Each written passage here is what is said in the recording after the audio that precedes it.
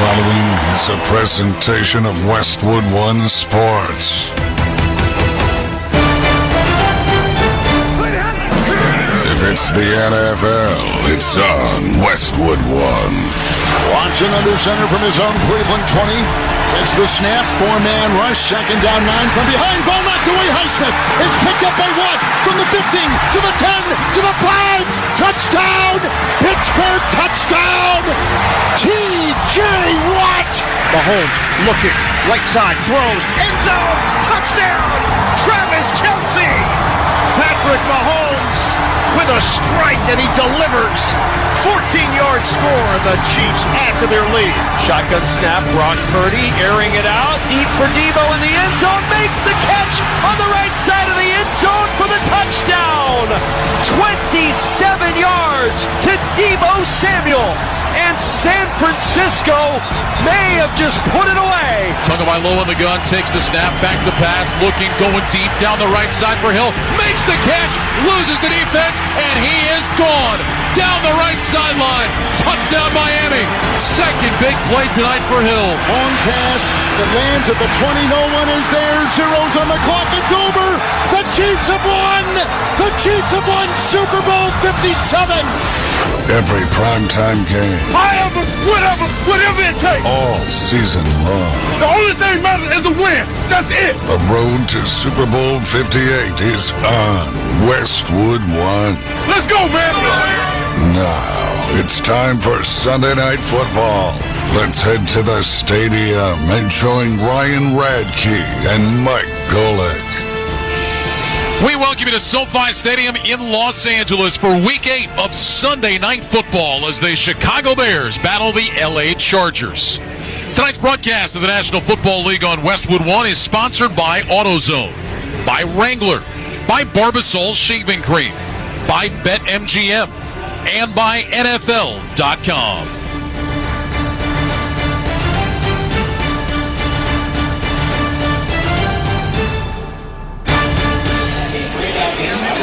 Hi, everybody. I'm Ryan Radke along with Mike Golick. Scott Graham will join us shortly from our Westwood One studios. Well, what can we learn from these two teams?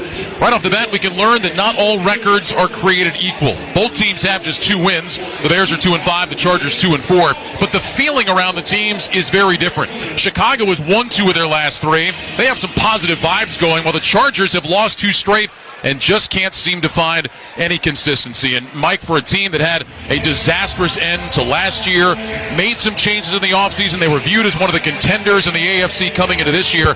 They are not in a good spot. And I don't know if we can say must win quite yet, but this is a big, big game for the Chargers tonight. So what happens at this point, because in my 9 years I've been in this position a few times, is players start to see what's going on and understand that there may be change on the horizon.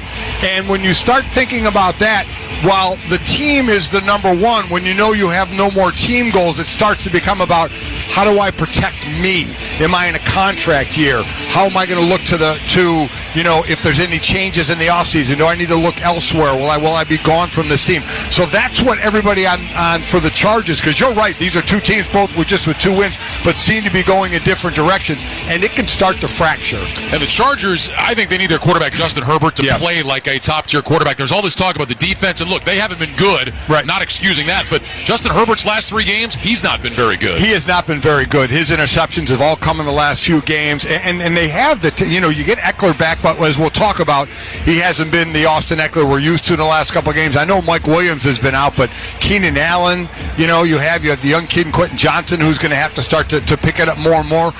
Palmer as well. We'll see. He's been a little nicked up, but you're right. This is a side of the ball for the Chargers that has got to start producing more. Meanwhile, on the other side, Tyson Bagent, the D2 kid, comes in last week for Justin Fields, picks up a win in blowout fashion against the Raiders. Now he gets to start in primetime tonight.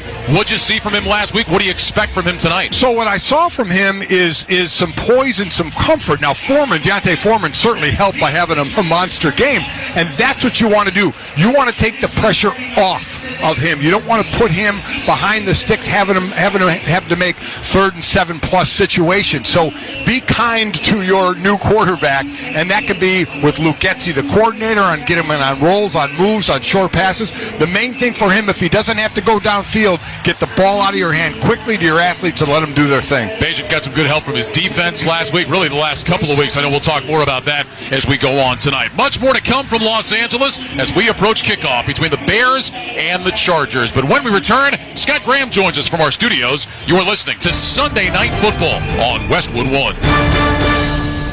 What's up, everybody? Nick Costos here, host of You Better You Bet on the BetQL Network, weekdays 3 to 7 p.m. Eastern. What is the BetQL Network? The BetQL Network is where the smartest sports betting talk meets the most entertaining sports betting talk. We call it Wagertainment. Not bury the lead here. Folks, Jenks is 7-0 this week. I love ugly football. This is so degenerate. Is this a live betting game? Listen to the BetQL Network anywhere and anytime on the new and improved Odyssey app, or watch us on twitch.tv/BetQL, presented by the King of Sportsbooks, BetMGM. BetMGM and GameSense remind you to gamble responsibly. Visit the BetMGM GameSense website at mgmresorts.com/GameSense for information on setting limits, guidance on odds and probability, and resources for problem gambling support. Plus, you can learn strategies and get tips on how to gamble more responsibly, discover the symptoms of problem gambling, and find out whom to call if you need help anytime, anywhere. Stay safe and have fun with BetMGM and GameSense. Please gamble responsibly. Welcome to the Sunday Night Football pregame show on Westwood One, sponsored by O'Reilly Auto Parts. Think O'Reilly Auto Parts for all your car care needs. Get the parts and service you need fast from the professional parts people at O'Reilly Auto Parts. Now, here's your host, Scott Graham. From our Westwood One studios, getting you set for Sunday Night Football tonight, the Chicago Bears and the LA Chargers. We'll take a closer look at this game coming up. But first, let's get you caught up what happened earlier today in the National Football League. The Denver Broncos beat the Kansas City Chiefs today for the first time since Week 2 of 2015. Denver wins over Kansas City 24-9. 3 touchdown passes from Russell Wilson. Patrick Mahomes held out of the end zone. Denver now 3-5. Kansas City falls to 6-2, and that means things are wide open right now in the AFC. That's because Baltimore is also 6-2. They beat Arizona today 31-24. Gus Edwards 3 rushing touchdowns. Lamar Jackson threw for 1. Arizona falls to 1-7. Miami Dolphins are 6-2. They beat New England today 31-17. Tua Tagovailoa throwing 3 touchdown passes, including one to Tyreek Hill, as the Dolphins improve to 4-0 at home. New England falls to 2-6. Now who else is 6-2? Jacksonville. They've won 5 in a row. They win again in Pittsburgh today. 20-10 was the final. Trevor Lawrence throwing for a score. Another big day for Travis Etienne. Pittsburgh loses Kenny Pickett to a rib injury, and they fall to 4-3. Cincinnati's working their way right back into the mix. They beat San Francisco today at Levi's Stadium 31-17, the final in this one. 3 touchdown passes from Joe Burrow and a 100-yard receiving day from Jamar Chase. San Francisco's now lost 3 in a row. The other side, Philadelphia is the king of the NFC and of football right now. They came from behind to beat Washington today at FedEx Field 38-31. 4 touchdown passes from Jalen Hurts in this one. Washington falls to 3-5. Dallas ran out big, 33-3 early against the Rams. They win 43-20. 4 touchdown passes from Dak Prescott in this one, and a career-high 12 receptions and a career-high 158 yards from CeeDee Lamb. Dallas 5-2. The Rams fall to 3-5. Minnesota's 4-4. They beat Green Bay today 24-20. Kirk Cousins left the game in the fourth quarter with what might very well be an Achilles injury. Green Bay is now 2-5. Seattle got a score late. Geno Smith throwing 2 touchdown passes. They beat Cleveland 24-20 today. Seattle's 5-2. Cleveland is 4-3. New Orleans is 4-4. Derek Carr threw a couple of touchdown passes today in Indy to beat the Colts 38-27. Indy falls to 3-5. It was Tennessee winning today over Atlanta 28-23. Tennessee now 3-4. Atlanta falls to 4-4. Jets beat the Giants in overtime today, 13-10. That's all I have to say about that, as far as Gump would say. 4-3 now for the Jets, 2-6 for the Giants. And Carolina got their first win of the year. They beat Houston today by a score of 15-13 in the battle between Bryce Young and C.J. Stroud. We'll have more on those games at halftime, but working our way toward kickoff of Sunday Night Football. Time now to hear from Nick Costos of BetQL Network with some of the numbers our listeners might be interested in for tonight's matchup between the Bears and the Chargers. Nick?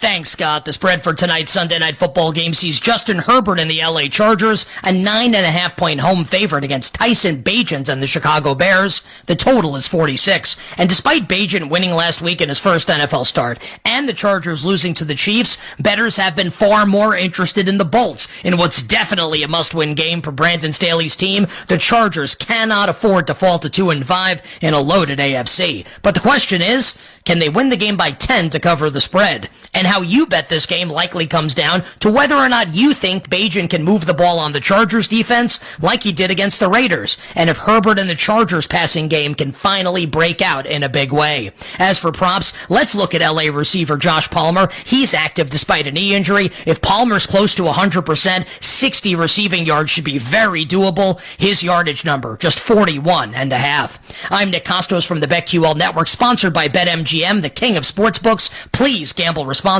Scott, back to you. All right, thank you, Nick. As far as this one is concerned, we're going to take a closer look at this matchup, including a bit of my conversation with Chargers running back Austin Eckler when we continue. This is Westwood One's coverage of the National Football League.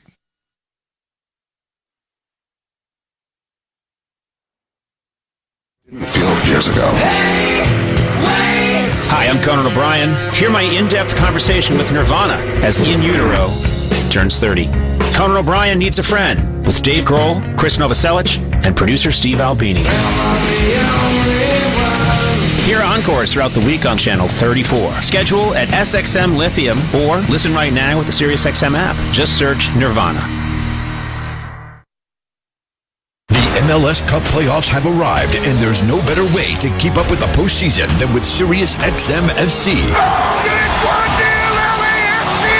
From the flag bearers to the fresh faces. It's stolen away by Klaus! And Klaus scored! Hear every playoff match all the way through the 2023 MLS Cup Final. Ali Mukhtar, the header! There's the hat trick!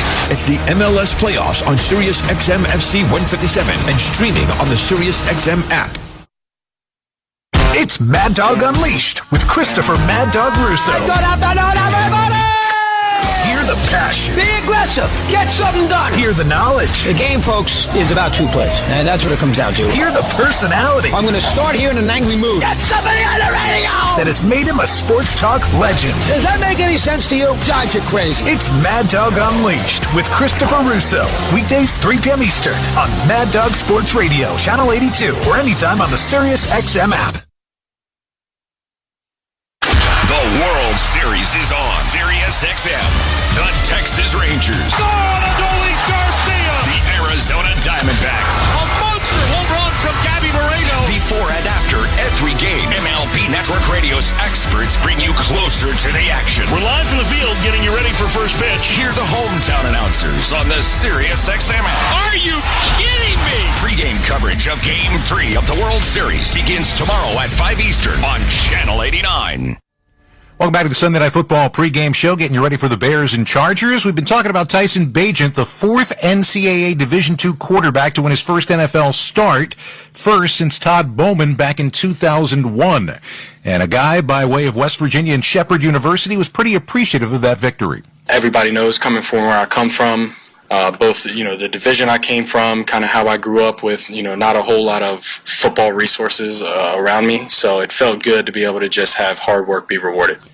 Can he get it done tonight against the Chargers team that's 2-4 for the third time in the last 5 years? You want to know what kind of the deck is stacked against this team? They made the playoffs one time out of 22 prior instances to starting 2-4 or worse. That was all the way back in 1992.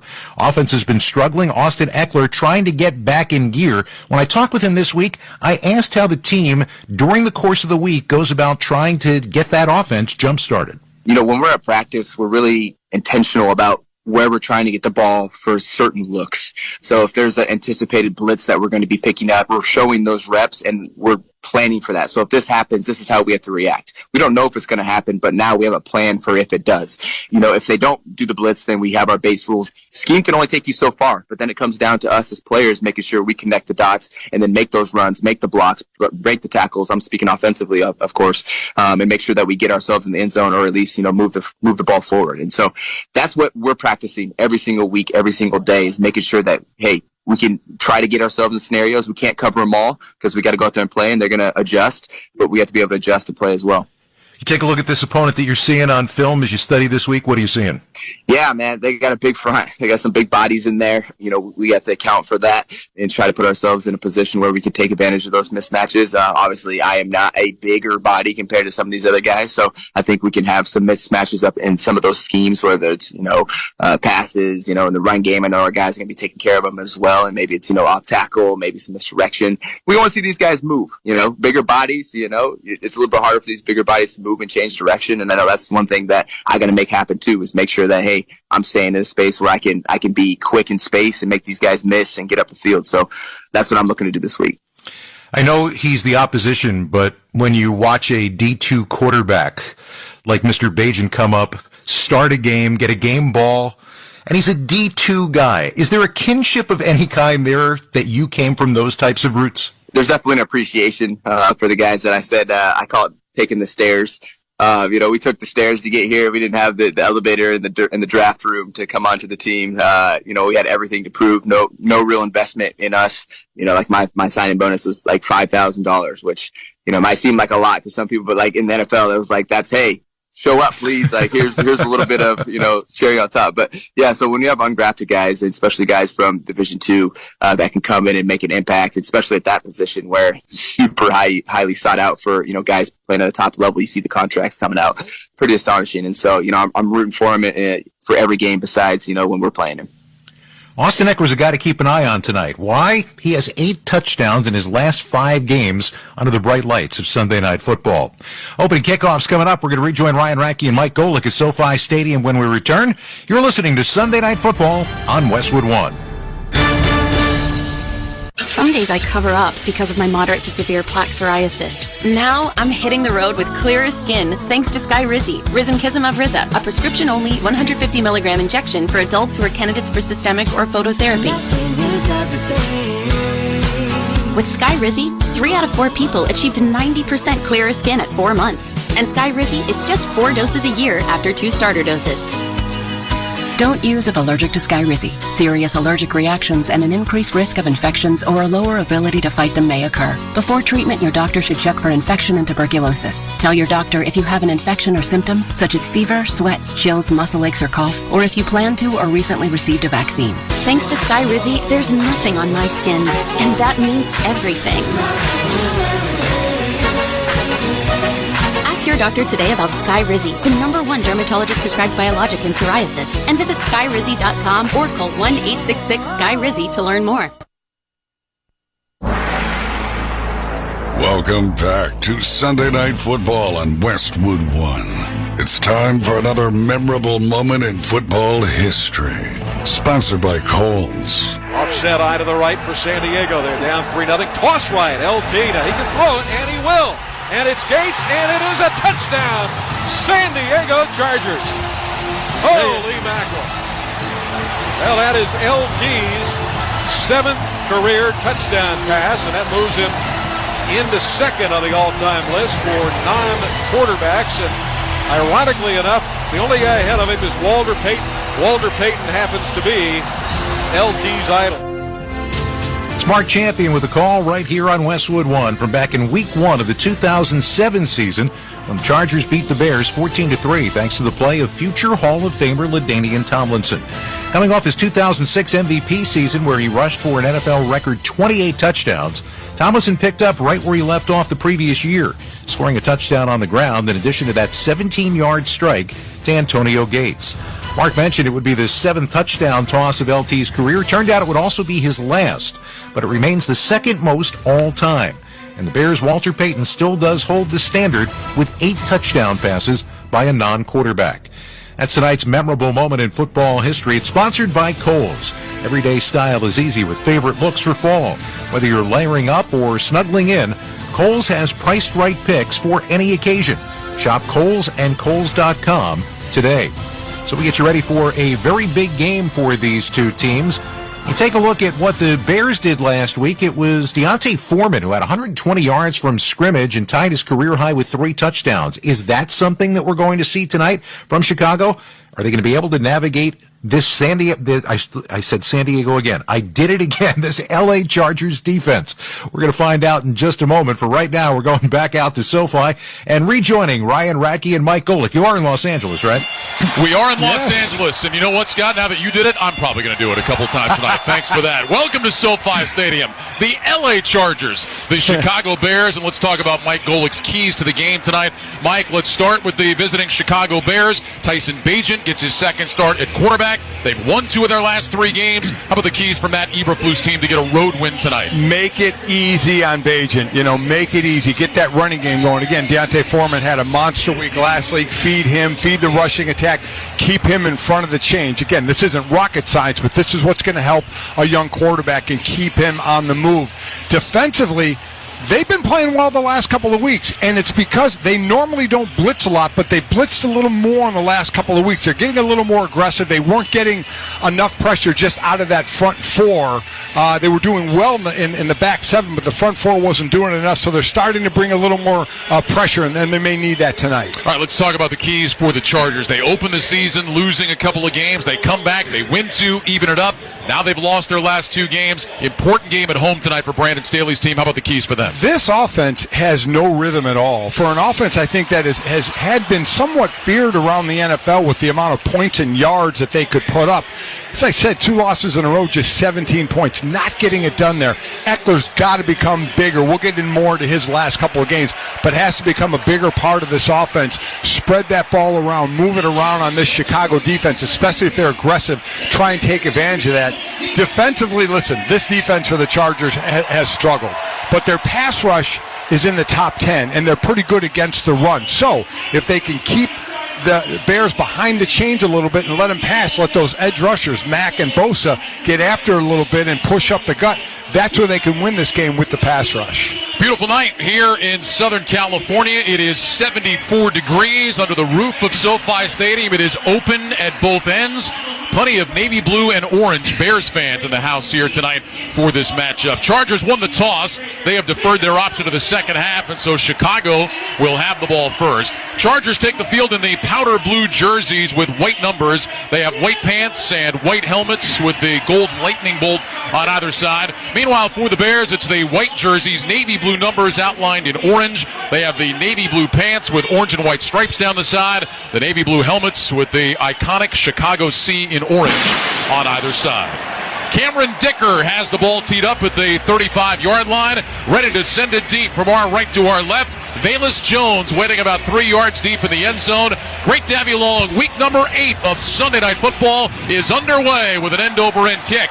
Jones moving to his left. He's got it 2 yards deep. He's coming out. Far side numbers across the 10. Angles right to the 15. Drives his way across the 20 and out to about the 22-yard line. And that's where the Bears will start their opening drive of the night. So Tyson Bagent last week, 21 of 29, 162 yards and a touchdown. He also had 3 carries for 24 yards in the game. Deontay Foreman had a big game with 3 touchdowns. DJ Moore, Darnell Mooney, and Velus Jones are the wide receivers. Cole Kmet is the tight end. 1st and 10 Bears at their own 21. Ball is on the far side left hash. Pistol formation to open up. 3 receivers right. DJ Moore goes in motion to the left. Bagent, left foot in front of right. He's got Deontay Foreman behind him. Now shifts him off to his right side. Bagent waits, takes a high shotgun snap. Back to pass. Has plenty of time. Looks going deep down the right side. Trying to find Mooney. And he makes a diving catch inside the 40-yard line of the Chargers. There is a penalty flag that went down. Did Mooney push off to get separation? Yeah, it looked like right at the end he pushed off to get clear. Nice catch and all, but I do think he pushed off. You see those arms straighten out on a push-off. I think that's going to be the call, unless there was contact by the defender before that. Brad Rogers is our referee. He's got the call. Result of the play is a completed pass, pass interference. Defense number 26. That penalty is declined. Result of the play, first down. So they did get him pushing with contact before what we thought was a little push-off by Darnell Mooney. It did look like he kind of stiff-armed him away, but the defensive interference happened before. Well, how about the Bears coming right out, letting Bagent throw, and he goes deep to the birthday boy, Darnell Mooney. That's awesome. Down that right sideline, he picks up 41 yards. And a first down for the Bears. They've got it in Chargers territory at the 38-yard line. Bagent goes under center, receivers left and right. Here's the snap. Bagent back on a handoff, and Foreman hit in the backfield and ridden down by Kenneth Murray, the linebacker. Maybe got a yard on the play to about the 37-yard line, and that'll bring up second down and 9. Deontay Foreman was big last week. 2 rushing touchdowns and a receiving touchdown. 4th Bear in the Super Bowl era to have multiple rushing touchdowns and a receiving touchdown in the same game. Second down 9 from the 37. 2 receivers right, 1 left. Bagent under center, takes the snap, handed off. Trent Taylor sweeping left, hit in the backfield and dropped by Mack. Khalil Mack was right there waiting for Trent Taylor, not fooled at all, brings him down back at the 39 for a loss of 2. It'll be 3rd and long. So, as I said, they're pretty good against the rush, 11th in the league, giving up less than 100 yards, and I said they could win with their pass rush. The downside of that, Ryan, is while they're last in the league in pass defense, they're also allowing wide receivers 213 yards a game. That's worse than the NFL as well. So they got to get that rush there because receivers have done damage against this defense. 3rd down and 11. Bears this year, 9th in the NFL, 43% on 3rd down. Corey Blasingame, the fullback, is in the backfield. Off to Bagent's left. Shotgun snap. Bagent fakes the handoff. Under pressure and sacked at midfield by Bosa. Joey Bosa coming through nearly untouched. Picks up the sack, and the Bears will punt it away. Not sure that it mattered, but why you play action there, I have no idea. It's a pure passing down. And Bosa lined up down inside. That's the beauty of a guy versatile like that. And he just absolutely just 2 arms straight walked back Cody Whitehair, the left guard, right back into the quarterback. Great rush. 13th 3rd down sack of the year for the Chargers, most in the NFL. And now Trenton Gill is on to punt. And he drops the nose of the football, hits an end-over-end punt. Fair catch signaled for and made inside the 10-yard line by Darius Davis. There is a flag down, and Gill hit the deck.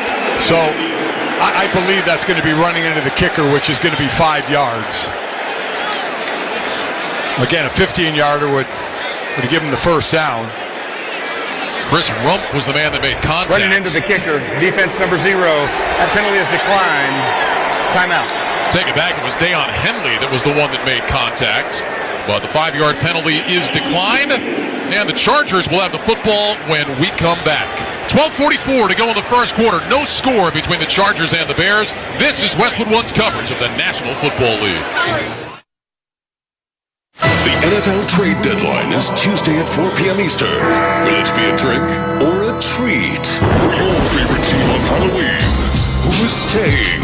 Who's on the move? There's a business side of this, and sometimes you have to make tough decisions. SiriusXM NFL Radio is your home for the latest news and rumors. This trade is a huge upgrade over what they had. Nobody covers the trade deadline like our experts on SiriusXM NFL Radio Channel 88 and the SiriusXM app. The best guests stop by NBA Radio every week. We've got Kevin Durant sitting down with us. Obviously, if we don't win a title, we'll get pounced on. We are joined now by Klay Thompson. I'm just really excited to show the world I'm still capable of greatness. Giannis Antetokounmpo. I feel like I win more like Dame, because when you have a guy like Dame next to you, you have to be ready. If you missed any of our interviews from the week, check them out anytime on the SXM app by searching NBA Radio. Hey, what's going on? This is your boy Kevin Hart, and guess what? I've got my own channel on Sirius XM, Kevin Hart's Laugh Out Loud Radio, channel 96. We play the best stand-up comedy from some of my favorite comedians, and I got my own show. It's called Straight From the Heart, and I host it with a bunch of unattractive friends of mine. They're called the Plastic Cup Boys. Every Tuesday and Thursday, real, raw, authentic conversation, 4 p.m. Pacific, 7 p.m. Eastern. Laugh Out Loud Radio right here on Sirius XM, channel 96. Don't miss it. 3, 2, 1. Command has been given. Crank them up. The NASCAR Cup Series is on Sirius XM. We're back on the track. Back to fly, baby. Yeah! Sunday, 2 p.m. Eastern. it's the NASCAR Cup Series Championship from Phoenix Raceway on Sirius XM NASCAR Radio Channel 90. And the green flag is in the air. Listen to Sirius XM NASCAR Radio Channel 90 and on the SXM app, included with all of our trials and popular plans. Yes, we did it! Along with Mike Golick, I'm Ryan Radke. For the ones who get it done, there's Grainger, offering over 1 million industrial-grade products, fast delivery, and free technical support. Call, click Grainger.com, or just stop by. Bears get the big opening play, the shot to Darnell Mooney, but at the punt, now the Chargers started their own 8. 1st and 10. Justin Herbert is under center. He's got receivers left and right, 2 tight ends to the right side. Austin Eckler is the running back. Herbert takes the snap, looks left, nothing there, pulls it down, runs right, and just slides down.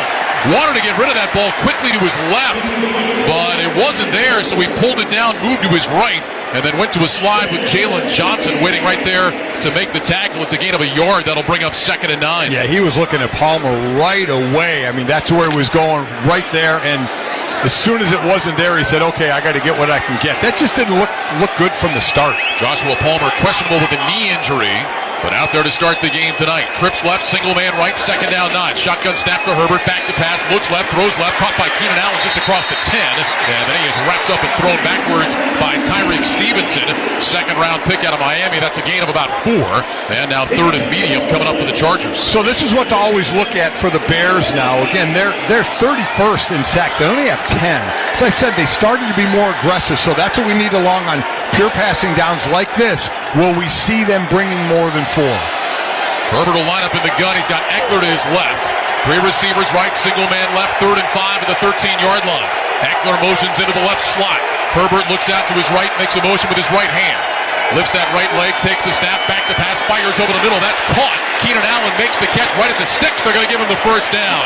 Elijah Hicks with the tackle on 3rd and 5. It's a gain of 6, and LA gets a fresh set of downs. 4-man rush there, a timing throw, and a great job by Keenan Allen. How many times do we see this type of play, Ryan, where they run the route 2 yards short of the 1st down marker? Keenan Allen, a seasoned pro, knows exactly where the sticks are and goes beyond it for the 1st. Allen 6th in the NFL in receiving yards coming into tonight, already with a couple of catches. 1st and 10 now for the Chargers. Ball at the 19. High formation behind Herbert. Takes the snap. There's a handoff to Joshua Kelly off the right side. Running outside the hash marks, and he's ridden down close to the 25. So a good run for Kelly. TJ Edwards on the stop. Gain of about 6. That'll bring up 2nd and 4. So we talk about Austin Eckler. He had back-to-back games, 108 scrimmage yards total. It's the worst 2-game stretch of his career. That's what I said. I think they got to get. I personally, 18 to 20, 22 touches for him, I think needs to happen in this game. Call it 2nd down and 5 at the 24. Herbert lines up with a gun with Eckler to his right. 2 receivers left, single man to the right. Allen now in motion from left to right. Shotgun snap, Herbert back to pass, throws right side. Allen's got it, knocked out of bounds with a 1st down. 3rd catch already for Keenan Allen across the 30 to the 32. Tyreek Stevenson bumped him out. Another 1st down for the Chargers. Well, basically Herbert's saying, you're going to give my guy space and we're just going to do this all day. We're going to paper cut you to death right down the field if you're going to give us space like that. Gain of 7 on the pass to Keenan Allen. 1st down and 10 for the Chargers. 10 minutes remaining in the 1st quarter. No score in the game. Opening drive for LA. Herbert lines up with a gun with Eckler to his right. 2 receivers stacked left. Single man to the right. That's Quentin Johnston, the 1st round pick. Herbert wants the shotgun snap. He's got it. Fakes to Eckler. Back to pass. Steps up in the pocket. Looks, dumps it short. Eckler's got it over the middle. Running left across the 35. Out to the 40. Now the 45. And he's ridden down from behind. It'll be another 1st down. Khalid Kareem just off IR made the stop. A gain of 13 on the dump off to Austin Eckler. So there are planned plays that can hurt you, and then there are broken plays. Herbert does the play action pass here, has to start moving around the pocket, just a 4-man rush, and then finds his guy right there. And this is when Austin Eckler can be at his most dangerous. From the Chargers 45, 1st and 10. Herbert in the gun. He's got Eckler to his right. 2 receivers right. Johnston, the rookie wide receiver, split to the left. Hey, we're good, we're good. Herbert, hands in front of his chest, lifts that right leg, waits on the shotgun snap. He's got it, holds it out, gives it to Eckler, running between the hash marks, diving forward out to midfield. And Austin Eckler finds a little crease, gets through for 5. That'll bring up 2nd and 5. Tremaine Edmonds on the stop. Free agent pickup from Buffalo. Talked about the Chargers being 11th against the rush. The Bears are actually 5th, only giving up a little over 82 yards a game. So both these defenses, while they struggle against the pass more, are do well against the run. Receivers left and right for the Chargers on 2nd down and 5 from midfield. Herbert puts his hands under center, barks out the signals, offset eye behind him. Here's the snap. Herbert back, hands it off to Kelly, pitch it back to Herbert, fires it over on the left side. That's caught by Parham, the tight end. Stiff arms the defender and is brought down with a 1st down. Running out to his left, crossing the Bears 45, down to about the 43. A Elijah Hicks made the tackle. A gain of 7, a play that looked like it was going nowhere, and the Chargers still move the sticks. Yeah, Parham's 240, and Hicks is about 200 or a little less there. So not only is he going to win that battle, but he's going to stay on his feet a little longer unless he gets his legs taken out from him. Got that long arm, stiff arm going. 2 receivers right, single man left. 1st and 10 from the Bears, 43. Ball is on the near side left hash. Here's the snap. Handoff, running left side, just inside the numbers across the 40. And down to about the 39-yard line goes Joshua Kelly.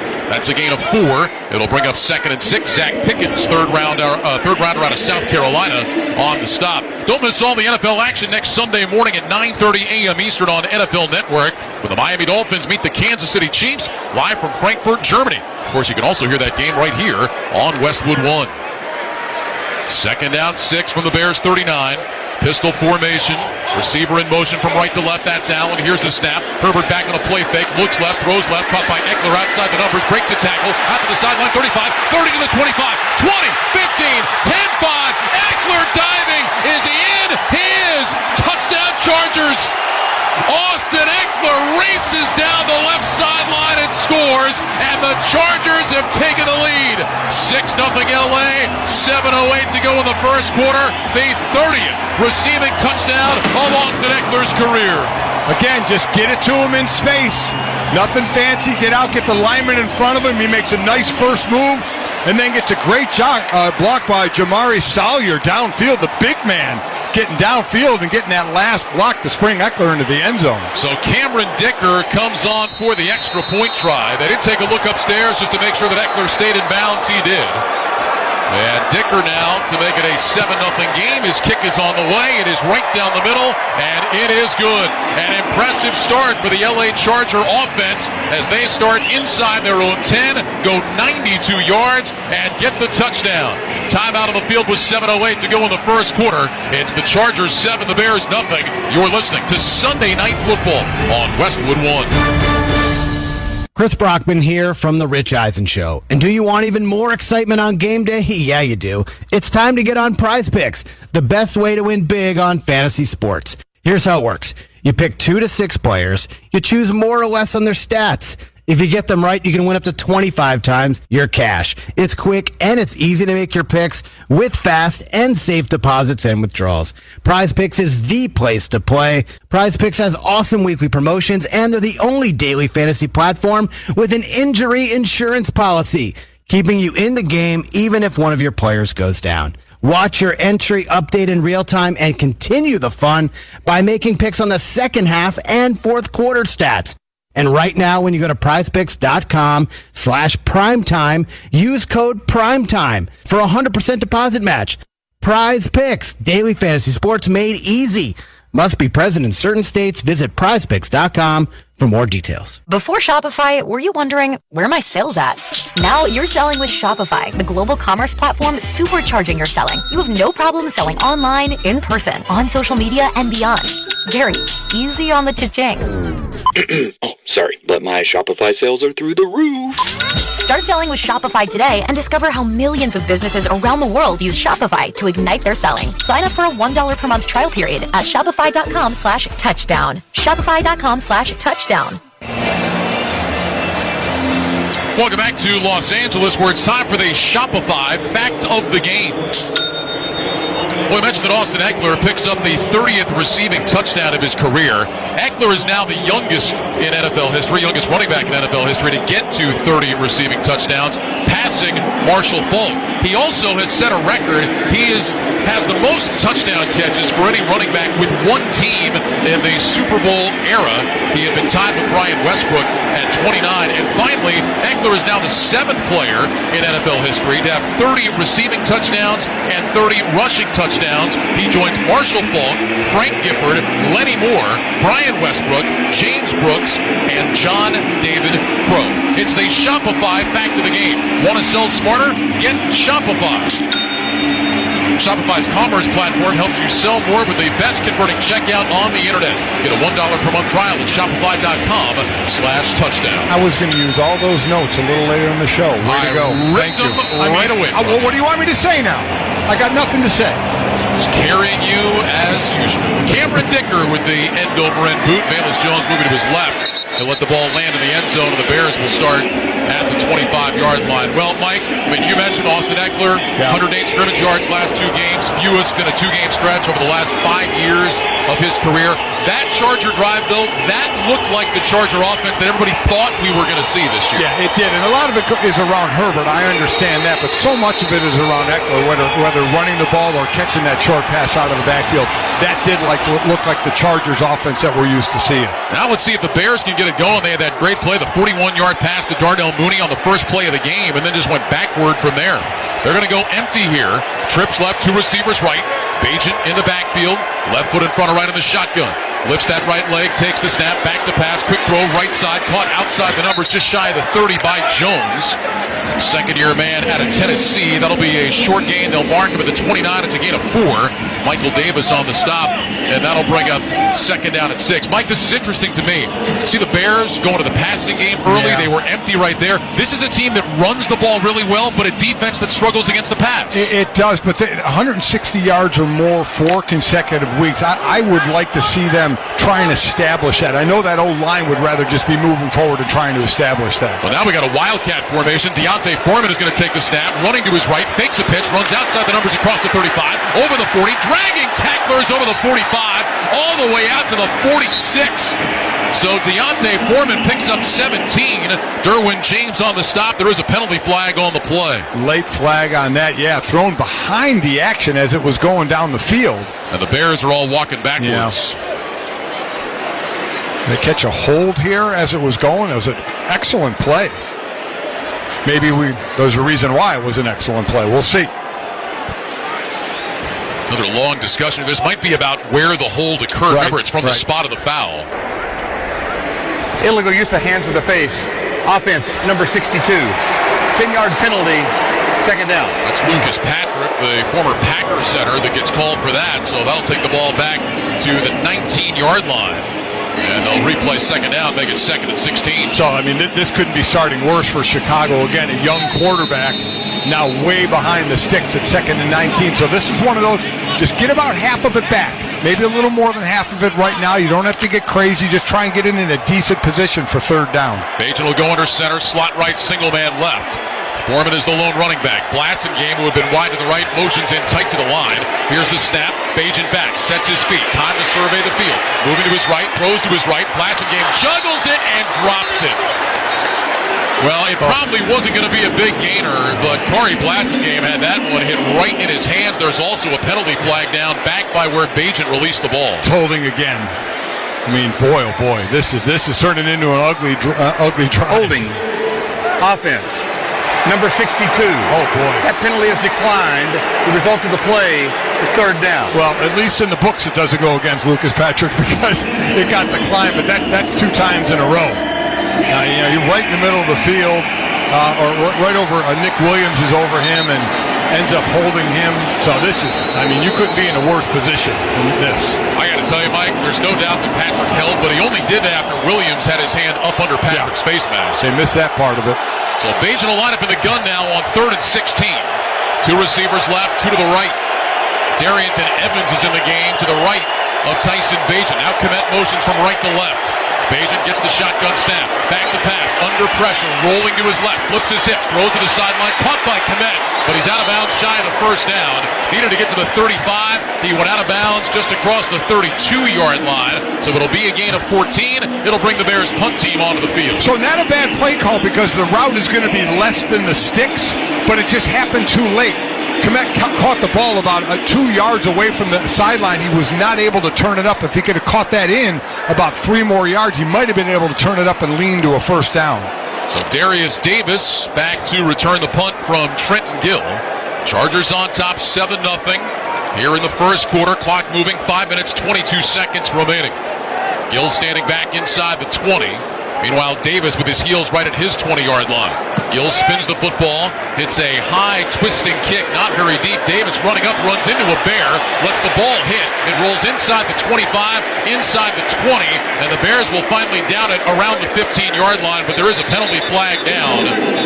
Couldn't quite see who it was, but somebody ran right into Darius Davis. Velus Jones ran into him. Yeah, that's just, you got to be aware of where you are. I mean, he wasn't being blocked at that point. He was running side by side with the guy blocking him, but he was running straight at the return man. Then all of a sudden it seemed like he realized where he was and tried to get out of the way, but not before he clipped into the returner. Davis kind of threw his right arm out there, too, to make sure he got contact. Fair catch interference. Kicking team number 12. 15-yard penalty from the spot of the foul. First down, LA Chargers. Timeout. So that'll give the Chargers good field position for their second drive when we come back. 5:01 to go in the first quarter. It's the Chargers 7 and the Bears nothing. You're listening to Sunday Night Football on Westwood One. Get in the zone, AutoZone. Welcome to AutoZone. What are you working on today? Thinking about gas mileage. You know, changing your oil with a full synthetic oil like Castrol Edge can help your engine get more miles. Right now, you can get 5 quarts with an STP Extended Life Oil Filter for only $36.99.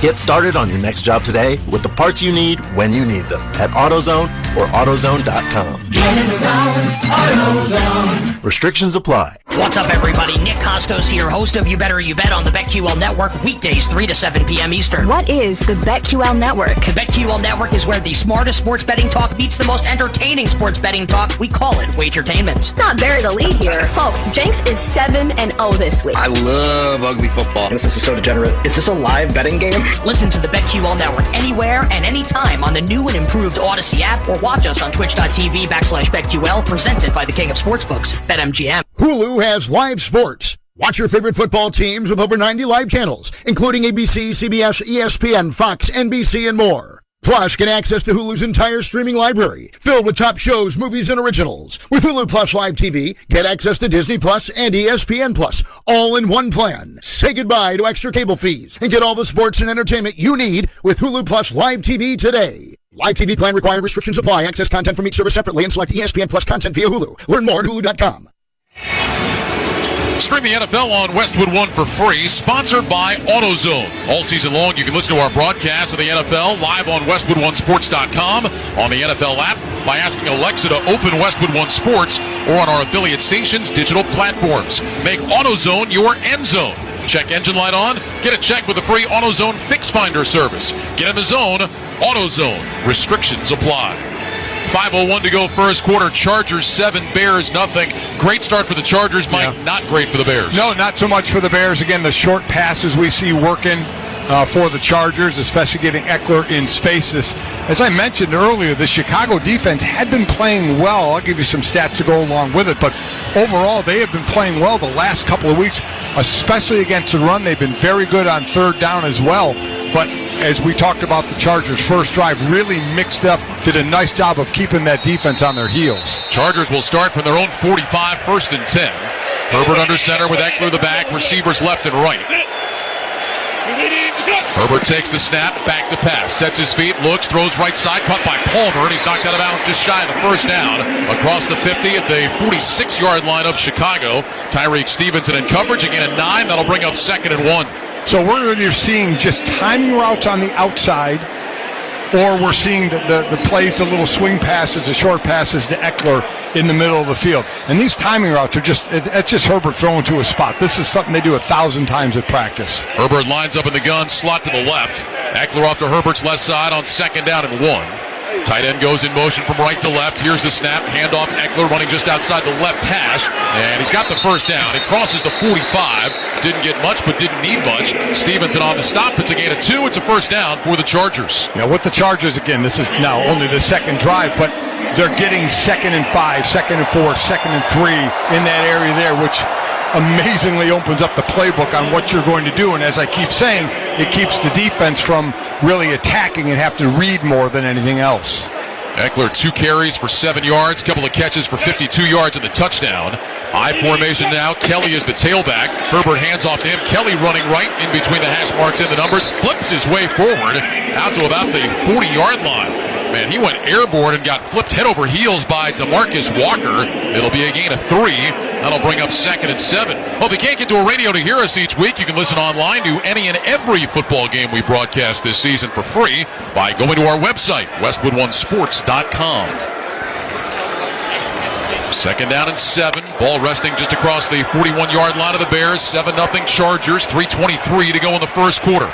Pistol formation. Kelly lines up behind Herbert. Allen in short motion from the left. Here's the snap. Herbert back. Throws right on the slant. Caught by Palmer. First down across the 35. They went after Stevenson again. They'll mark him down at the 32. That's a gain of 9. And Palmer is hurt. He's had the knee issue. Didn't practice a couple days this week, and that's where they reached down and grabbed right away was his knee, and he definitely looks like he's in some pain. Boy, the Chargers do not want to see that. They're already without Mike Williams, who is on IR. Palmer was questionable, but he is in pain right now. No Gerald Everett, the tight end tonight. He's out with a hip injury. Stevenson grabbed Palmer, dragged him down. And you're right, Mike, right away Palmer went grabbing for that knee, and he's down at the 35. He is going to get up, but he is unable to put any weight on his right leg. He is hopping to the sideline. Looks like he's trying to get away from the trainers as fast as possible. I know that feeling, the frustration of knowing you have that injury and then hurting it. He's running right over to the blue tent and going in the blue tent, and they'll check it out in there. That's a shame. And this is a reason, Mike, we talked about Herbert's numbers. You look at his first 3 games, 74% completion, 313 yards a game, 6 touchdowns, no picks.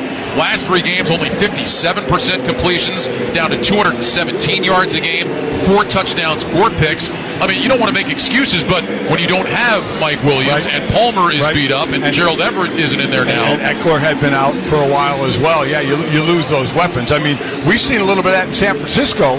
You know, the one game when McCaffrey was out for a bit, Deebo Samuel still hasn't come back. McCaffrey hasn't missed a game, but you had some injuries going on that offense, and when you take some of those weapons away, you see some different results. Well, let's see what happens from here on out, because Herbert right now is 8 of 8 for 95 yards. So mark it down, and we'll see what happens now that Palmer is out of the game. We're going to step aside. 3:07 to go in the first quarter. Chargers lead 7-0. You're listening to Sunday Night Football on Westwood 1. It's game day at Jim's house, and the spread is impressive. Mike's already done some damage with the hot wings, and now he's dropping back and going deep for another slice of pizza. I sure hope he brought the Pepto. Mike knows that Pepto-Bismol provides fast 5-symptom relief from unexpected stomach upsets. He's no rookie. The way he's throwing back those nachos, he's the GOAT. Be ready for game day with Pepto-Bismol. When you have nausea, heartburn, indigestion, upset stomach, diarrhea. Use as directed. Keep out of reach of children. Scott for Scott's here. The best time to feed your lawn is in the fall, which is right now. The soil is warm, the air is cool, and your lawn can't wait for a feeding. And neither should you. So pick up a bag of Scott's Turf Builder Winter Guard and put it down now to strengthen those roots for winter and give your lawn a deeper green next spring. Do it. Today. Right this second. Well, not if you're driving. If that's the case, go pick up a bag first, then go put it down. Now. Pick up a bag of Scott's Turf Builder Winter Guard today. It's guaranteed. Feed your lawn. Feed it. It's Wrangler season out there. Warmer days, cooler nights. Open roads, endless horizons. And you need to be ready in jeans made for the unpredictable. Wrangler, for the ride of life. Shop our newest styles today at Wrangler.com. 3:07 to go first quarter. Chargers have a 7-0 lead. 1st and 10 from the Bears 32 on the far side right hash. Herbert puts his hands under center. 2 receivers to the left. Herbert takes the snap. He'll hand it off. Running straight ahead. Inside the 30 is Joshua Kelly down to the 29-yard line. That'll be a gain of 3. TJ Edwards, the free agent from Philly, on the tackle. And now a 2nd down and 7. As Mike mentioned, Joshua Palmer is in the medical tent getting his knee looked at. And so the Chargers, you now have Keenan Allen, and after that, things get really thin. Quentin Johnson, the first-round pick from TCU, just 7 catches all year. Darius Davis, 4th-rounder, he's got 5 catches all year. Herbert in the gun on 2nd and 7. Here's the snap, back to pass. Herbert looks, throws over the middle. That's caught at the 25, inside the 20, and down to about the 16-yard line goes Austin Eckler.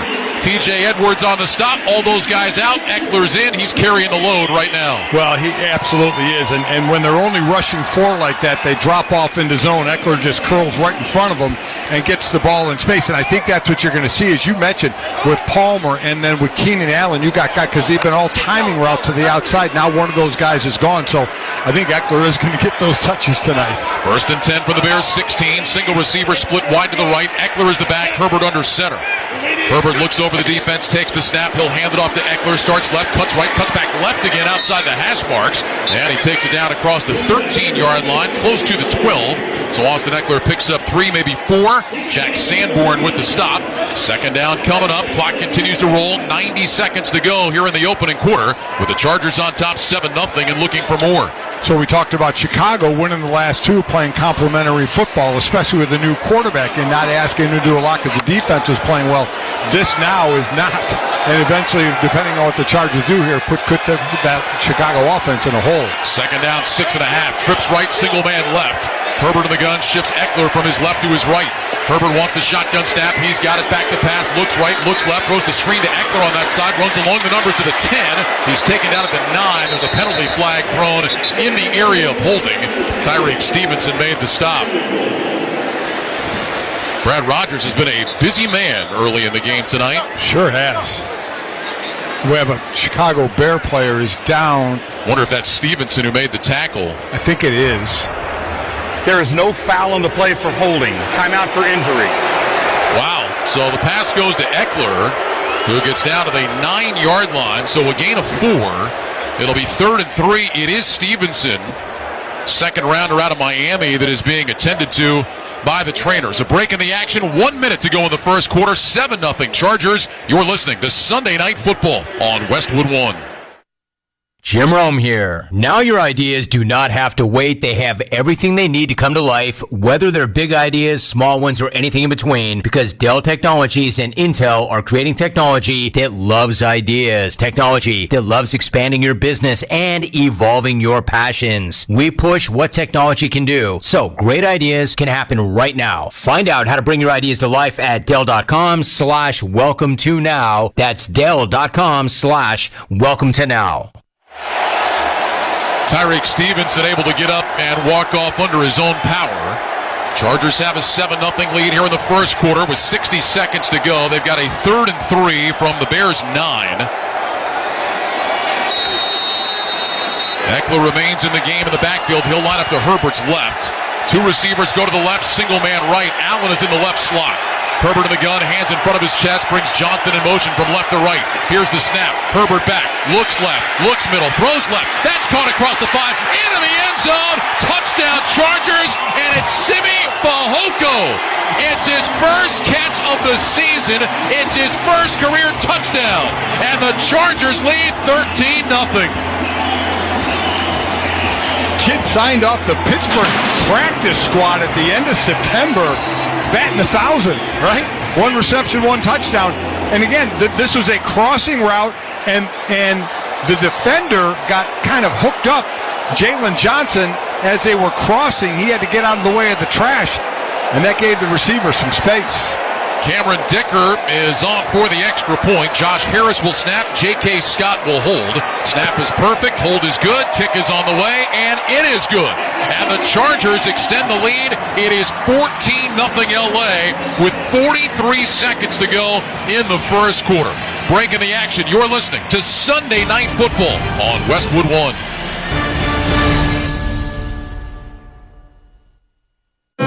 If you're like most people, you've had your fair share of financial questions. Questions like, can I afford my son's travel hockey team? What if my daughter doesn't get that soccer scholarship? Will I be able to enjoy golf in retirement? At Empower, we know these questions can be stressful. We're here to help answer your what-ifs and empower what's next. Join 18 million Americans and take control of your financial future.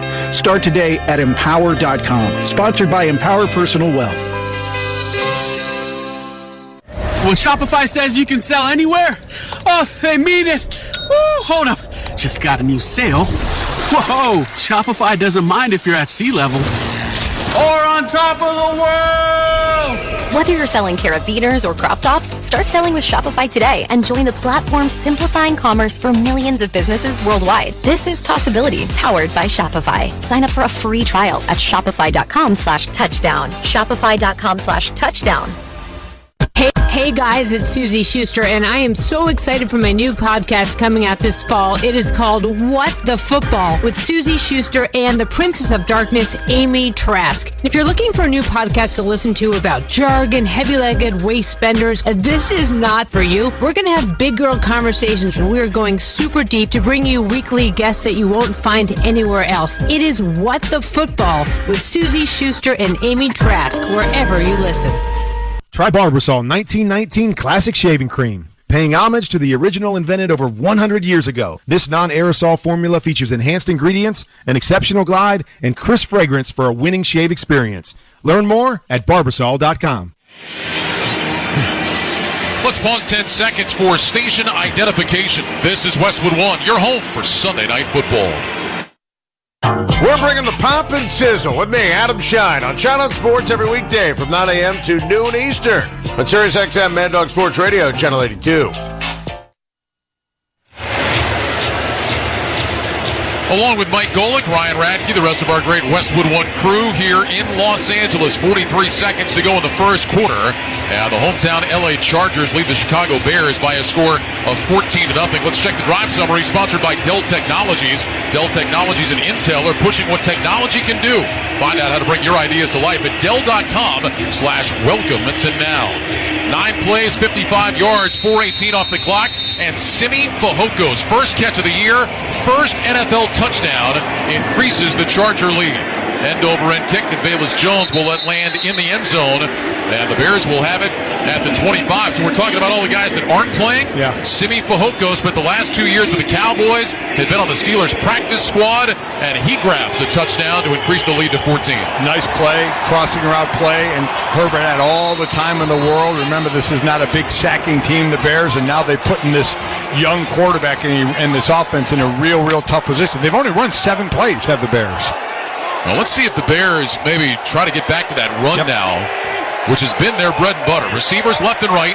1st and 10 from the 25. Bajan under center. Quick pass right side. Caught by DJ Moore. Runs outside the numbers. Grabbed around the ankles. Able to hop his way forward. Out to about the 32, maybe the 33. Alohi Gilman, Asante Samuel combine on the stop. That'll be a gain of about 7, maybe 8. Second and short for the Bears, who are going no huddle. Bajan lines up in the gun. He's got Roshan Johnson to his right, the rookie out of Texas. Here's the snap. Play fake. Bajan back to pass. Looking, has time, throws short left. Caught by Johnson at the 35. Turns it upfield and dives out to about the 39-yard line. Johnson has been inactive the last couple of weeks, but able to get back in there tonight. Makes the reception. Eric Kendricks with a tackle, gain of 6, and a Bears first down. So understand that he goes there. I get it. While he wants to throw there, but he had DJ Moore another 15 yards down the field. But that's okay. Young quarterback, take what you see there. Take the yards, move the chains. That's the end of the first quarter here in L.A. With the score, the Chargers 14, the Bears nothing. You're listening to Sunday Night Football on Westwood One.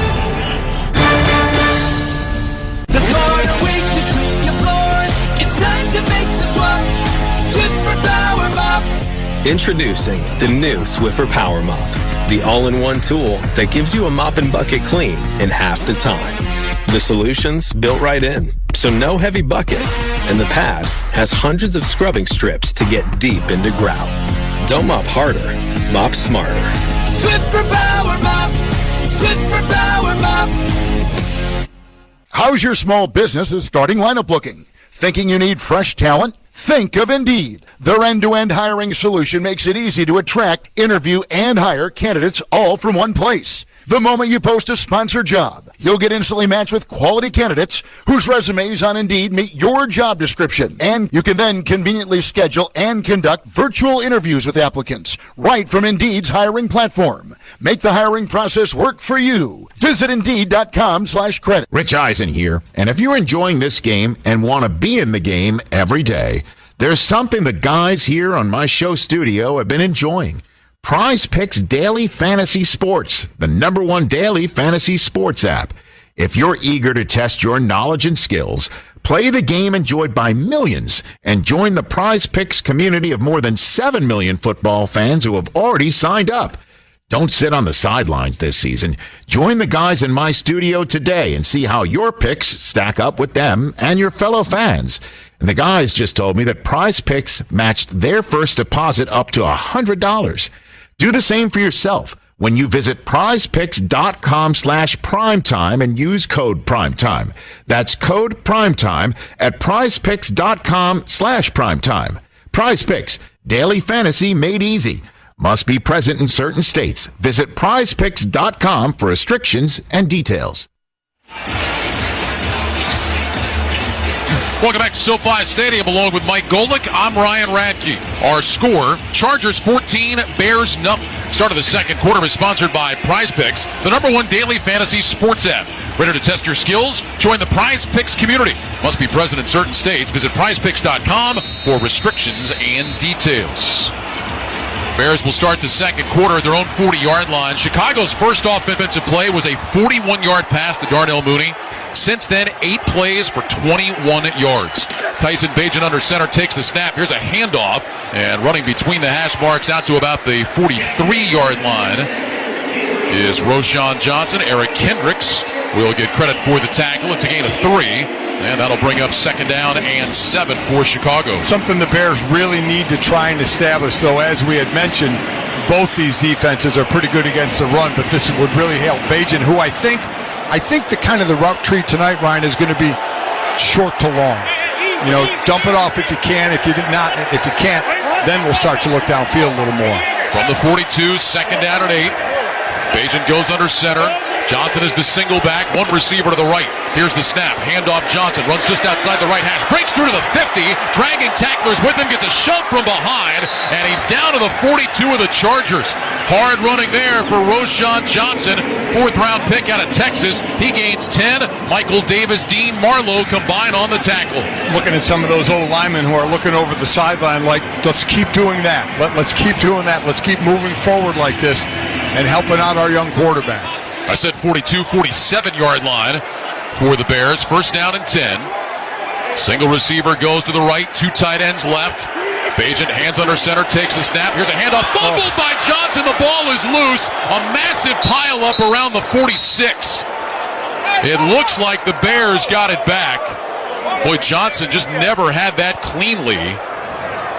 And fortunately for Chicago, they were able to recover it, and it looks like actually gained a yard on the play. I mean, Bagent put it right in the breadbasket, right where you want it, and it just kind of slipped right out and went forward. And I'm sure Johnson was like, oh, God, no, I better get on this thing. And he did. They actually give him 2 yards at the 45, so it's second and 8. It's to the hard way. Bagent lines up in the gun, receivers left and right. He's got backs on either side. Blasingame, the fullback, is to his left. Bagent left foot in front of right. Waits on the snap, play clock running down. Bagent has it, back to pass, under pressure, spins left, throws back across his body, incomplete. That was a dangerous throw by Bagent, who spun away from the initial pressure and spun right into Derwin James, and then threw the ball back across his body over the middle. And fortunately for Bagent, it landed harmlessly on the turf. And that's a young quarterback, because Darnell Mooney did the right thing. When he saw his quarterback rolling left, he broke left, and he eventually came open, but Bagent threw to where he thought Mooney was going to go. But Darnell Mooney did the right thing to try to follow his quarterback to the outside. Third down and 8. 2 receivers wide left, single man to the right. Bagent in the gun. He's got Blasingame to his right side. Mooney in motion from the left. Here's the snap. Bagent back, looks left, throws left. Intercepted! Sailed it over the head of Mooney, and an easy INT for the Chargers. Jasir Taylor, his first pick of the year, and the Chargers will take over. First career interception for Jasir Taylor. It couldn't have been easier. So it was over the head of Mooney and underneath Moore. Like, where was he throwing the ball? Unfortunately, it looked like the Charger that was running the route. 12:45 remaining in the first half. Chargers take over with a 14-0 lead. This is Westwood One's coverage of the National Football League. Hi, everybody. Christopher Mad Dog Russo here. Familiar? You should be. Well, now you can catch Mad Dog's Daily Bite each day as a podcast, where you'll hear my thoughts and opinions on the biggest topics around the world of sports. NFL, baseball, golf, NBA, even the hockey. That you know you can count on. That's Mad Dog's Daily Bite. Drops daily anywhere you get your podcasts. And you can also hear me weekdays 3 to 6 Eastern on Mad Dog Unleashed, Sirius XM Channel 82, or anytime on the SXM app. Nobody brings you the excitement of Formula One racing like SiriusXM. Let's go, come on! Hear every thrilling lap of a worldwide championship chase. Verstappen takes the lead of the Grand Prix. Hamilton couldn't hold him off. Comprehensive pre- and post-race coverage. That was the best race I've ever seen. And a weekly insider look at the F1 circuit every Wednesday on SXM Wheel to Wheel. Been plenty going on both on and off track. The 2023 Formula One season on SiriusXM Channel 81 and the SXM app. This is my meal. I call this girl dinner. All the viral songs from TikTok's For You page. You're my little boo thing, so I'll give a hoot what you do. Say, girl, I know. All on one SiriusXM channel. I bet that get to my head. I don't care. I paint the town red. Presented by creators like me. On TikTok Radio. TikTok Radio. Listen now on Channel 4 and the SiriusXM app. Still to this day, if I listen to that record, I'll feel things that I didn't feel years ago. Hi, I'm Conan O'Brien. Hear my in-depth conversation with Nirvana as the In Utero turns 30. Conan O'Brien Needs a Friend with Dave Grohl, Chris Novoselic, and producer Steve Albini. Hear encores throughout the week on Channel 34. Schedule at SXM Lithium or listen right now with the SiriusXM app. Just search Nirvana. Ryan Radke, tackle your to-do list with Grainger. From locker rooms to plant floors, Grainger offers supplies and solutions for every industry. Call and click Grainger.com or just stop by. After the interception by Jasir Taylor, Chargers start this drive at their own 43, 1st and 10. Herbert in the gun, Chargers go empty, trips left, 2 receivers right. Herbert lifts his right leg, gets the shotgun snap, back to pass, looks, throws short right. That's caught by Isaiah Spiller, who's hit at the 45, keeps his legs driving forward, and he's out of bounds up at the 47-yard line. That'll be a gain of 4. TJ Edwards with the tackle. So, Mike, Simi Fehoko, first NFL touchdown to extend the lead. Jasir Taylor, first NFL pick, gives the Chargers the ball back. Guys stepping up. This is what this team has been looking for. Again, many people think kind of an underachieving team showing their wares tonight. Call it a gain of 5, 2nd down and 5. Pistol formation. Herbert fakes the handoff to Spiller. Back to pass, looking left, nothing there. Comes back right, dumps it off. That's caught by Parham, the tight end, into Bears territory, running along the right side numbers, just across the 45 to the 44. Edwards again with the tackle, but Donald Parham on the little dump off picks up 8, and Justin Herbert remains perfect in the contest. He's now 13 for 13 to start. Look, when you're rushing for, you're 31st in the league in sacks with just 10. Herbert has all day, and if you're in zone, you just keep floating in zone, and spaces open up, especially underneath. 1st and 10 from the Bears, 44. Herbert under center, takes the snap, tosses it to Eckler, running left, cuts up just outside the hash, and he's grabbed and dropped for a loss. Boy, that time, great penetration by Edwards. He gets the tackle for loss, his 3rd of the year. They'll move it back, it looks like, to about the 46-yard line, so that'll go as a loss of 2 and bring up 2nd down and 12.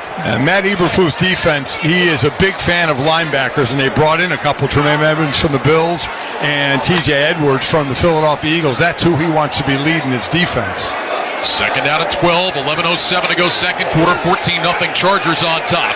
Trips right, 2 receivers stacked to the left. Herbert back in the shotgun. Motions out to his right side. Hands in front of his chest, lifts his right leg, takes the shotgun snap, back to pass, throws short right, caught by Palmer, who's back on the field, and he collapses down at the 40-yard line. So that'll be a gain of 6 and bring up 3rd down. Don't miss all the NFL action this Thursday night on Amazon Prime Video when the Tennessee Titans take on the Pittsburgh Steelers. Of course, you can also hear Thursday Night Football each week right here beginning at 7:30 p.m. Eastern on many of these same stations, on the NFL app or online at WestwoodOneSports.com. So 3rd and 6, and maybe 4-down territory for the Chargers. Twin receivers left and right. Herbert in the gun with Kelly to his right. Allen in motion from right to left. Herbert waiting, gets the snap, back to pass, looks right, throws right side, knocked down, incomplete, flag down. Trying to get it to Quentin Johnston. Tyreek Stevenson was in coverage, and this is going to be another penalty against Stevenson. And boy, it really feels like the Chargers are picking on him, Pass Mike. interference. Defense, number 29. False place in the spot of the foul. Automatic, 1st down. Well, when you got a rookie in there, if things are working against him, you keep going after him. This time, while they played too deep, they were up close, but absolute free release.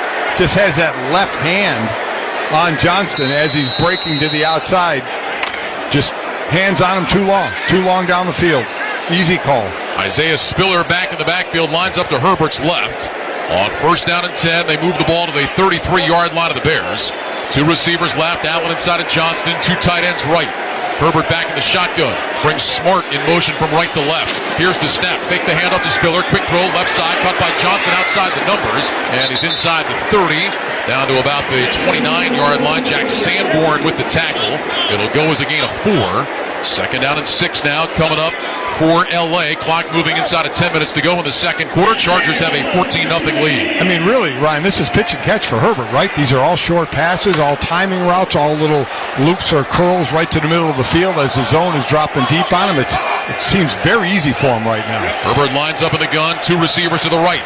Eckler in the backfield. Herbert takes the snap, holds it out for Eckler, gives it to him, running left, cuts it up outside the hash, finds a lane, and dives down to the 25-yard line. Gain of 5, Kyler Gordon with the tackle. Third and short coming up for the Chargers. Herbert, by the way, remains perfect. He is now 15 of 15 for 142 yards and a couple of touchdowns. So listen, the routes he's throwing and what they're running, he's going to go 30 for 30. So now a third and short. This will be third down and about 3 yards.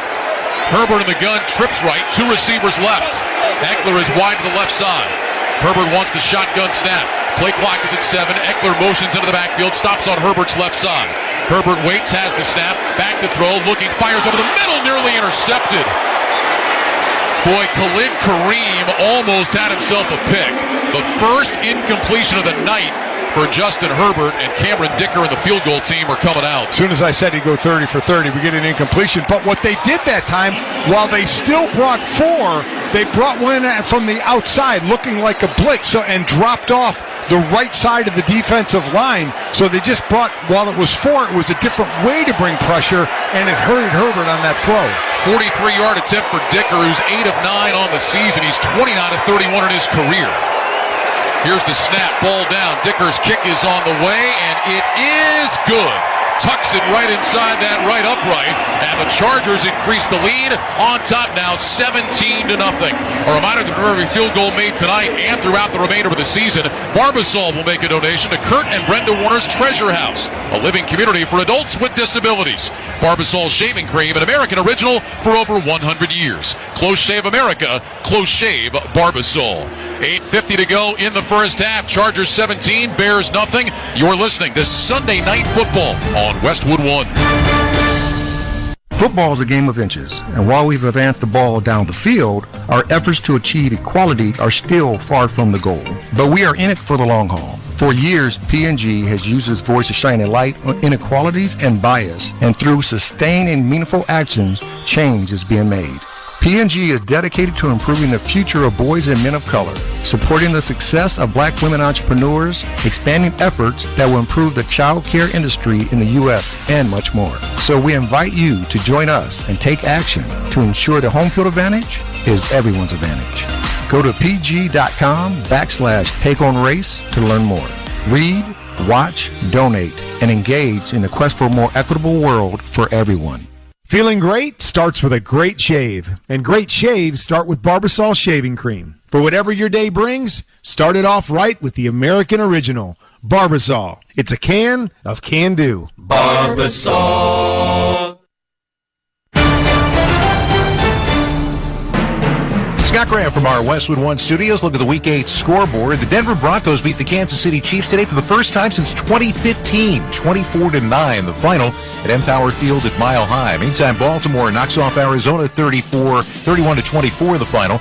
Miami Dolphins win again over New England 31-17 down in South Florida. Jacksonville's won 5 in a row. They beat Pittsburgh 20-10 today. The Bengals go on the road and beat the Niners out in Santa Clara 31-17. San Francisco has now lost 3 in a row. Philly's got the best record in the National Football League. They come from behind in D.C. today to beat Washington 38-31. Dallas all over the Rams today, 43-20, the final in Big D. Minnesota win over Green Bay 24-10, but it looks like they lost Kirk Cousins possibly for the year. Seattle comes from behind to beat Cleveland in Seattle, 24-20 the final in that one. It was New Orleans over Indy 38-27. Tennessee beat Atlanta 28-23. The Jets beat the Giants in overtime, 13-10 in the Meadowlands. It was Carolina over Houston, 15-13 in the battle of the top two quarterbacks selected in this year's draft. We'll have all the details coming your way at halftime. For now, back to SoFi. Ryan Ratke and Mike Golick.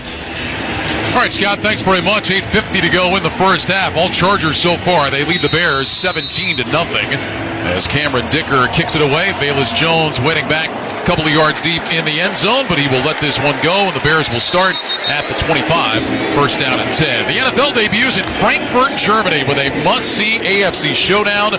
Dolphins and the Chiefs.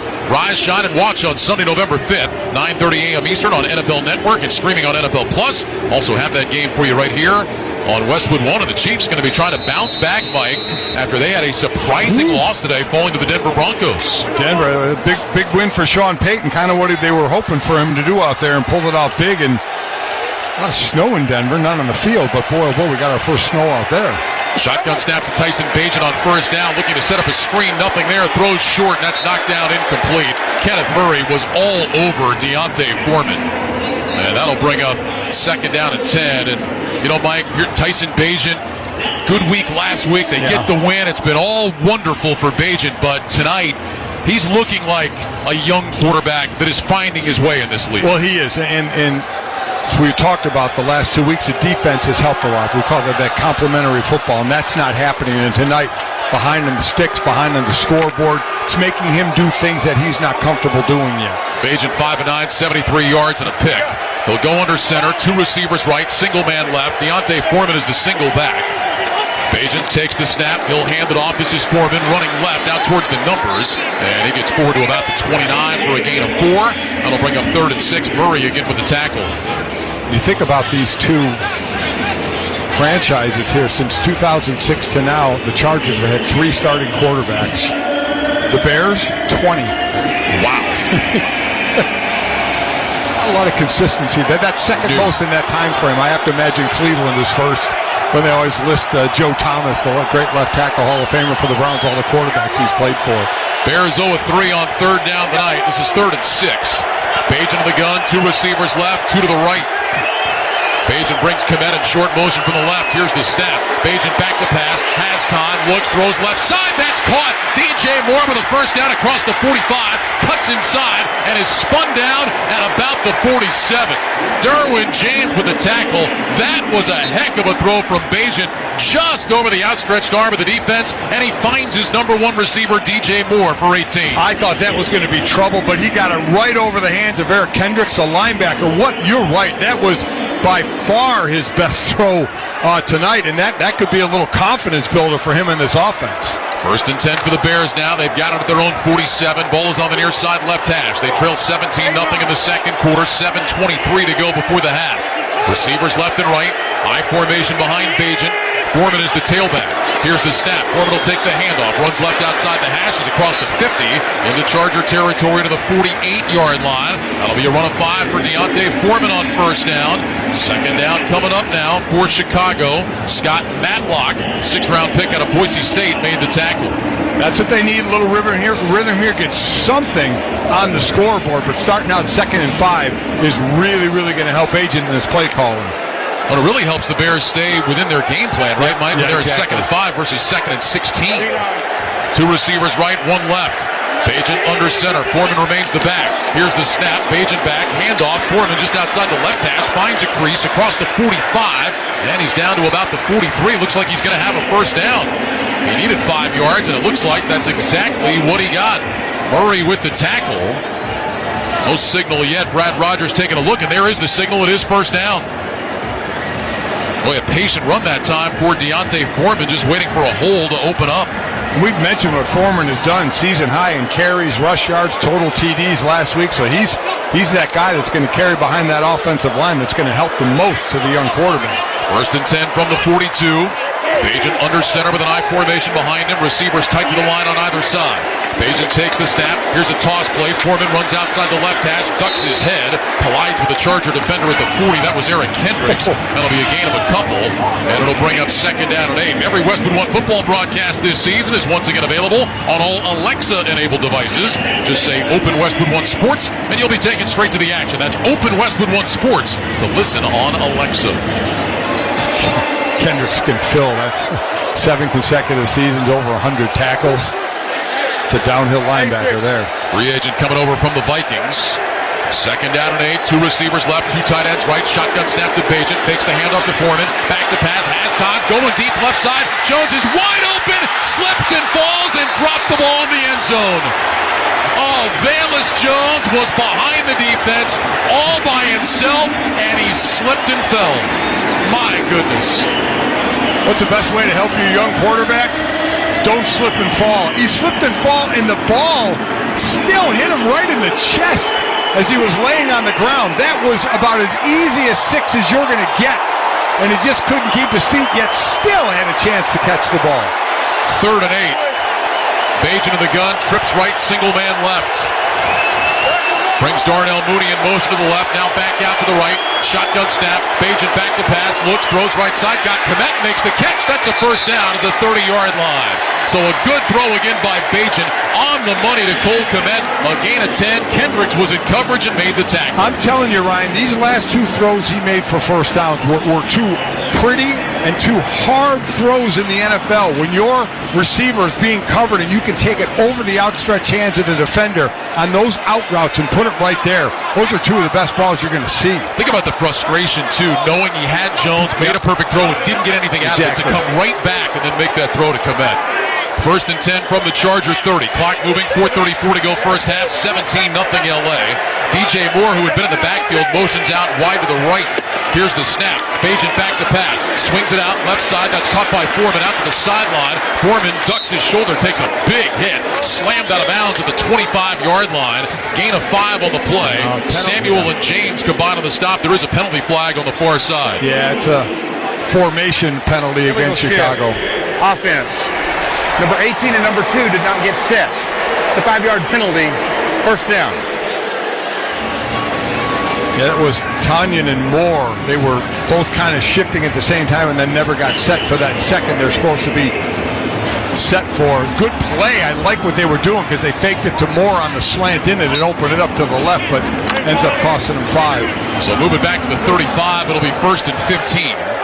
Bajan of the gun with Foreman to his left, now moves behind him into a pistol look.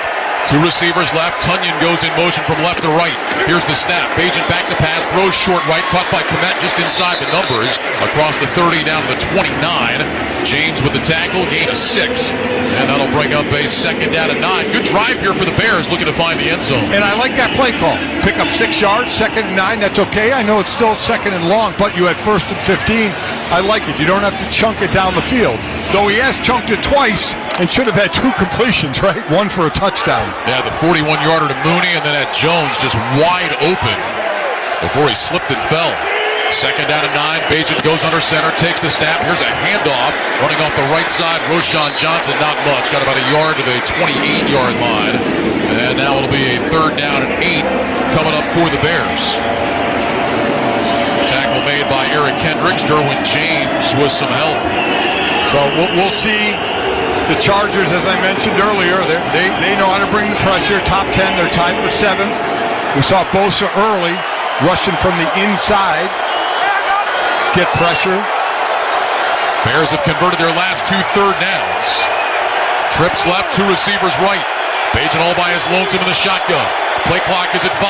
Bajan gets the shotgun snap, back to pass, looking, throws right, got a man wide open. That's DJ Moore, and he's got the first down inside the 20 and wrapped up around the 17. Boy, DJ Moore, he's the number 1 receiver on this team. He was all by himself. And Bajan with an easy pitch and catch. Gain of 11 and a first down for Chicago. I mean, the middle is wide open, and DJ Moore knows exactly what to do. He's like, there is a hole there. The linebacker was going back more than going out. And so he just stopped and said, here we go, give me the ball, I'll do the rest. DJ Moore picked up from Carolina. That trade with the number 1 pick went to the Panthers. And Bryce Young got his first win today for Carolina. Trip to the left on 1st and 10.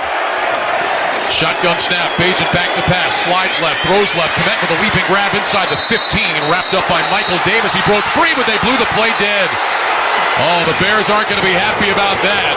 Davis had him wrapped up, and just as the whistle blew, Kmet spun away and might have been on his way to the end zone. You can hear the boos from the Bears faithful that have invaded SoFi. I'm not going to lie. I've seen them let plays go a little longer than that before they blow it dead. But I think they felt Kmet was starting to go backwards as he was being wrapped up, so they blew it dead. It'll go as a gain of 3, and it brings us to the 2-minute warning. With the score, the Chargers 17, the Bears nothing. You're listening to Sunday Night Football on Westwood 1. Mr. Clean, Mr. Clean.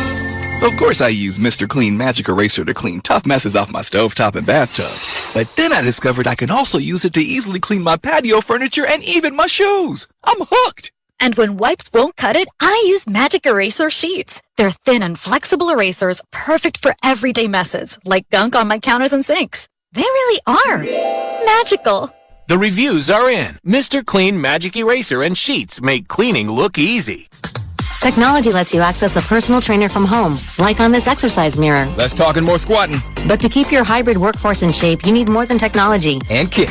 And jump. You need PCs powered by Intel vPro, custom configured by CDW. Hardware-based security and remote management make it easy to protect and monitor PCs from anywhere. Wait, don't turn me off. Intel vPro makes secure remote management possible. CDW makes it powerful. Learn more at cdw.com/vPro.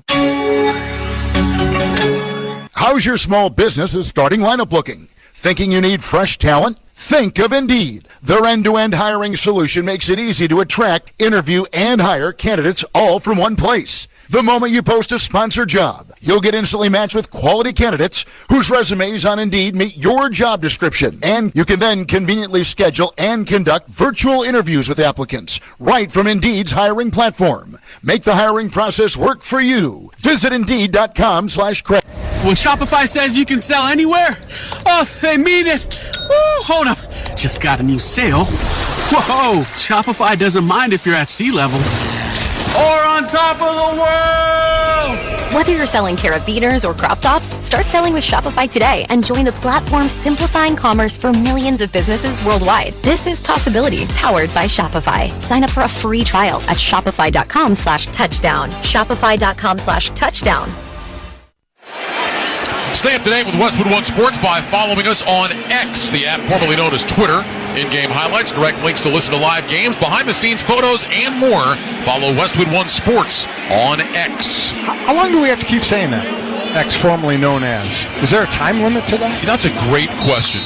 We need to look into that. Well, you're the play-by-play guy. You're supposed to have the answers. I just read the cards that are put in front of me. Here we go. I'm like Ron Burgundy. Pointing the finger, not pulling the thumb. Second down at 7. Trips left, Bajan in the gun. Lifts his right leg, waits.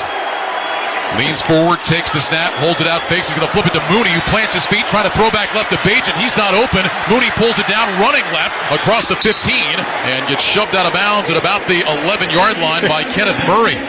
So they wanted to try the throwback to Bajan. The Chargers were all over it. Mooney made the right play, just keeping it in his own hands, and runs out of bounds for a gain of 3. I wonder what Bajan was thinking as he's running that route and Khalil Mack is covering him step for step, basically saying, don't throw it to me, don't throw it to me. You know, we talk about those welcome to the NFL moments. That's got to be one, right? Khalil Mack is covering me. 3rd down and 4. Trips to the right, single man left. Bajan takes the snap, toss it right side. Darrington Evans has the edge inside the 5 and into the end zone. Touchdown Bears. Darrington Evans with an 11-yard touchdown run, and the Bears are on the board. 1:47 to go in the first half. Chargers 17, Bears 6. I didn't want to interrupt you because of the professional you are, but as soon as he pitched that, I knew that was a touchdown.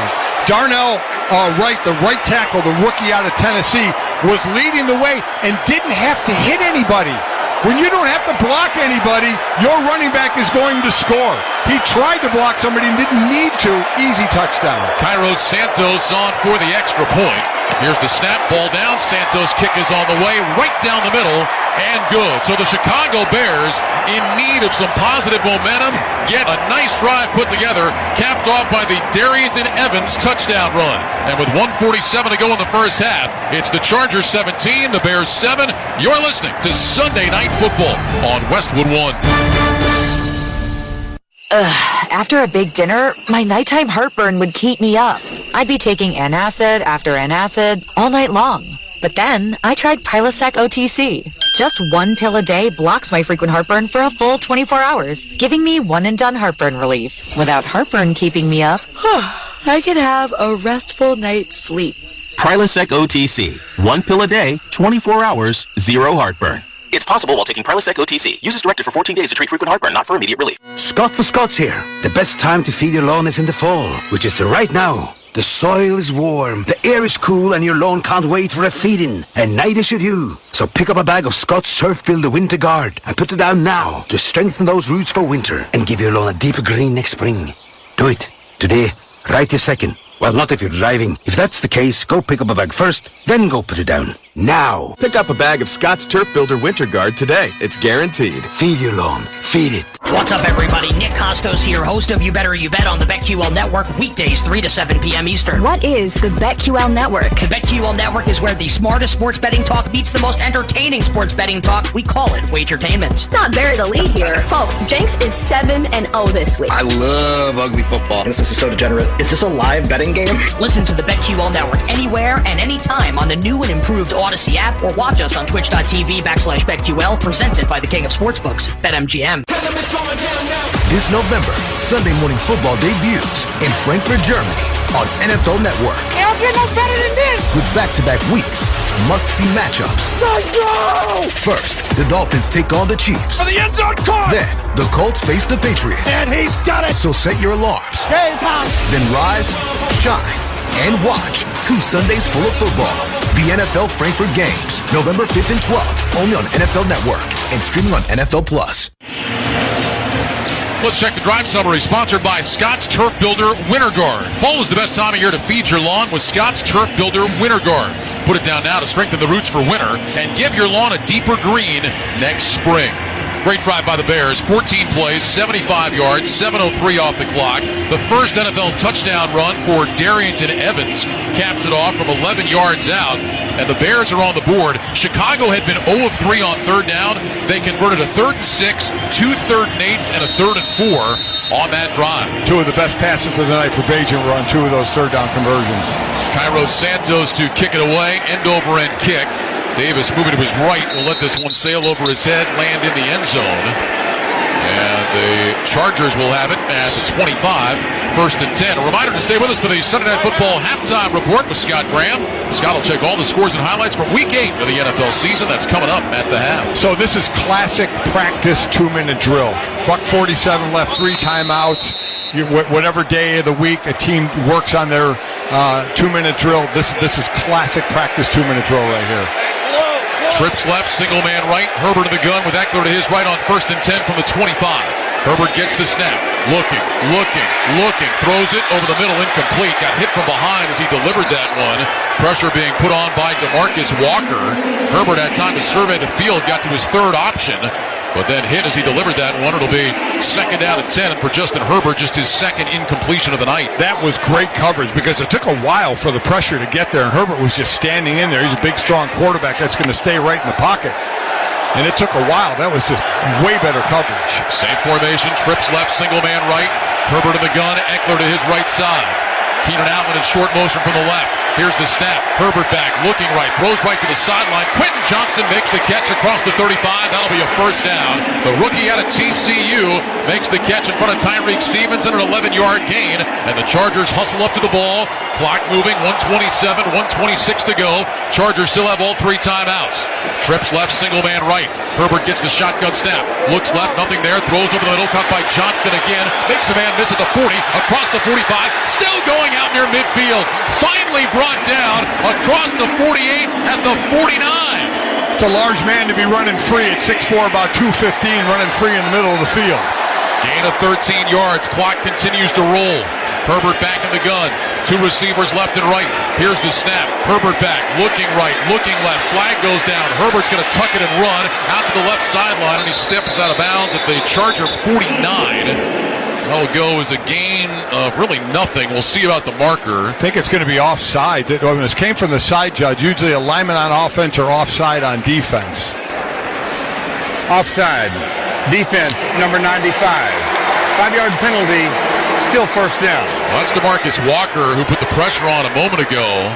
And this time lined up in the neutral zone, gives the Chargers a free 5. That'll move the ball into Bears territory with 50 seconds to go in the first half. When you're going hurry-up offense like that, obviously it's hurry-up defense as well. Sometimes that's the last thing you look at is where you're lined up. You just get in the stance, and turns out you're lined up off sides. So from the Bears 46, 1st and 10. 2 receivers left, 2 to the right. Now Allen in motion from left to right. Herbert in the gun with Eckler to his left. Here's the snap. Blitz coming. Herbert swings it out left side. Eckler along the numbers 45. Blockers in front 40. 35 to the 30. Eckler to the 25, and he's knocked down at the 24. Deron Harmon made a touchdown-saving tackle. Chargers take time.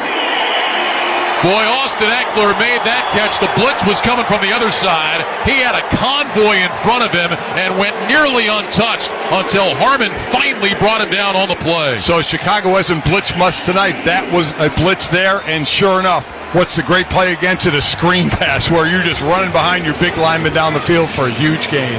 The copyright of tonight's broadcast of Sunday Night Football on Westwood 1 is owned by the NFL on behalf of its member clubs. All rights to this broadcast are reserved, and any rebroadcast, recording, retransmission, or any other use of this broadcast without the express written permission of the National Football League is strictly prohibited. Am I allowed to rebroadcast?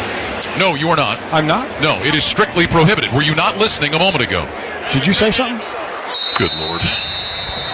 From the Bears 24, I told you I read what is on the cards in front of me. I am Ron Burgundy. Okay, Ron, I was just going to say. Trips right, single man left. Shotgun snap. Herbert back to pass. Throws short right side. Caught by Allen. Turns in and dives down inside the 20 at about the 17. Timeout taken by the Chargers. Kyler Gordon with the tackle. It'll go as a gain of 7. 36 seconds remain on the clock. 1 timeout remaining for the Chargers. 4th catch of the night for Keenan Allen. Yeah, so this is not just trying to set up for a field goal. They're trying to go to the end zone without a doubt. I can't tell you again, just the perfect play call for a blitz was that screen pass. I mean, just absolutely worked to perfection. So still plenty of time, 37 seconds, 1 timeout.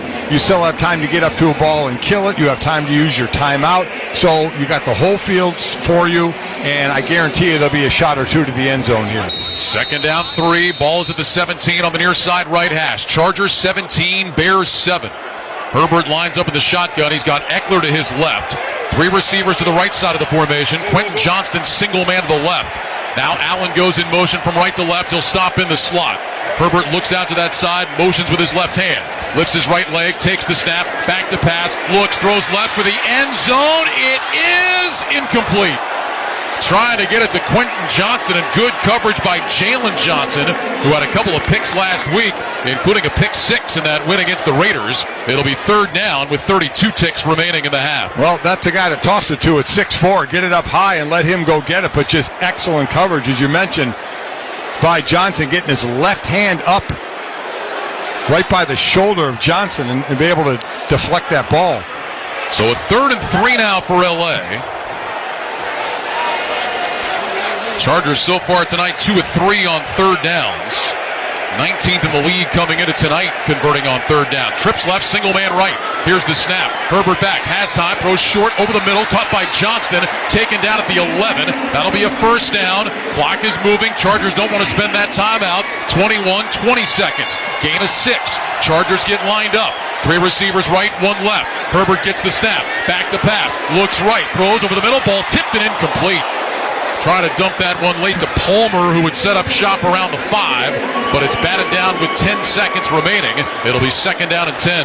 10 seconds, at least a couple of plays, and the timeout as well. That actually went off the helmet of Justin Jones. And when that ball bounces in the air like that, you just fear, if you're on the offensive side, that tip ball drill, there at the tip helmet drill. that it's going to get picked off. You don't see too many of those from a 6'6 quarterback. No, you do down not. Where it hits off the helmet. They added 1 second onto the clock, so there's 11 seconds left now. Second down and 10 from the 11. Herbert in the gun, trips left, single man right. Allen lined up in the backfield. He motions into the right slot. Herbert lifts his right leg, takes the shotgun snap, back to pass, looking, fires right side, caught by Parham, escapes a tackle, into the end zone! Touchdown Chargers! Donald Parham with the catch, got away from the defense and scores! An 11-yard touchdown strike, and the Chargers answer back with 4 seconds to go in the half. LA extends the lead, now on top 23-7. Good one to get it to a guy who's 6'8". And again, Tyreek Stevenson, the rookie from Miami, is on him. This is a catch at the 5-yard line, then he shakes that tackle just because of the size, and 2 defenders have him, but 6'8" is able to fall over the goal line. 4th touchdown catch of the year for Parham, and now Dicker's extra point splits the uprights, and the Chargers lead by a score of 24-7. A new single-season career high for Parham in touchdown catches. It's his 3rd catch of the night. How about Donald Parham? In his career, Mike, he's got 52 catches and 11 touchdowns. Best percentage since he's been in the league of catches to touchdown ratio. Again, when you're at that size, use it. Did a great job of shaking that first tackle. That was an excellent drive. I mean, that's exactly how it happens in practice. Exactly how it happens in practice. So you leave what? There's 4 seconds left. Chicago's not going to be able to do anything here at all. And remember, the Chargers won the toss and deferred, so they get the ball. They got the old twofer going. Yeah, what a gut punch for the Bears. Yep. Finally put together a big drive, score the touchdown, get to within 10, and then watch the Chargers go right down the field, get that touchdown back, and as you mentioned, we'll have the ball to start. One of the things here, Ryan, just not enough pressure on Herbert. Whether it's 4, they're going to have to bring more. They're going to have to start taking some chances and not let Herbert just get those routes out. Remember we said Justin Herbert needed to play like a top-tier quarterback? He is. How about 21 of 25 for 212 and 3 touchdowns in the first half? With 9 fingers. That's right.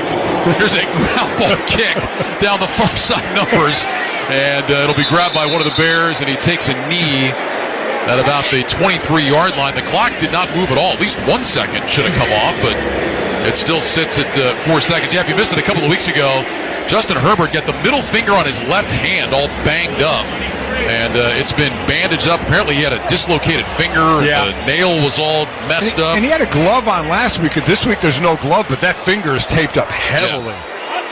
They did run 1 second off the clock. The Bears are just going to take a knee. Tyson Bagent will drop down to a knee, and the teams will go to the locker room with the Chargers on top 24-7, Mike. And Brandon Staley has to be thrilled with what he's seen from his team in the first 30 minutes. Cannot tell you how important this first drive of the 3rd quarter is for the Bears to try and get back in this game to cool off the Chargers and what they did right at the end of the half there.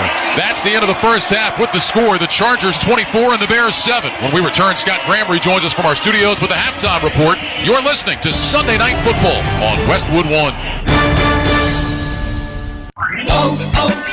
O'Reilly. Protect your engine better with Syntec Full Synthetic High Mileage Motor Oil. Only at O'Reilly Auto Parts. Syntec High Mileage is formulated for today's engines with over 75,000 miles. Now get 5 quarts of Syntec High Mileage and a MicroGuard Select Oil Filter for just $34.99. Limit supply. Visit O'Reilly Auto Parts for details. O'Reilly Auto Parts. Discover, this is Danny. Hi, it's Jen Coolidge. I just want to thank you for making me feel so special. I earned cash back on debit for my dinner party groceries. That's great. But with Discover Cashback Debit, we give everyone cash back on everyday purchases. Anything else I can help you with? Are you hungry? 'Cause everyone left after the asparagus sorbet. Introducing Discover Cashback Debit, a checking account with cash back. It pays to Discover. Eligibility and terms at discover.com/cashback debit. Discover Bank, member FDIC.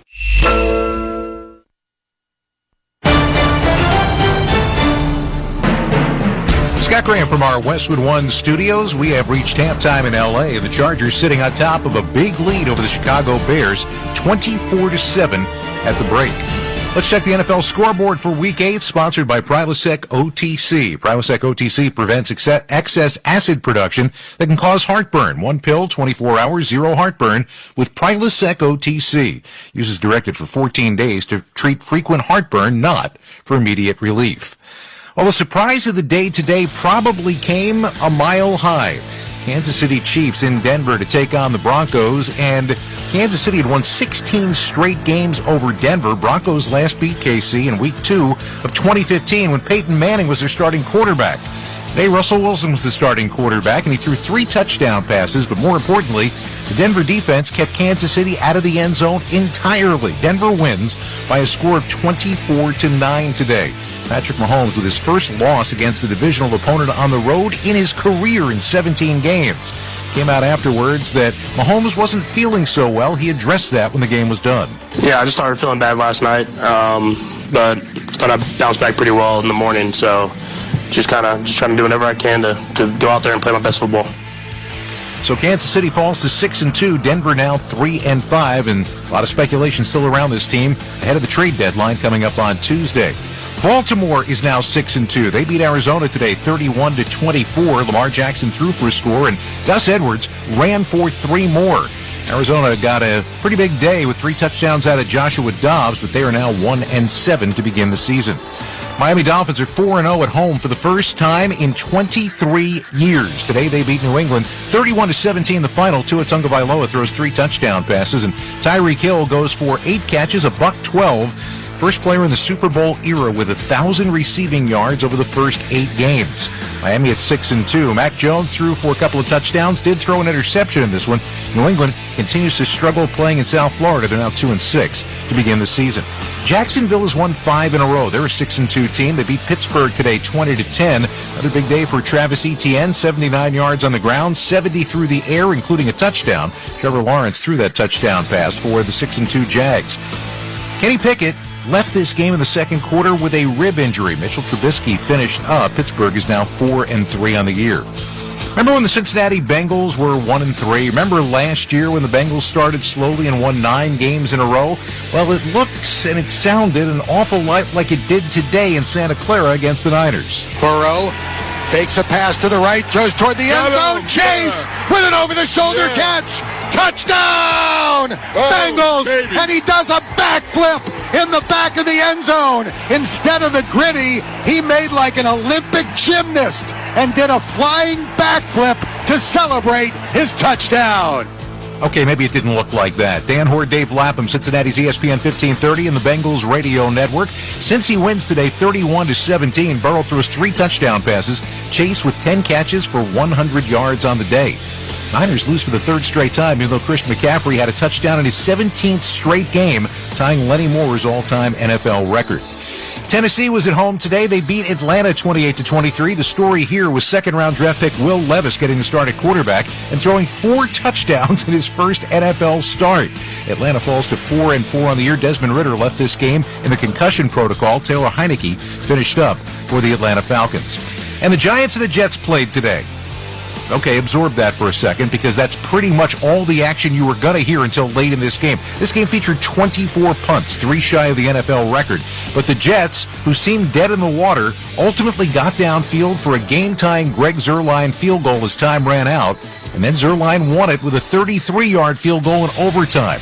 New York Jets win by a 13-10 final. Not a great day for Zach Wilson, but he will take the win. He's now 8-7 as a starter since the beginning of last year. New York Giants lost Tyrod Taylor in this game. Tommy DeVito is the guy who had to step in and try to lead the Giants offense, a rookie out of Illinois. He ran for a score and said, "Don't you worry about me," but the Giants end up falling to 2-6 on the year.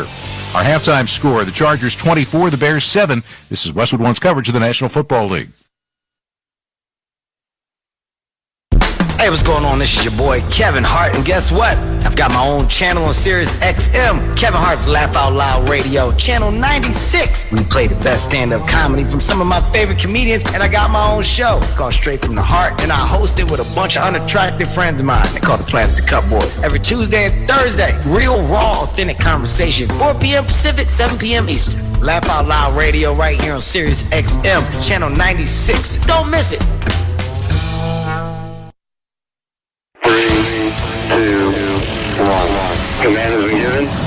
The NASCAR Cup Series is on Sirius XM. We're back on the track. Check your flag, baby. Yeah. Sunday, 2 p.m. Eastern. It's the NASCAR Cup Series Championship from Phoenix Raceway on Sirius XM NASCAR Radio Channel 90. And the green flag is in the air. Listen to Sirius XM NASCAR Radio Channel 90 and on the SXM app, included with all of our trials and popular plans. Yes, we did it! Hi, everybody. Christopher Mad Dog Russo here. Familiar? You should be. Well, now you can catch Mad Dog's Daily Bite each day as a podcast, where you'll hear my thoughts and opinions on the biggest topics around the world of sports. NFL, baseball, golf, NBA, even the hockey. That you know you can count on. That's Mad Dog's Daily Bite. Drops daily anywhere you get your podcasts. And you can also hear me weekdays 3 to 6 Eastern on Mad Dog Unleashed, Sirius XM Channel 82, or anytime on the SXM app. Nobody brings you the excitement of Formula One racing like Sirius XM. Let's go, come on! Hear every thrilling lap of a worldwide championship chase. Verstappen takes the lead of the Grand Prix. Hamilton couldn't hold him off. Comprehensive pre- and post-race coverage. That was the best race I've ever seen. And a weekly insider look at the F1 circuit every Wednesday on SXM Wheel to Wheel. There's been plenty going on both on and off track. The 2023 Formula One season on Sirius XM Channel 81 and the SXM app. Back at the Sunday Night Football halftime show, 17-point lead for the Chargers at the break. In the NFC, there is one team on top. In fact, they're on top of everything in the National Football League. The Philadelphia Eagles riding the hot hand of A.J. Brown to a win today in D.C. Hurts back. Hurts looking. Goes into the end zone. And it is caught. It is caught. Touchdown, A.J. Brown. I don't know how he put it in. He was near the sideline. What a play. Merrill Reese, Sports Radio 94 WIP, brought it in with one hand and somehow got both feet down. One of 2 touchdowns on the day for A.J. Brown, one of 4 thrown by Jalen Hurts in a 38-31 win. Philly now 7-1, best record in football. Washington is 3-5. Dallas is the team that they've got next, and they got ready for this one today at home by beating up on the Rams. They had a 33-3 lead in the first half. Cowboys win 43-20 as Dak Prescott throws 4 touchdown passes. CeeDee Lamb goes for a career-high 12 catches and 158 yards with a couple of scores. Rams fall to 3-5 on the year. Minnesota got a win at Green Bay today to get back to even on the year. They were 0-3 to start, remember, but they're now 4-4 with a 24-10 win at Lambeau Field. Problem is, Kirk Cousins, after throwing 2 touchdown passes, left the game in the fourth quarter and hopped off the field. His head coach Kevin O'Connell addressed that after the game. You know, we are fearing an Achilles injury. The severity of that, I do not know at this point, but I know that's what, our fear is in the moment, and we'll confirm that as soon as possible. I'm thinking of Kirk, our locker room, every single player in our locker room, thinking about our leader, our guy right now. Jordan Love threw for 229 yards and a touchdown. Green Bay falls to 2-5 on the year. Seattle got a fourth-quarter touchdown pass from Geno Smith to beat Cleveland today 24-20. Smith threw for a couple of scores in this one as Seattle improves to 5-2 on the year. Cleveland Browns fall to 4-3. Derek Carr threw for 310 yards and a couple of scores for New Orleans today at Indy, and the Saints win by a score of 38-27. Another good day for Alvin Kamara, who had a pair of touchdowns in this one for the 4-4 Saints. Gardner Minshew threw for a couple of scores, an interception. Jonathan Taylor had 95 yards on the ground, not enough for Indy. They are now 3-5. And how about the matchup of the number 1 and number 2 overall pick from last year? Carolina today. It was the Panthers and the Houston Texans. Carolina wins today 15-13 as Bryce Young ends up topping C.J. Stroud. Eddie Pinheiro hit a game-winning 23-yard field goal as time expired for that one. Young threw for 235 at a score. Stroud just 140 yards and ran for a score. First win of the season for the Carolina Panthers. Houston is now 3-4 on the year. Our halftime score, the L.A. Chargers 24, the Chicago Bears 7. When we return, Ryan Radke and Mike Golick have the second half kickoff. You're listening to Sunday Night Football on Westwood One. Some days I cover up because of my moderate to severe plaque psoriasis. Now I'm hitting the road with clearer skin thanks to Sky Rizzy, Risankizumab Riza, a prescription-only 150 milligram injection for adults who are candidates for systemic or phototherapy. With Sky Rizzy, 3 out of 4 people achieved 90% clearer skin at 4 months. And Sky Rizzy is just 4 doses a year after 2 starter doses. Don't use if allergic to Skyrizi. Serious allergic reactions and an increased risk of infections or a lower ability to fight them may occur. Before treatment, your doctor should check for infection and tuberculosis. Tell your doctor if you have an infection or symptoms such as fever, sweats, chills, muscle aches, or cough, or if you plan to or recently received a vaccine. Thanks to Skyrizi, there's nothing on my skin, and that means everything. Ask your doctor today about Skyrizi, the #1 dermatologist-prescribed biologic in psoriasis, and visit skyrizi.com or call 1-866-SKY-RIZZI to learn more. Welcome back to SoFi Stadium in Los Angeles. Along with Mike Golick, I'm Ryan Radke. Halftime here tonight. Chargers lead the Bears by a score of 24-7. Let's check the halftime stats. Sponsored by Indeed. Do you need to hire? Indeed is with you every step of the way, helping you attract, interview, and hire candidates all from one place. Visit Indeed.com/credit. Well, the Chargers outgained the Bears 241 to 156. In the first half, Justin Herbert, terrific. 21-25, 212 yards, and 3 touchdowns. Austin Eckler, 5 catches, 91 yards, and a TD. Donald Parham and Simi Fehoko also with touchdown catches in the first half. Tyson Bagent, 10-15, 121 and a pick.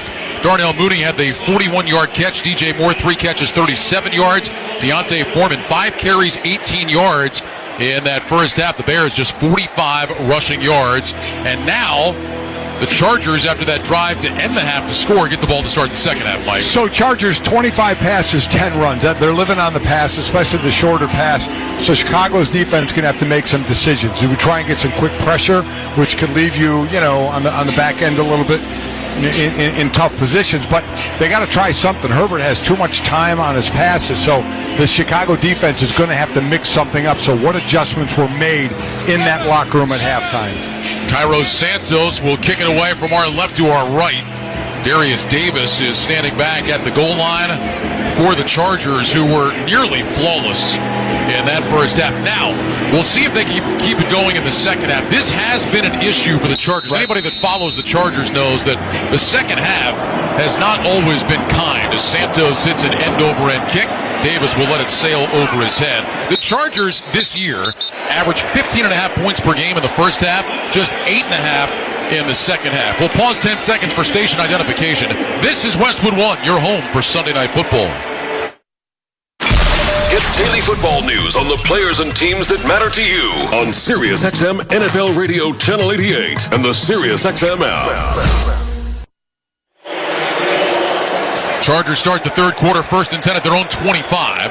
They'll open in the eye with Austin Eckler as the tailback. Jordan McFadden, rookie offensive lineman from Clemson, is lined up as a fullback. Here's the snap. Herbert back, hands off Eckler, running right, hit in the backfield and can't get away. He'll be taken down for a loss of about 3 back at the 22-yard line. So the Bears with penetration there, led by Rasheem Green, the former Seahawk and Texan, and that'll bring up 2nd and 13. So let's put a little more what you were talking about the Chargers in the second half. They're a minus 101 point differential in the second half. That's 5th worst in the league. They have 7 losses when leading at halftime. That's the 4th most losses since 21 since Staley got here. So you are correct, and there are stats to back it up that they have struggled in the second half. Now, you have a big lead in 24-7, so let's see. Trips left, 2 receivers right. 2nd down 13 from the 22. Herbert in the gun, gets the snap, back to pass, looking, fires on the slant over to the right side. It's caught by Keenan Allen, and Allen is out to the 29-yard line. That'll be a gain of 7. Tyreek Stevenson with the stop. That catch will take Keenan Allen over 10,000 scrimmage yards in his career. And now the Chargers have a manageable 3rd down coming up at 3rd down and 6. You're looking at the in routes running. Keenan Allen, Josh Palmer, Quentin Johnson, 6'2", 6'1", 6'4". They were to go these in routes and wall off the defenders. Twin receivers left and right. Now Palmer in motion from right to left. Well, great to see him back on the field. Shotgun snap to Herbert. Looks right, looks left. Herbert pumps, checks it down left side. Eckler wide open outside the numbers across the 35. And he's out to the 37-yard line. Jalen Johnson with the tackle. Austin Eckler, they'll mark him down at the 38-yard line. What a safety valve for Justin Herbert as Austin Eckler moves the chains. I can't express this enough. The longer Herbert is back there, when those linebackers are in zone, you start to drift. You start to drift, whether it's out or backward, and then more space opens up underneath, and that's when Herbert hits Eckler. Eckler now with 100 yards receiving tonight, his 4th career 100-yard receiving game.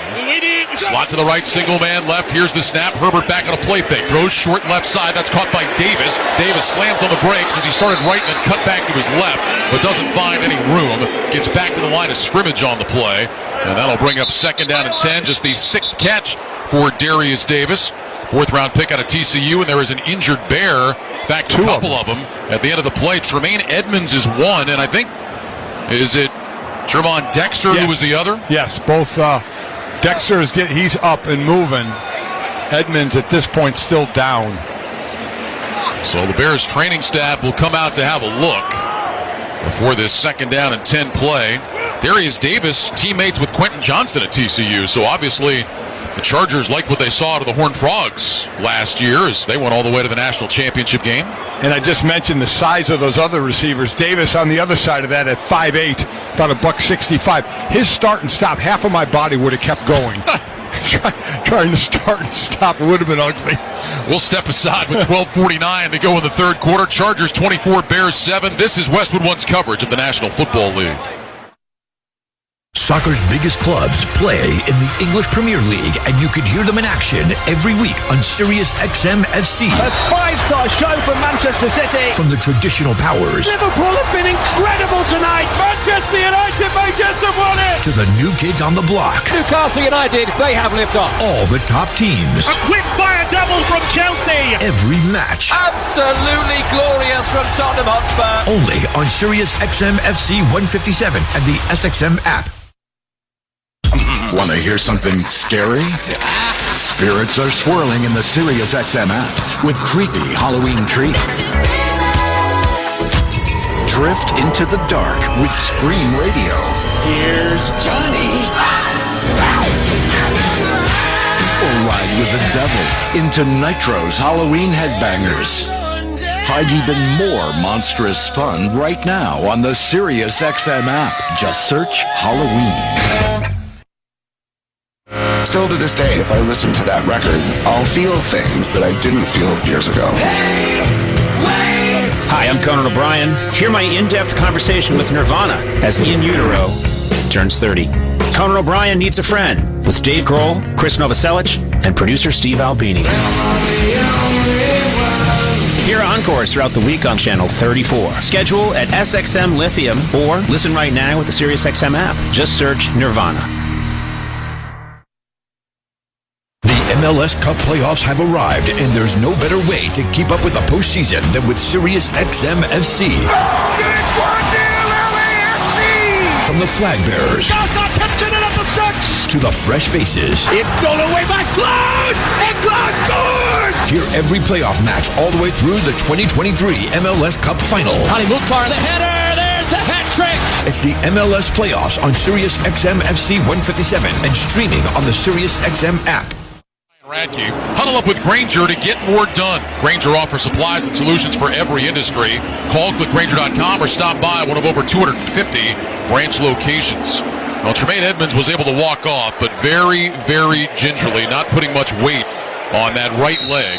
Chargers have a 2nd down and 10 from their own 37. They lead 24-7 with 12:49 to go in the 3rd quarter. Justin Herbert in the shotgun. He's got Isaiah Spiller to his right. 2 receivers left and right. Herbert extends his hands in front of his chest. Barks out the signal. Sends Allen in short motion out to the left side. Low snap, a ground ball that rolls by Herbert. He's back to pick it up. Rolling to his left, and he's just going to run out of bounds. There's a penalty flag down as well. Terrible snap that time from Will Clapp. I'm not sure why Herbert didn't just throw the ball away rather than running out of bounds. Offside. Defense, number 97. 5-yard penalty. 2nd down. Oh, maybe he knew Billings was offside. I don't know. I mean, and just bailed out. That just bailed out the Chargers on that one. Of the yards they were going to lose there. That ball just slipped out of Clapp's hands, let alone not even getting to Herbert. It slipped as he tried to snap it. But this is twice now the Bears have just lined up offsides. Figured once Herbert got outside the pocket, he just let that one go, but ran out of bounds. Doesn't matter. Penalty yardage makes it a 2nd down and 5. Move it ahead to the 42-yard line. 2 receivers right, 1 left. Herbert in the gun with Eckler to his right side. Allen sprints in motion from right to left. Here's the snap. Handoff Eckler running left just outside the hash across the 45. He's going to be close to a first down. It looks like maybe just short. Zach Sanborn with the tackle. Call it a gain of 4. It'll be third and about a yard for L.A. Yeah, he's going to be a little short on that one. This would be a big stop for Chicago. They could get off the field here. I don't imagine the Chargers would go for it from here, but who knows? We'll see if they're in that position. Herbert lines up with the gun. 2 receivers stacked left. Handoff Eckler running off the left side. They're going to blow it dead. Yeah, it's going to be 3rd and 6 now. The cheers you hear from the Bears fans that have seen all the flags go against their team tonight, and they're happy there's finally one against the Chargers. False start. Offense, number 89. 5-yard penalty, 3rd down. That's against Parham, and it's the first accepted penalty against the Chargers tonight. 6 for Chicago and just 1 on the Chargers here, so it makes it more manageable for the Chicago defense. Now, this is what I'm looking for. Will they, not a blitzing team, but they have a little more in the last couple of weeks, will they do it here? So move the football back to about the 41. 3rd and 6, Herbert in the gun. Gets the snap, back to pass, has plenty of time, throws right side, caught by Parham, first down. An absolute strike from Justin Herbert onto the fingertips of Donald Parham, down at the Bears 41, gain of 18. Jalen Jones was in coverage. So I hate to keep mentioning size. Jalen Jones is 5'11", Parham 6'8". So Herbert, what do? Throw the ball up high and make Parham reach for the ball. And that way the defender's not going to get there. What excellent throw. From the Bears 42, 1st and 10. 2 receivers stacked left, 2 tight ends right. Herbert back in the gun, lifts his right leg, hands in front of his chest.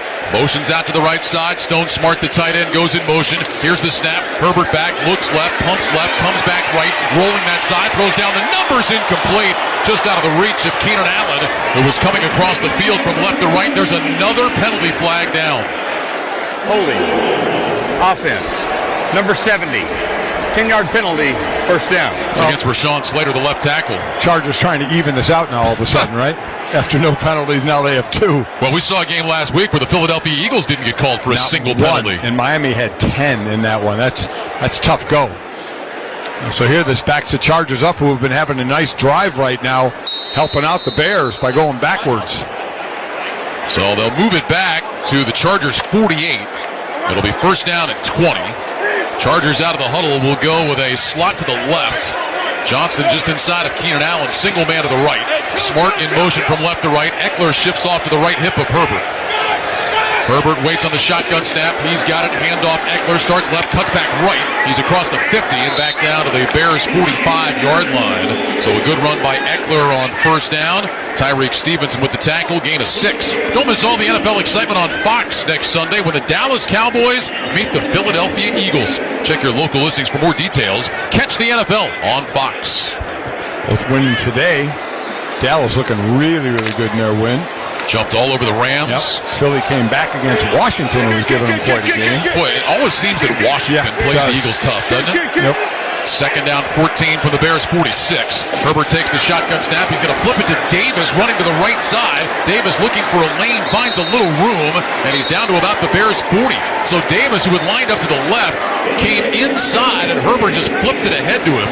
Kyler Gordon was able to make the tackle. That's going to go as a pass play, and it'll be a gain of 5 yards. And now 3rd down and 8. Coming up for the Chargers, not great, but when you were 1st and 20, you'll take 3rd and 8. Without a doubt, and this could be 2-play territory sitting in Chicago's territory right now, so let's see how they play it. Herbert now 26 of 30 in the game. Trips left, single man right. Herbert in the shotgun. Has the snap, back against the 4-man rush, throws over the middle, caught by Allen at the 35, turns to his right, and he is tackled right there. So that's going to leave him with about a 4th and 3. Sanborn the tackle, gain of 5, and no hesitation. The field goal team is coming out. Boy, I was with you, Mike, especially after seeing that play. Yeah. I thought they were going to go for it, but nope, Cameron Dicker out onto the field to try to make it a 20-point lead. Well, and his career long is 55 yards, and this is going to be just a hair short of that. This will be about 53 yards. It will be 53. It'll come from the right hash. Harris to snap, Scott to hold. Dicker has been terrific in his young career. Play clock ticking down. Here's the snap. Ball down. Dicker's kick is on the way, and he draws it right down the middle, and good. And with that field goal, Barbasol will make another donation to Kurt and Brenda Warner's Treasure House, a living community for adults with disabilities. Barbasol, the trusted choice for a close, comfortable shave. Close Shave America, Close Shave Barbasol. If I could make my drive draw like that, I would never see you again, Ryan. That was beautiful. Started to the right and ends up right down the middle. 8:51 to go, third quarter. Chargers 27, Bears 7. You're listening to Sunday Night Football on Westwood 1. Screeching brakes? Safer stops start with Duralast. New Duralast brake pads and rotors provide longer life and more stopping power when replaced together. Duralast brake pads have improved noise quality and corrosion resistance with a limited lifetime warranty. Duralast rotors are designed for quiet, safe stops and meet or exceed the performance of the original rotors on your vehicle. Find Duralast only at America's #1 brake destination, AutoZone. Get in the zone, AutoZone. Restrictions apply. Get in the zone, AutoZone. Scott for Scott's here. The best time to feed your lawn is in the fall, which is right now. The soil is warm, the air is cool, and your lawn can't wait for a feeding. And neither should you. So pick up a bag of Scott's Turf Builder Winter Guard and put it down now to strengthen those roots for winter and give your lawn a deeper green next spring. Do it. Today. Right this second. Well, not if you're driving. If that's the case, go pick up a bag first, then go put it down. Now. Pick up a bag of Scott's Turf Builder Winter Guard today. It's guaranteed. Feed your lawn. Feed it.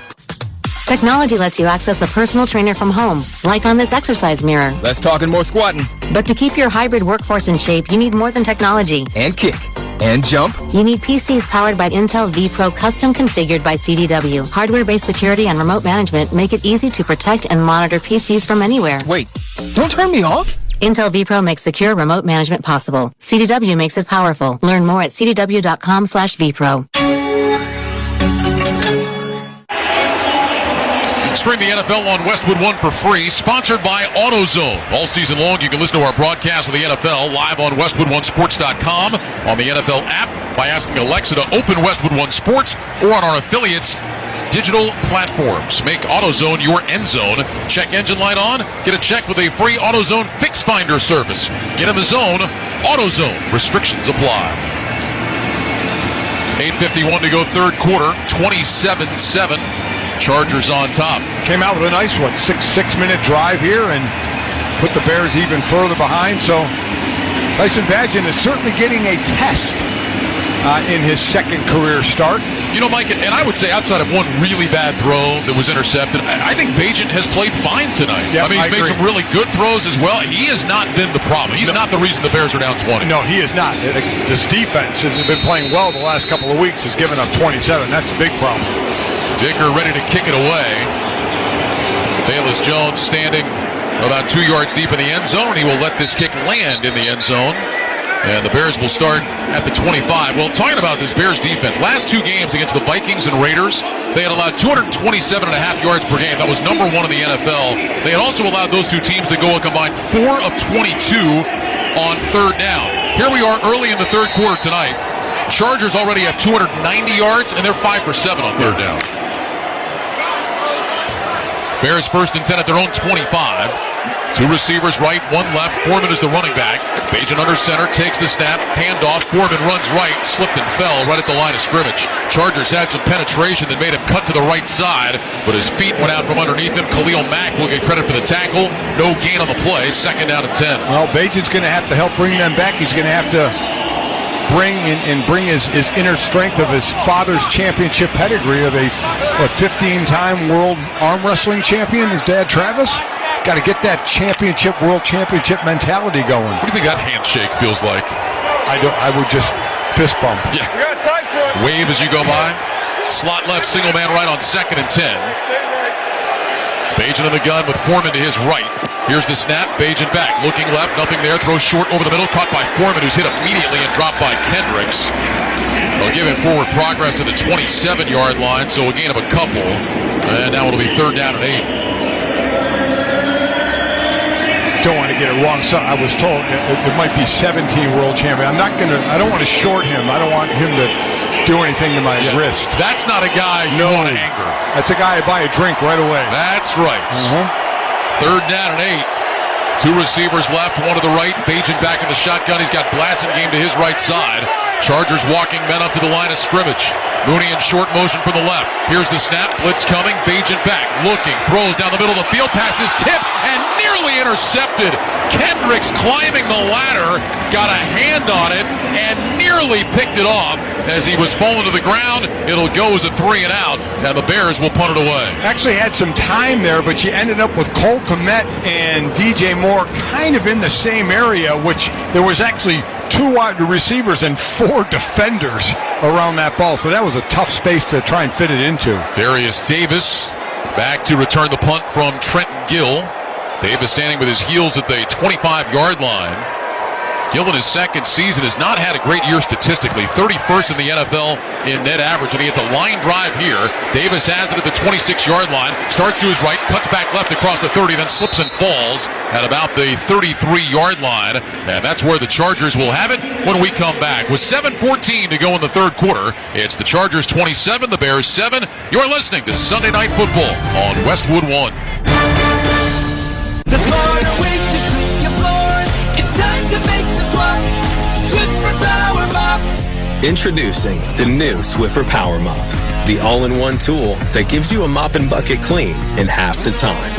The solution's built right in, so no heavy bucket, and the pad has hundreds of scrubbing strips to get deep into grout. Don't mop harder, mop smarter. Swiffer Power Mop. Swiffer Power Mop. Before Shopify, were you wondering, where are my sales at? Now you're selling with Shopify, the global commerce platform supercharging your selling. You have no problem selling online, in person, on social media, and beyond. Gary, easy on the cha-ching. Oh, sorry, but my Shopify sales are through the roof. Start selling with Shopify today and discover how millions of businesses around the world use Shopify to ignite their selling. Sign up for a $1 per month trial period at shopify.com/touchdown. Shopify.com/touchdown. eBay Motors is here for the ride. 120,000 miles of night drives, daily commutes, and who knows how many. Are we there yet? Through countless fixes, elbow grease, and a new radiator, you kept your ride alive. With eBay Motors, you have over 122 million parts to keep it running. And with eBay Guaranteed Fit, they'll be the perfect fit every time. Plus, at these prices, well, we're burning rubber, not cash. Keep your ride or die alive at ebaymotors.com. Eligible items only. Exclusions apply. Need to hire? What you need is a scouting partner like Indeed. Their all-in-one hiring solution makes it easy to attract, interview, and hire candidates, all from one place. The moment you post a sponsored job, you'll get instantly matched with quality candidates whose resumes on Indeed meet your job description. And you'll only pay for applications that meet your job's must-have requirements. Flag those that don't, and they'll be replaced for free with another candidate on Indeed. Visit Indeed.com/credit. You can catch the Rich Eisen Show every weekday from 12 to 3 p.m. Eastern on many of these same stations. And be sure to look out for 2 new podcasts from Rich Eisen Podcast. All the NFL hot takes you can handle on Overreaction Monday. And each Tuesday, download What the Football with Susie Schuster and former Raiders CEO Amy Trask. Get them wherever you get your podcast. Hey, by the way, congratulations to Rich and the crew at NFL Network celebrating 20 years on the air. And Rich has been there from day one. He's the face of that network. I mean, just one of the outstanding guys in this business, one of the outstanding talents, just won a Marconi Award. Here's a handoff to Austin Eckler. And running between the tackles, Eckler maybe got back to the line of scrimmage.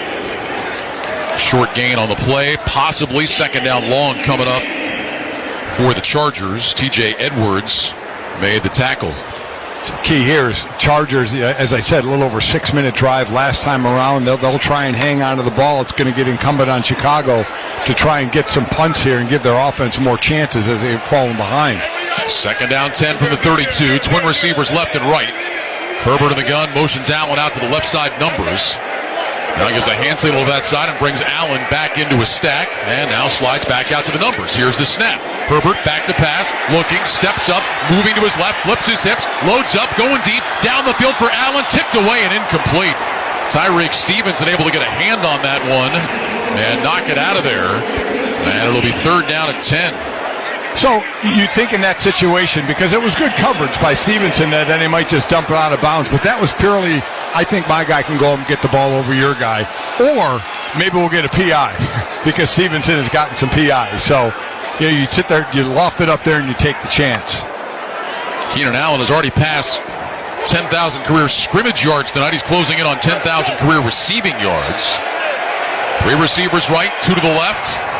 3rd down and 10. Shotgun snap. Herbert back to pass, under pressure, rolling right. Hit as he throws, got a man, and it's incomplete off the hands of Fehoko. Caught one earlier for his first career touchdown. This time he can't hold on for what would have been a first down at about the 45. TJ Edwards was applying the pressure, and the Chargers go 3 and out. J.K. Scott is coming out for the first time tonight. Well, that was a nice blitz by Edwards. He came free on that one. Herbert did a good job to kind of hold him off. Big bodied him and got the ball downfield. Fehoko should have caught that one. Should have been a first down, but there we saw the extra pressure to put on Herbert. So Scott on to punt. Trent Taylor back deep. Here's a high spiraling kick, driving Taylor inside the 15, inside the 10. He's got it at the 7, running left across the 10, out to the 15, to the sideline. He steps out of bounds, up around the 20.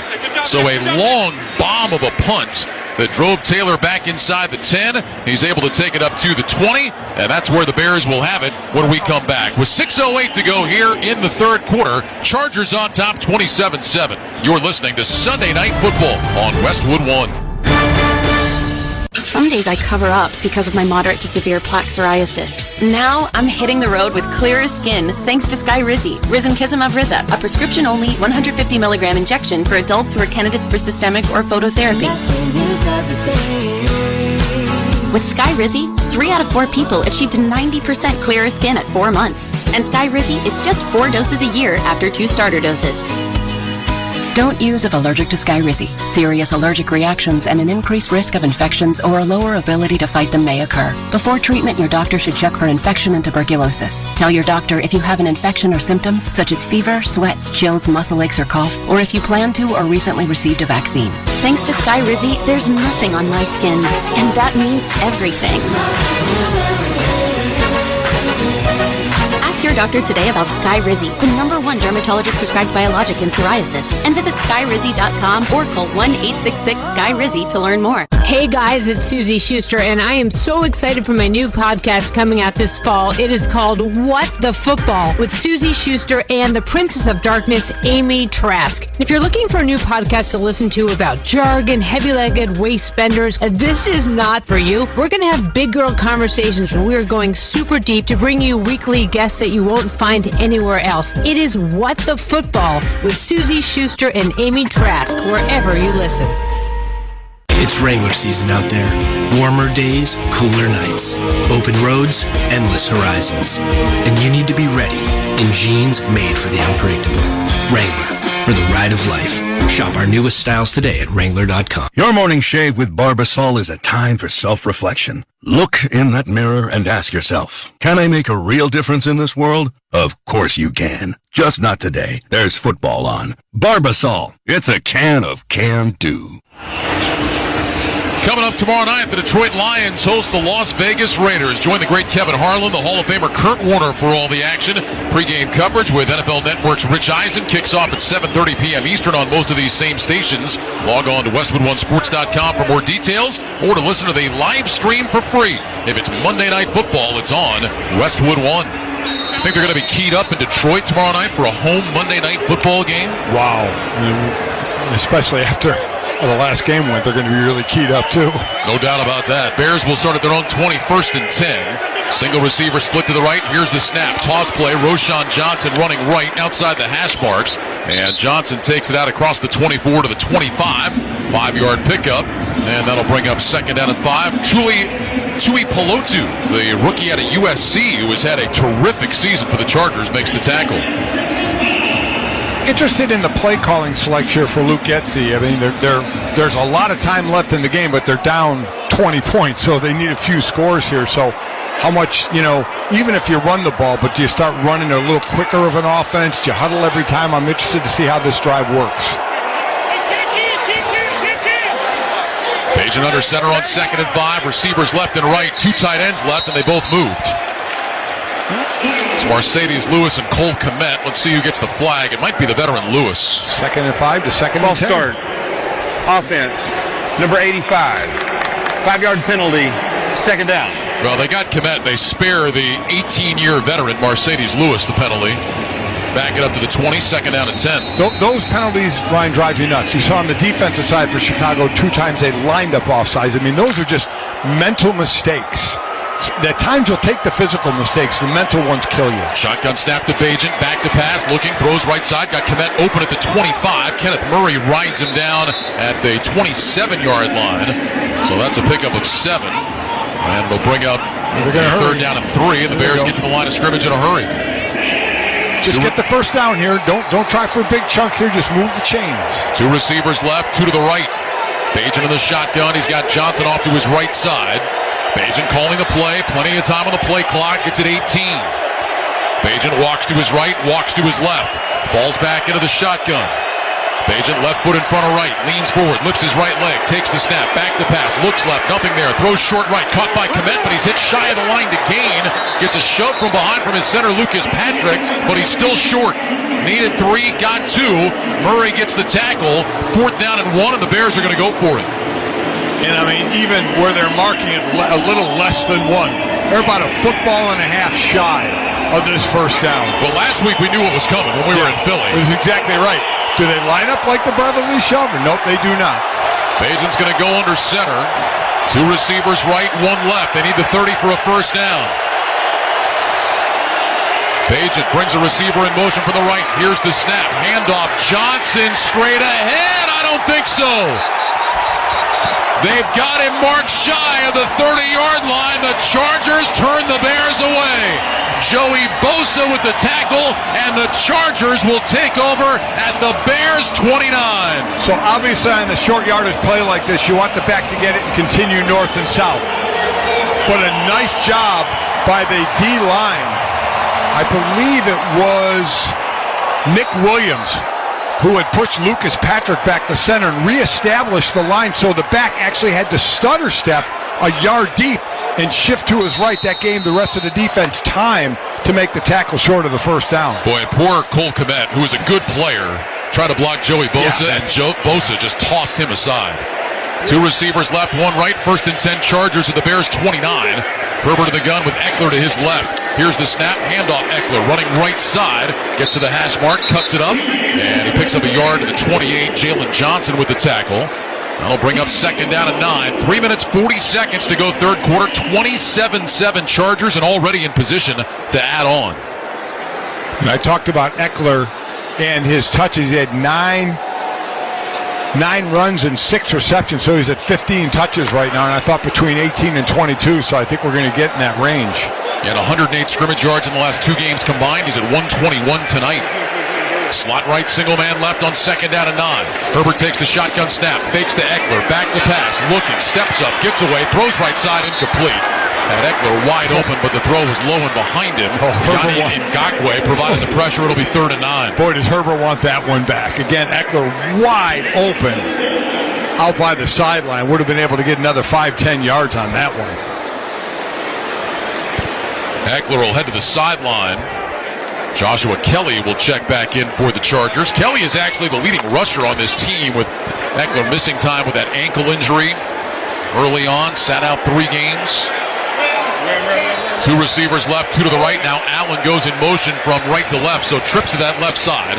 Herbert gets the shotgun snap, back to pass, blitz coming. Herbert looks, throws left side, incomplete. Allen asking for a flag, and he's not going to get it.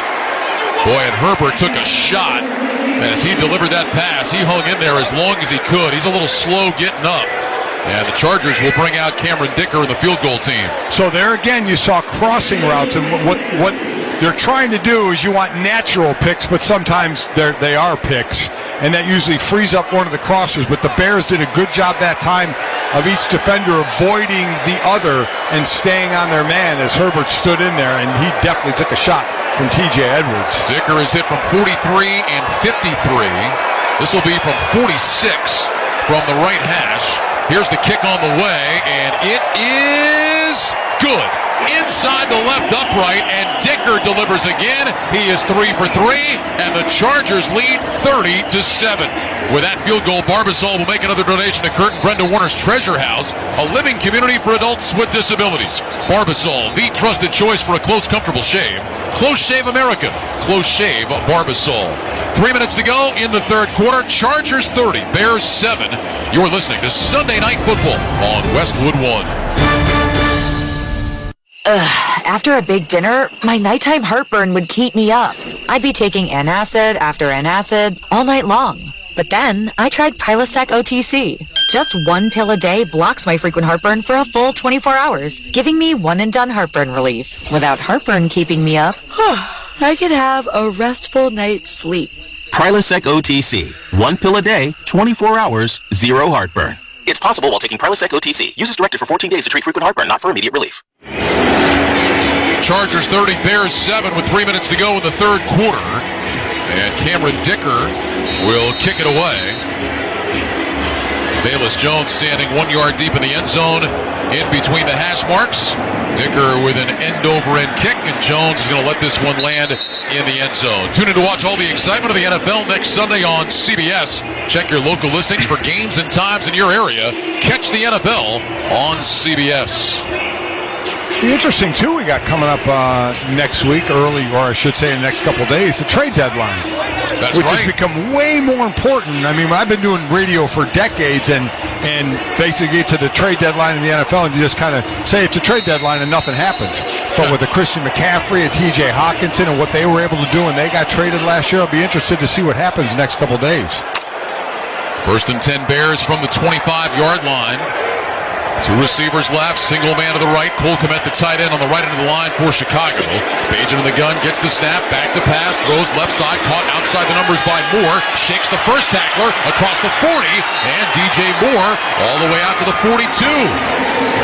Eric Hendricks eventually made the tackle, but DJ Moore, they're going to give him progress all the way to the 43. And that'll be a gain of 18 for Chicago. Trips to the right.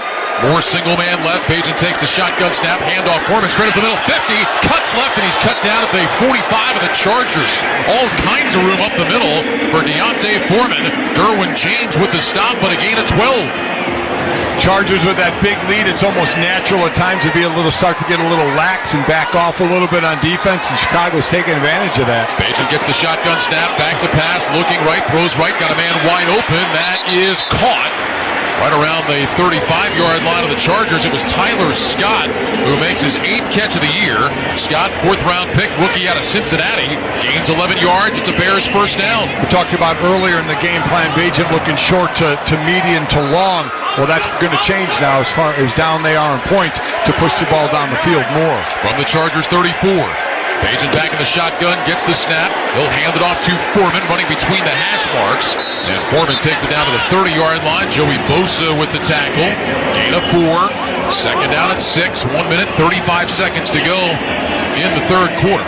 Now, say this, Mike. I mean, it has been all Chargers tonight, and the Bears are in a monster hole. But if the Bears could find the end zone here and get a stop, they would have a chance to get right back in this thing. Well, that's the key. To obviously score, but get that stop, something the defense has not done a great job of tonight that they have the last couple of weeks. And when I say score, I really mean touchdown. Touchdown, exactly right. Trips to the right, single man left.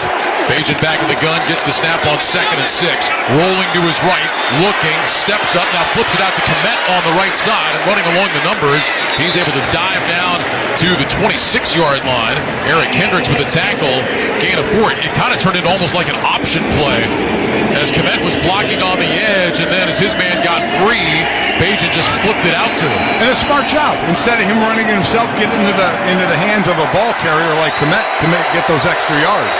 Third down and about a yard, maybe a yard and a half. Here's the snap to Bajan. He'll hand it off to Foreman. Running left and into the waiting arms of a tackler on the outside.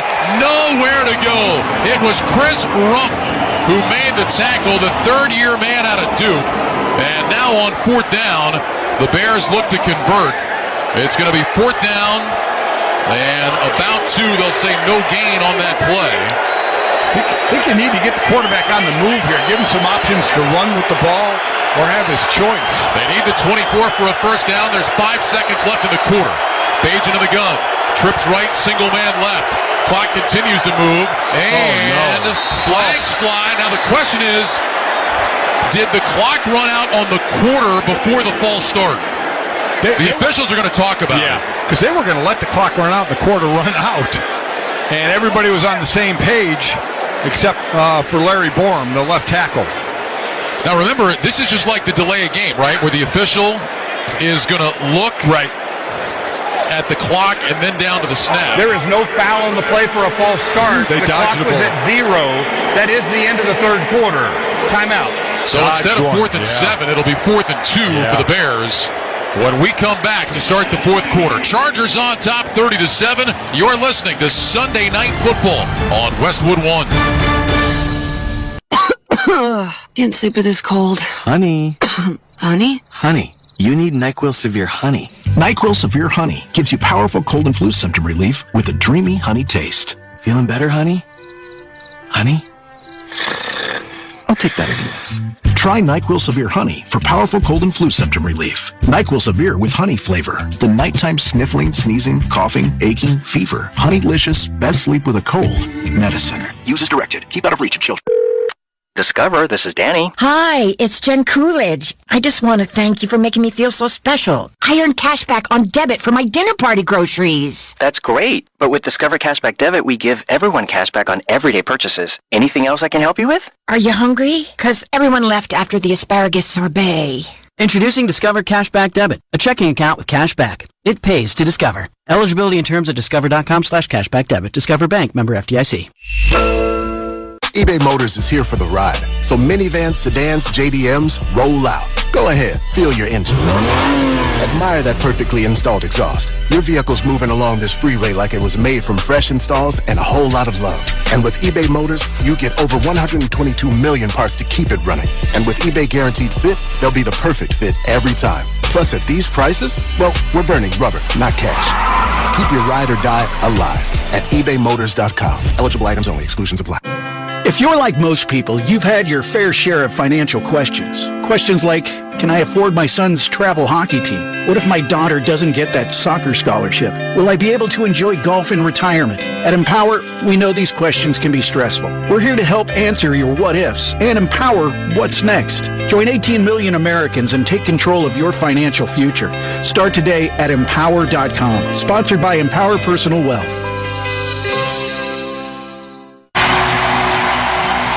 Welcome back to the Grainger broadcast booth at SoFi Stadium in Los Angeles. Along with Mike Golick, I'm Ryan Radke. Give your team an edge with Grainger. You'll find supplies and solutions for every industry, plus fast delivery and 24/7 support when you call, click Grainger.com, or just stop by. 30-7, Chargers on top. The Bears have a 4th and 2.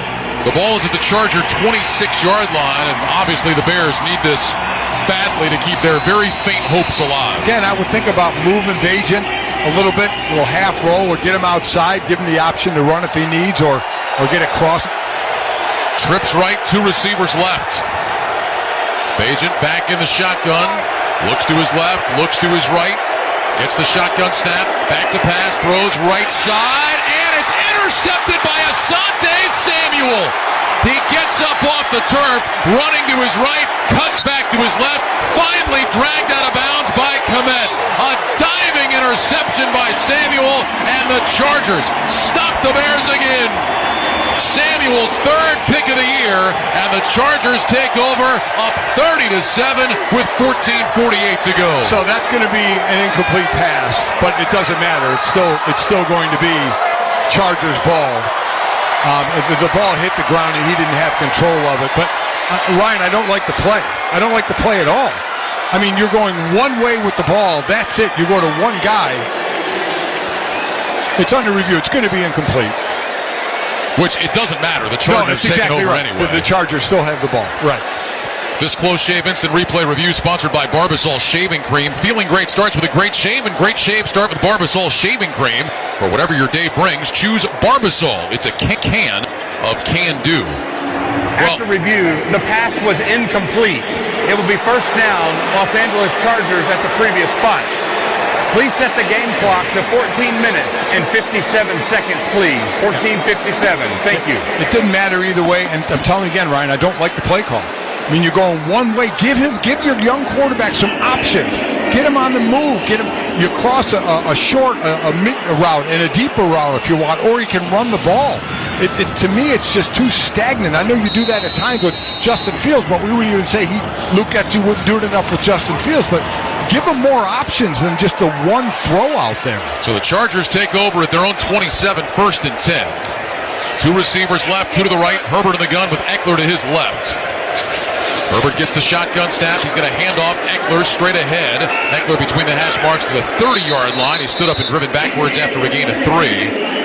That'll bring up 2nd down and 7. Well, Mike, this has been your complaint since Luke Getsy got to Chicago with Justin Fields at quarterback. You've said this a lot. They need to move him around more, let him use his legs. It's not. They don't do it enough, in your opinion. No, certainly not with Justin Fields at all. And listen, Bajan is throwing some nice passes. I know he's a young quarterback, but you got to help him a little more than just the one route like that.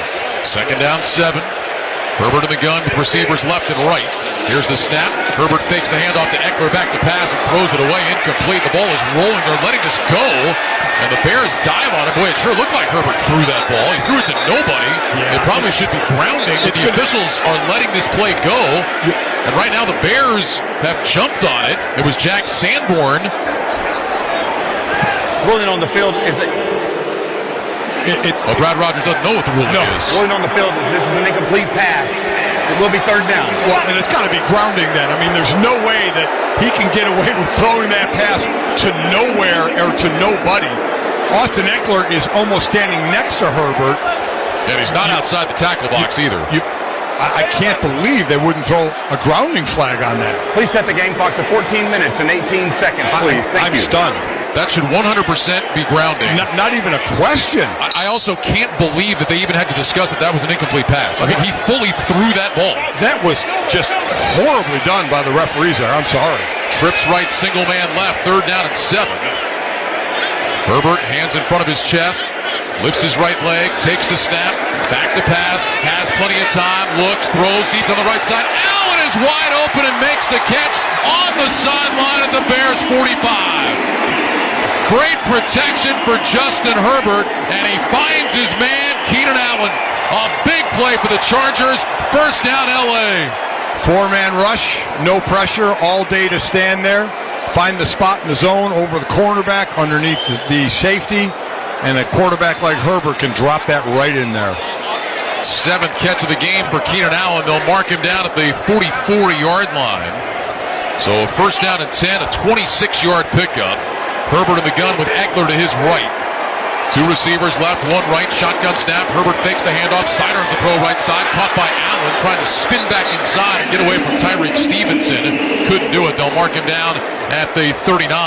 Catch it all this season with NFL Plus. NFL Plus brings you live games on mobile, NFL Red Zone, NFL Network, game replays, and more, all in one place. Sign up today at plus.nfl.com. Terms and conditions apply. And still, for the most part, it's been short to medium passes. Every now and then it'd be a little longer like we saw to Keenan Allen, but it's just such a nice controlled ball offense. 2nd down 5 from the 39. Herbert in the gun. He's got Joshua Kelly to his left now. Here's the snap. Handoff. Kelly running right side. Puts his head down and drives forward to the 35-yard line. It's a gain of 4. Jack Sanborn the tackle. And now it'll be a 3rd down and 1. So what you're going to start to get now, Ryan, is frustration on the defensive side of the ball. It's going to get to that point now where, we know we need to stop. We've been out there for a long time, throughout this game. They have 3rd and short again. 3rd down and a yard. 2 receivers stacked to the left. Here's the snap. Handoff Eckler straight ahead, and I think he's got it. We'll see. He needed a yard. Well, maybe not. Yeah, they're running Eckler short. Yeah, where they're running in, he doesn't have it. Justin Jones bottled him up, so no gain on the play. Now it'll be 4th and 1. So do you put another 3 on the board, or you just go for it here and keep burning the clock? Looks like they're going to go for it, bringing in another offensive lineman and tight end.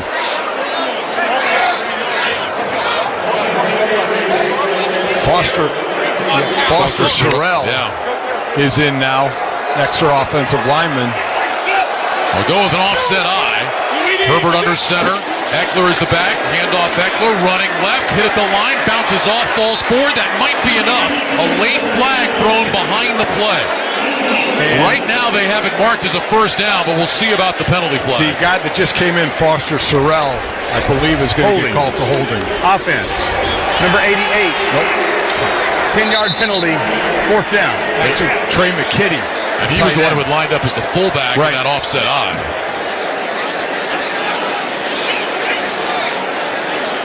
I think the Bears are asking, they're not convinced this was a first down.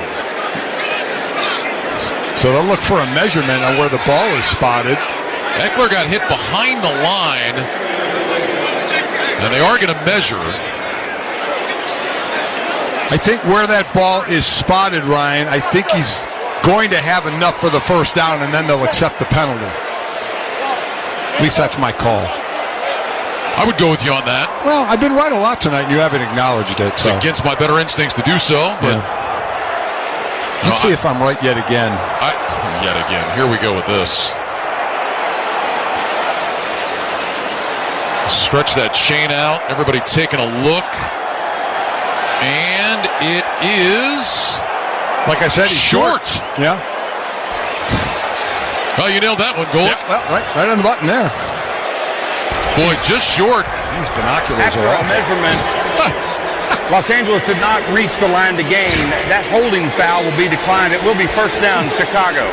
Well, I'll tell you, that's a good job by Matt Eberflus, the head coach. He was on the field screaming, you got to measure, you got to measure. They did. The Bears started celebrating. It took Brad Rogers, our referee, an extra second. But he did make the call that it was short, and the Chicago Bears will take over. With 11:38 to go, they trail the Chargers 30-7. This is Westwood One's coverage of the National Football League. The NFL trade deadline is Tuesday at 4 p.m. Eastern. Will it be a trick or a treat for your favorite team on Halloween? Who is staying? Who's on the move? There's a business side of this, and sometimes you have to make tough decisions. SiriusXM NFL Radio is your home for the latest news and rumors. This trade is a huge upgrade over what they had. Nobody covers the trade deadline like our experts on SiriusXM NFL Radio Channel 88 and the SiriusXM app. Everything you need to follow ACC football this season is on ACC Today. Breakdowns. Drake May is a generational talent. Big guests. Jordan Travis, man, it's good to catch up with you. Analysts that played in the league like Roddy Jones. 5 days of ACC football. EJ Manuel. He is a perfect fit. Eric McLean. It has the potential to really be fun. And more. It's all happening on ACC Today. Weekdays from 8 to 11 a.m. Eastern. ACC Radio Channel 371. And streaming anytime on the SiriusXM app.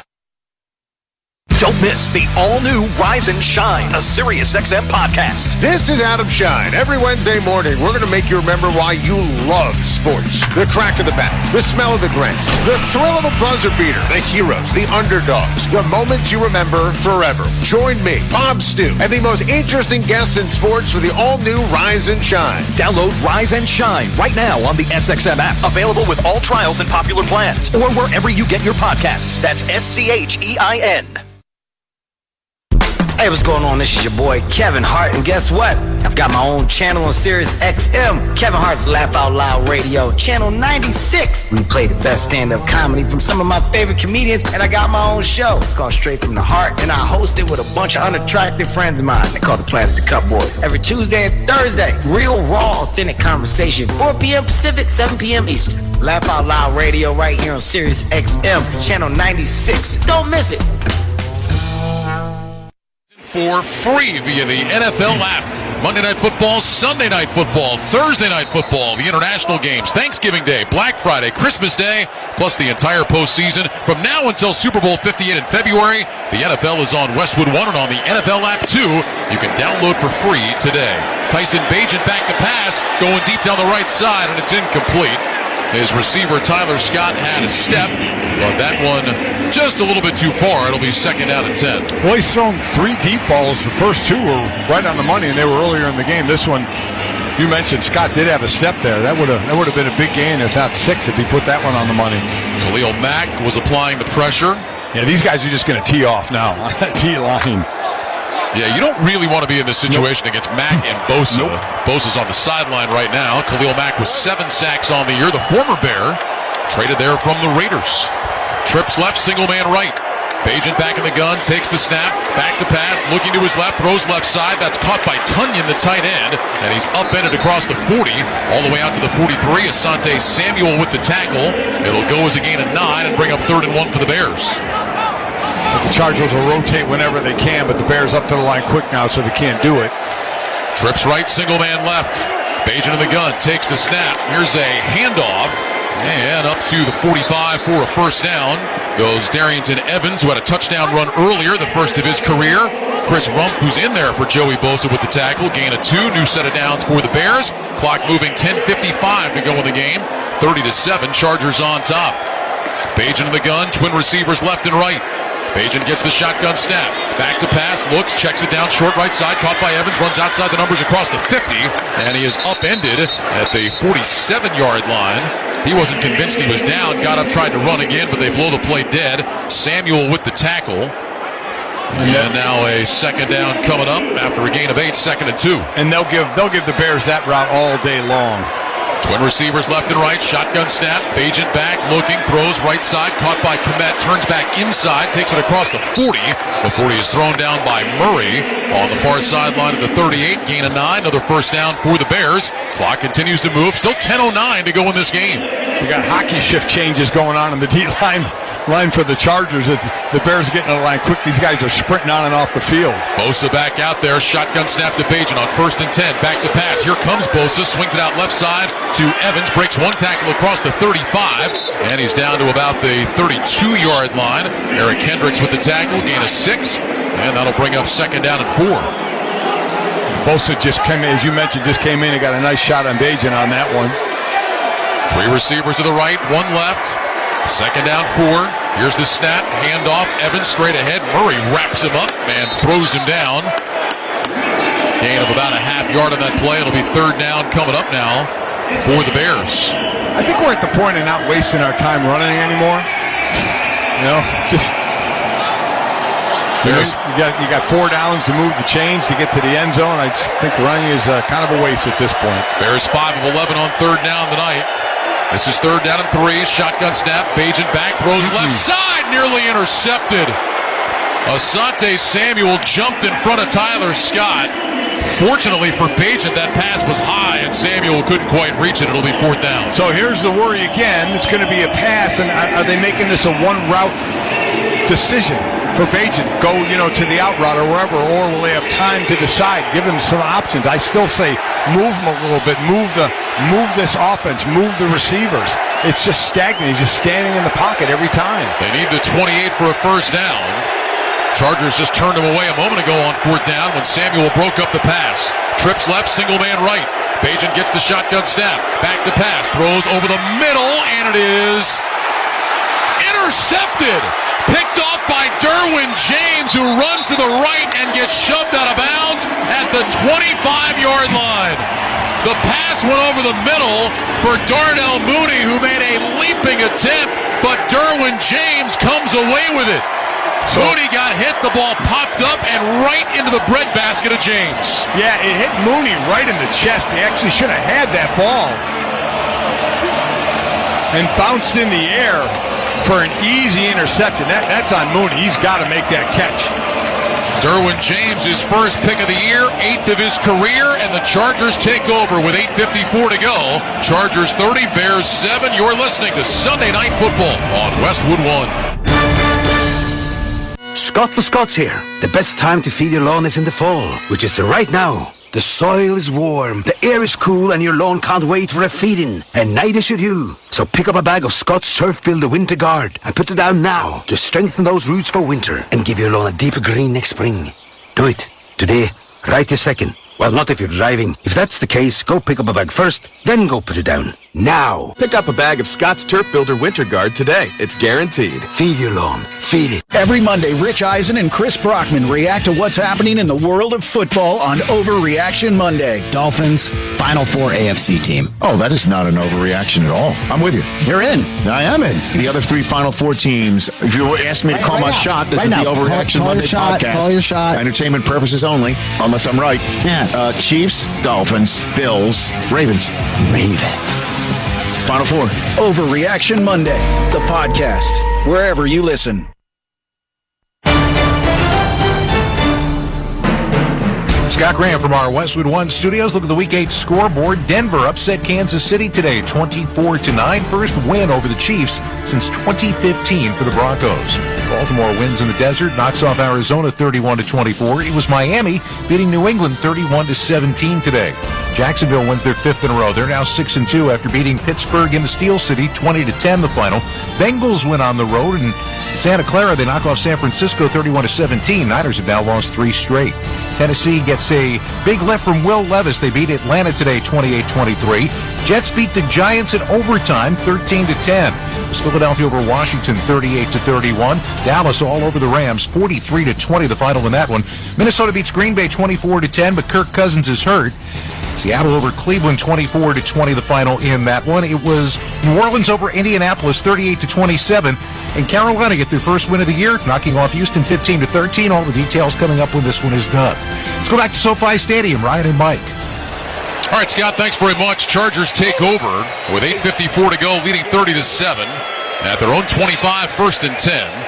Justin Herbert lines up in the shotgun, receivers left and right. Allen sprints in motion to the right side, handoff Eckler running right, hit in the backfield, flags fly, and Eckler is going to be brought down for a loss on the play.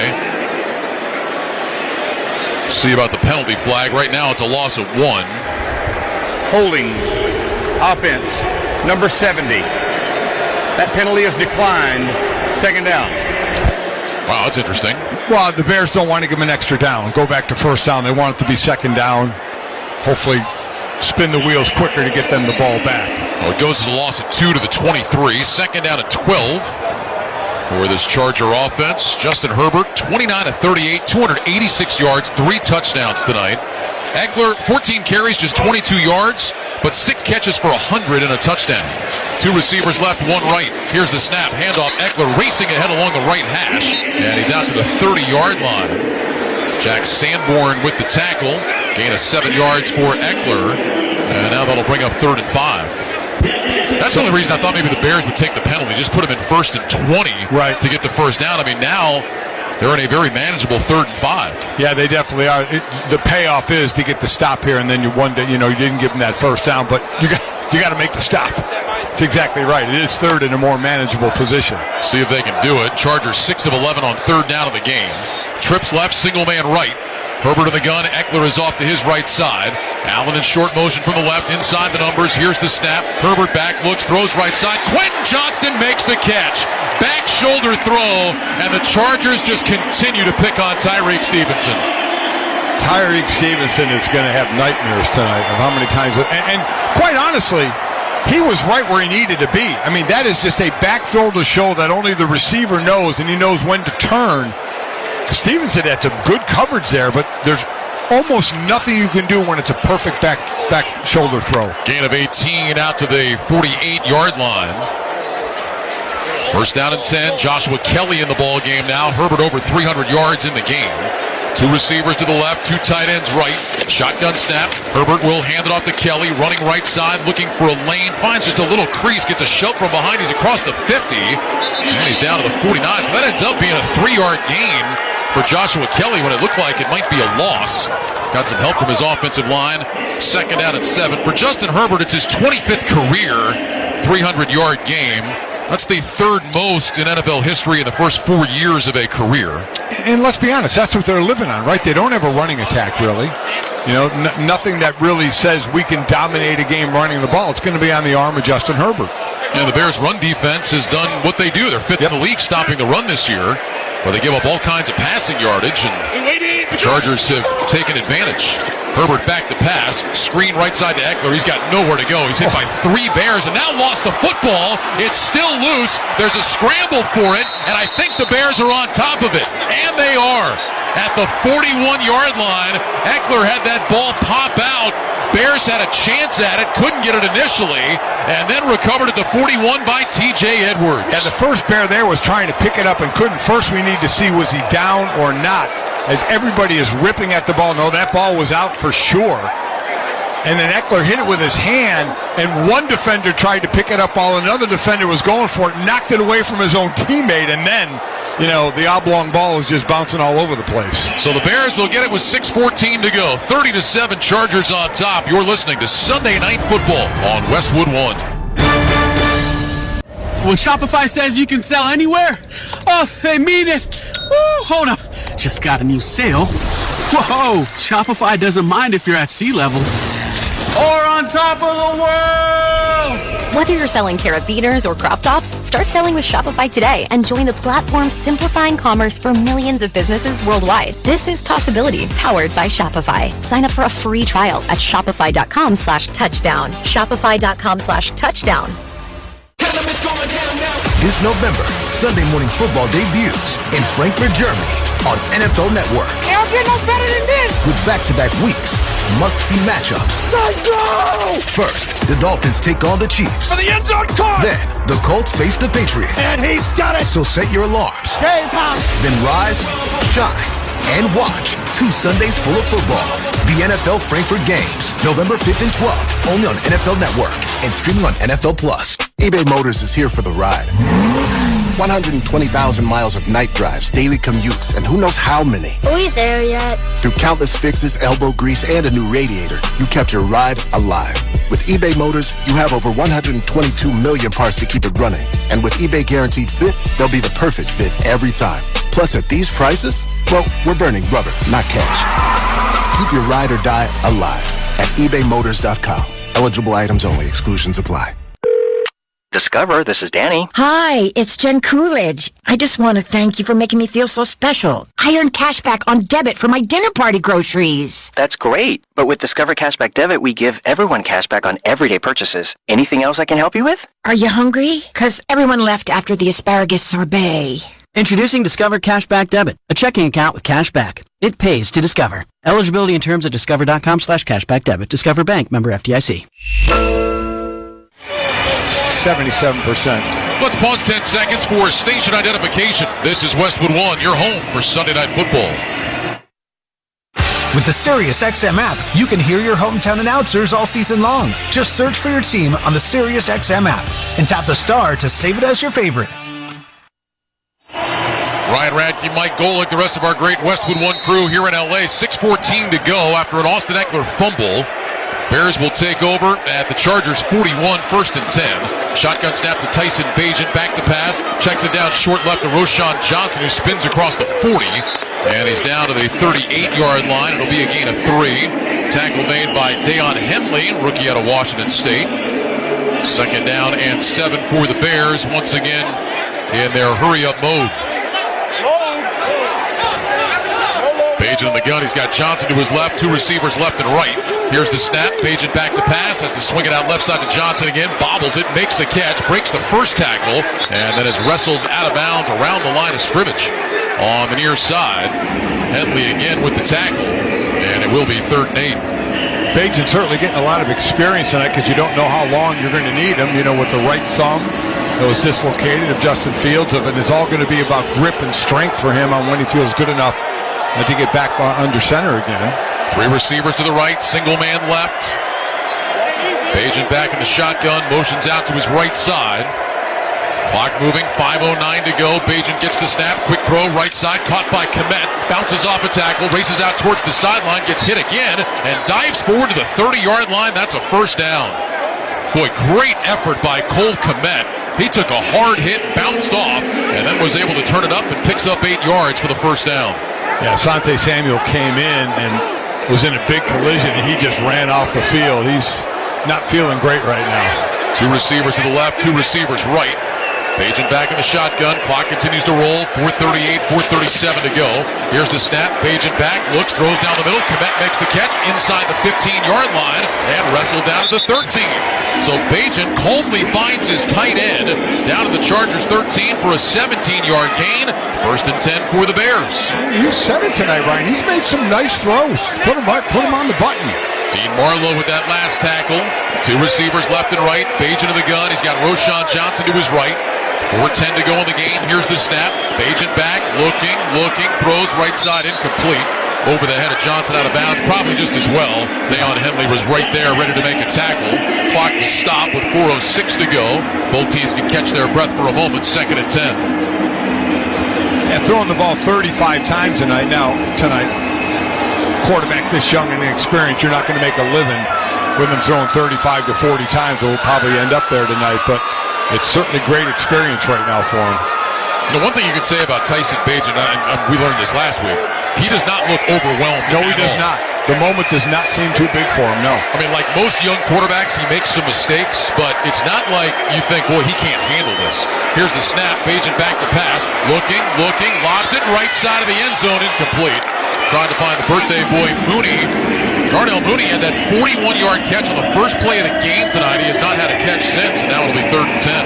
Yeah, Bagent's not afraid to try and put it in there, right? You know, it's good coverage there, but just still trying to drop it in and make a play. Justin Fields not in uniform tonight. You mentioned that thumb injury. And they say with Fields, it's not really now, it's just a question of when he can grip the ball and feels comfortable. Yep. He's medically cleared, as they say. It's just a question of can he grip the ball and throw it properly. Trips to the left, single man to the right. Bagent back in the gun, takes the snap, back to pass, rush coming, throws right side. That's caught, racing outside the numbers on the right to the 10 to the 5. And out of bounds at the 4 is Darrington Evans. Henley again with the tackle, and now it's going to be 4th down and about a yard. Tuli Tuipulotu was applying the pressure on Tyson Bagent. So here we go, 4th down and about a yard.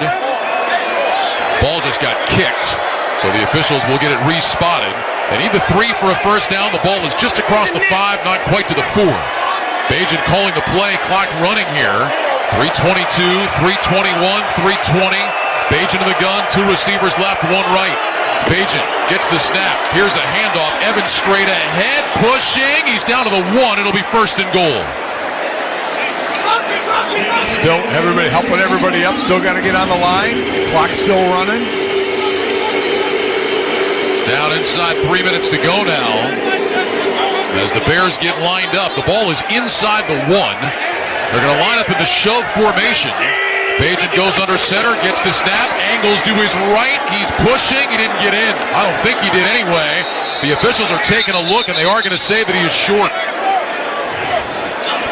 It really makes you just amazed at how easy Philadelphia does it. Yeah, and the problem with this, Mike, and not that it's ultimately going to matter, but this is going to run a lot of time off the clock here. Yeah. Down to 2:25 to go. They line up in the same formation. Bagent gets the snap, driving straight ahead. No signal yet. Officials running in to take a look. Bears say he's in the end zone. What do the officials say? Touchdown. 1-yard touchdown run for Tyson Bagent. And with 2:12 to go, it's now 30-13.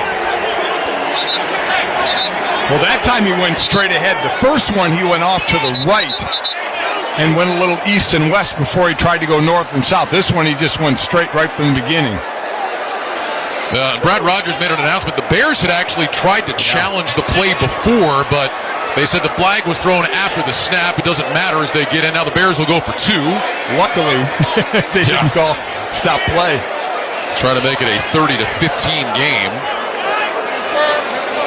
But you're right, it is amazing how easy the Eagles make it look. Now the Eagles did fail to convert today. Jalen Hurts fumbled down on the goal line. And they also ran a different play off of it as well, a counter play. Which I think we were all waiting for. It was going to happen eventually. Shotgun snap to Bagent. Back to pass, looking, throws to the end zone, incomplete. Trying to get it to Blasingame. And the pass was broken up by Isang Bassi, the former Bronco. And so it stays a 30-13 game with 2:12 remaining. Time to check the schedule of games coming up on Westwood One, sponsored by Hulu Plus Live TV. Tomorrow night, the Raiders in Detroit to take on the Lions. Then on Thursday night, the Steelers welcome in the Tennessee Titans. Sunday morning from Frankfurt, Germany, Dolphins and the Chiefs. And then next Sunday night, we'll be in Cincinnati. The Buffalo Bills visit to take on the Cincinnati Bengals. Hulu has live sports. Watch football games all season long with over 90 live channels. Get Hulu Plus Live TV today. Live TV plan required. Restrictions apply.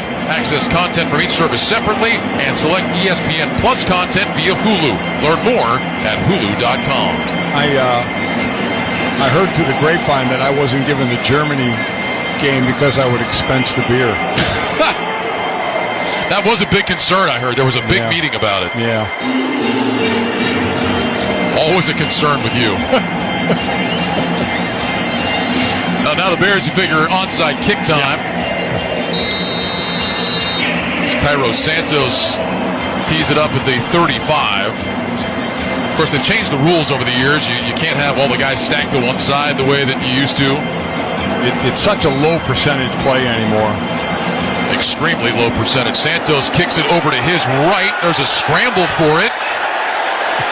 Did it just work? I think it may. The ball's still loose. Still loose. The Chargers have it now. I thought the Bears had it. They are saying that it's Charger ball. Yeah, boy, it looked like that play was dead and over, and all of a sudden the ball came flying out of there. And the Chargers went and jumped on it. Let's take a look at the replay here. Santos kicking it to his right. It was touched by a Charger, so that's a loose ball. The Bears had an opportunity, and that ball was just being kind of dragged around on the ground. The officials blew the play dead before anybody ever had that ball. Keenan Allen eventually recovered it. They're talking about this, but the officials blew this dead when the ball was still loose. 2 minutes and 8 seconds on the game clock, please. 2:08. Thank you. Yeah, it did seem like they blew it dead while the ball was still moving around. Yeah, nobody had that. They just had a great shot here from our friends at NBC. That ball was rolling around free, and they came in saying it was a dead ball. Now, Keenan Allen did eventually recover it, so the Chargers will have it at the Bears 44, and now they're stopping play because an official was not in his proper position yet. Maybe he thought the game was over. He was ready to go expense the beer. That's it. That's it. Herbert under center on 1st and 10 from the Bears 44. Herbert takes the snap, hands it off to Spiller. And Isaiah Spiller straight ahead, maybe got a yard to the 43. And that will take us down to the 2-minute warning here at SoFi Stadium in Los Angeles with the score, the Chargers 30 and the Bears 13. A reminder to stay with us for the Sunday Night Football post-game report. We'll recap the highlights and stats from tonight's game. Plus, you'll hear from a member of the winning team. And Scott Graham will once again have the scores and highlights from around the league, all coming up after the game. Almost all the NFL excitement on NBC next Sunday. Bills and the Bengals in Cincinnati. You can hear Sunday Night Football each week right here beginning at 7:30 p.m. Eastern on many of these same stations, the NFL app, or online at westwood1sports.com. And that will certainly be an emotional game next week, Mike, going back to Cincinnati. Of course, the Bills were there late last year, and a scary on-field incident involving Damar Hamlin. Everybody so excited that Hamlin has come back this year. He's healthy. He's not played a lot. He's been inactive for most of the season, but just the fact that he is healthy and back on an NFL roster is amazing. It's one of the great stories that has nothing to do with sports. The fact that sports are involved in it is one thing, but him being back, as you mentioned, he's been basically inactive for the season, save for one game, but that does not matter at all. The man is back with his team, out, on the field, and especially on the practice field, part of that team. Just an incredibly great miracle story. Boy, what a job. It started that night by both Bengals and Bills fans donating to his charity, which has raised millions and millions of dollars over the last year, helping out a lot of people. Here's a handoff to Spiller, running left outside the hash marks, and he gets back to the line of scrimmage. TJ Edwards on the stop, clock moving down to 1:50 to go. Well, it's interesting. We talked about at the beginning of this game, both teams with 2 wins, but seem to be going in different directions. And the Chargers certainly answered some questions tonight. And with the Chicago Bears, it's, while Tyson Bagent, it's been a very cool story. We don't know how much longer it'll go and when Justin Fields is going to be back, and because that's the decision these Bears are going to have to make by the end of the year with Justin Fields and where that's going to go. But the Chargers certainly answered some questions tonight after losing 2 of their last 2 games. Chargers letting the clock run here. Play clock down to 2. Herbert gets the snap. He'll hand it off to Spiller again, running left side just outside the hash marks down to the 41. TJ Edwards with the tackle. And the Chargers here will let the clock roll, and we'll see. It'll be one more play. Yeah, probably just hand off one more time. By the way, that fumble by Austin Eckler cost Justin Herbert his 300-yard game, because it was a loss of 6 before Eckler fumbled, and so Herbert, who had been over 300, is now at 298. So and there will be words spoken. Back to 24. Career 300-yard games. Herbert is standing right next to Brad Rodgers. They're going to let the play clock run all the way down, and then it looks like the Chargers are going to take a timeout. Brandon Staley standing next to the official on the sideline as well, and there is the timeout with 30 seconds on the game clock, and it looks like they're bringing the punt team out. That's right, it's 4th down, you're right. I said they had one more snap, but it was 4th down, so they had to punt it away, right? I thought maybe they just run a play, see if they can get the first down, but they'll bring out J.K. Scott, who has mostly been involved in holding tonight. This will be just his second punt he will be pretty fresh. No doubts. Chargers with a win tonight going to go to 3-4. Well, the Bears, meanwhile, will drop down to 2-6. He will be fresh, unlike the punters in the Jets-Giants game, who will had to ice their legs today. 15 combined punts in the first half. J.K. Scott, it's a high end-over-end kick towards the far sideline. Trent Taylor, a fair catch, and he's got it at the 16 with 22 seconds left. So, in the AFC West, with the Chargers getting the win, they're at 3-4. That's tied with the Raiders, who go to Detroit tomorrow night. Chiefs with that loss today at 6-2. So, I mean, look, you're the Chargers. You come out of this tonight saying, we're 2 games back in the loss column. It's exactly right. It's exactly right. It's amazing how much can change in a week, because I don't think a lot of people expected what happened in Denver today of them beating Kansas City. Yeah, the Chiefs, of course, have the Dolphins next week over in Germany. Bears are done for the night. Bajan's just going to drop down to a knee, and that will be the final snap of the game. A dominating performance tonight from the LA Chargers. They get back in the win column, and they snap the Bears' 2-game winning streak. The Chargers prevail by a score of 30-13. The Chargers moved to 3-4 on the season.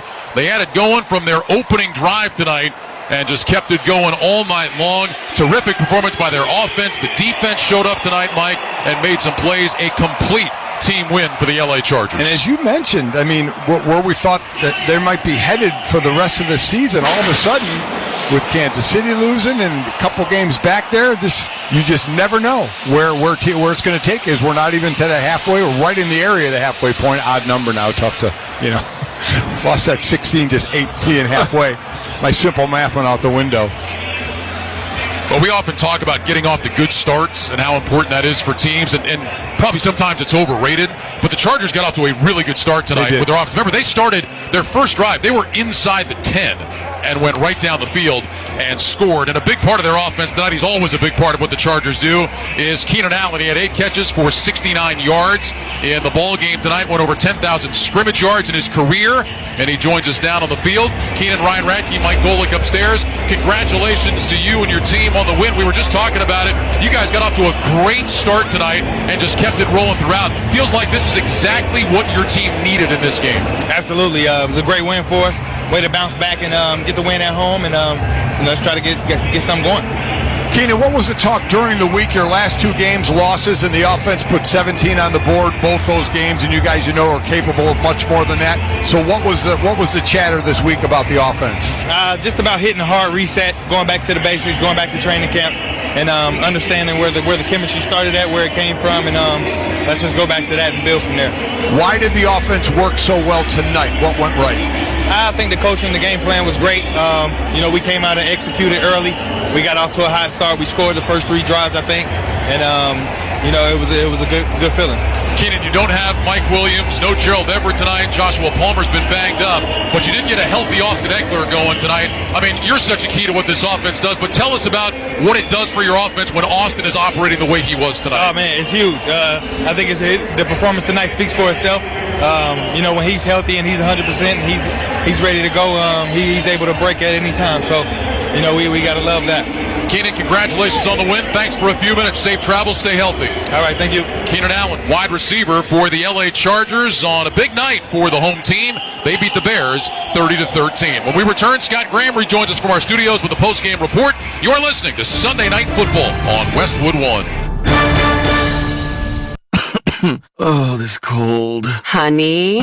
Honey? Honey, you need DayQuil Severe Honey. DayQuil Severe Honey gives you powerful cold and flu symptom relief with a honeylicious taste. Because life doesn't stop for a cold. Okay, I'm ready to go. No, I'm getting a cold. Honey. Try DayQuil Severe Honey for powerful cold and flu relief. DayQuil Severe with honey flavor. The daytime coughing, aching, stuffy head, fever, honeylicious, power through your day, medicine. Use as directed. Keep out of reach of children. Scott for Scott's here. The best time to feed your lawn is in the fall, which is right now. The soil is warm, the air is cool, and your lawn can't wait for a feeding. And neither should you. So pick up a bag of Scott's Surf Builder Winter Guard and put it down now to strengthen those roots for winter and give your lawn a deeper green next spring. Do it. Today. Right this second. Well, not if you're driving. If that's the case, go pick up a bag first, then go put it down. Now. Pick up a bag of Scott's Turf Builder Winter Guard today. It's guaranteed. Feed your lawn. Feed it. If you're like most people, you've had your fair share of financial questions. Questions like, can I afford my son's travel hockey team? What if my daughter doesn't get that soccer scholarship? Will I be able to enjoy golf in retirement? At Empower, we know these questions can be stressful. We're here to help answer your what ifs and empower what's next. Join 18 million Americans and take control of your financial future. Start today at empower.com. Sponsored by Empower Personal Wealth. Every Monday, Rich Eisen and Chris Brockman react to what's happening in the world of football on Overreaction Monday. Dolphins, Final Four AFC team. Oh, that is not an overreaction at all. I'm with you. You're in. I am in. The other three Final Four teams, if you ask me to call my shot, this is the Overreaction Monday podcast. Call your shot. Entertainment purposes only, unless I'm right. Yeah. Chiefs, Dolphins, Bills, Ravens. Final Four. Overreaction Monday, the podcast, wherever you listen.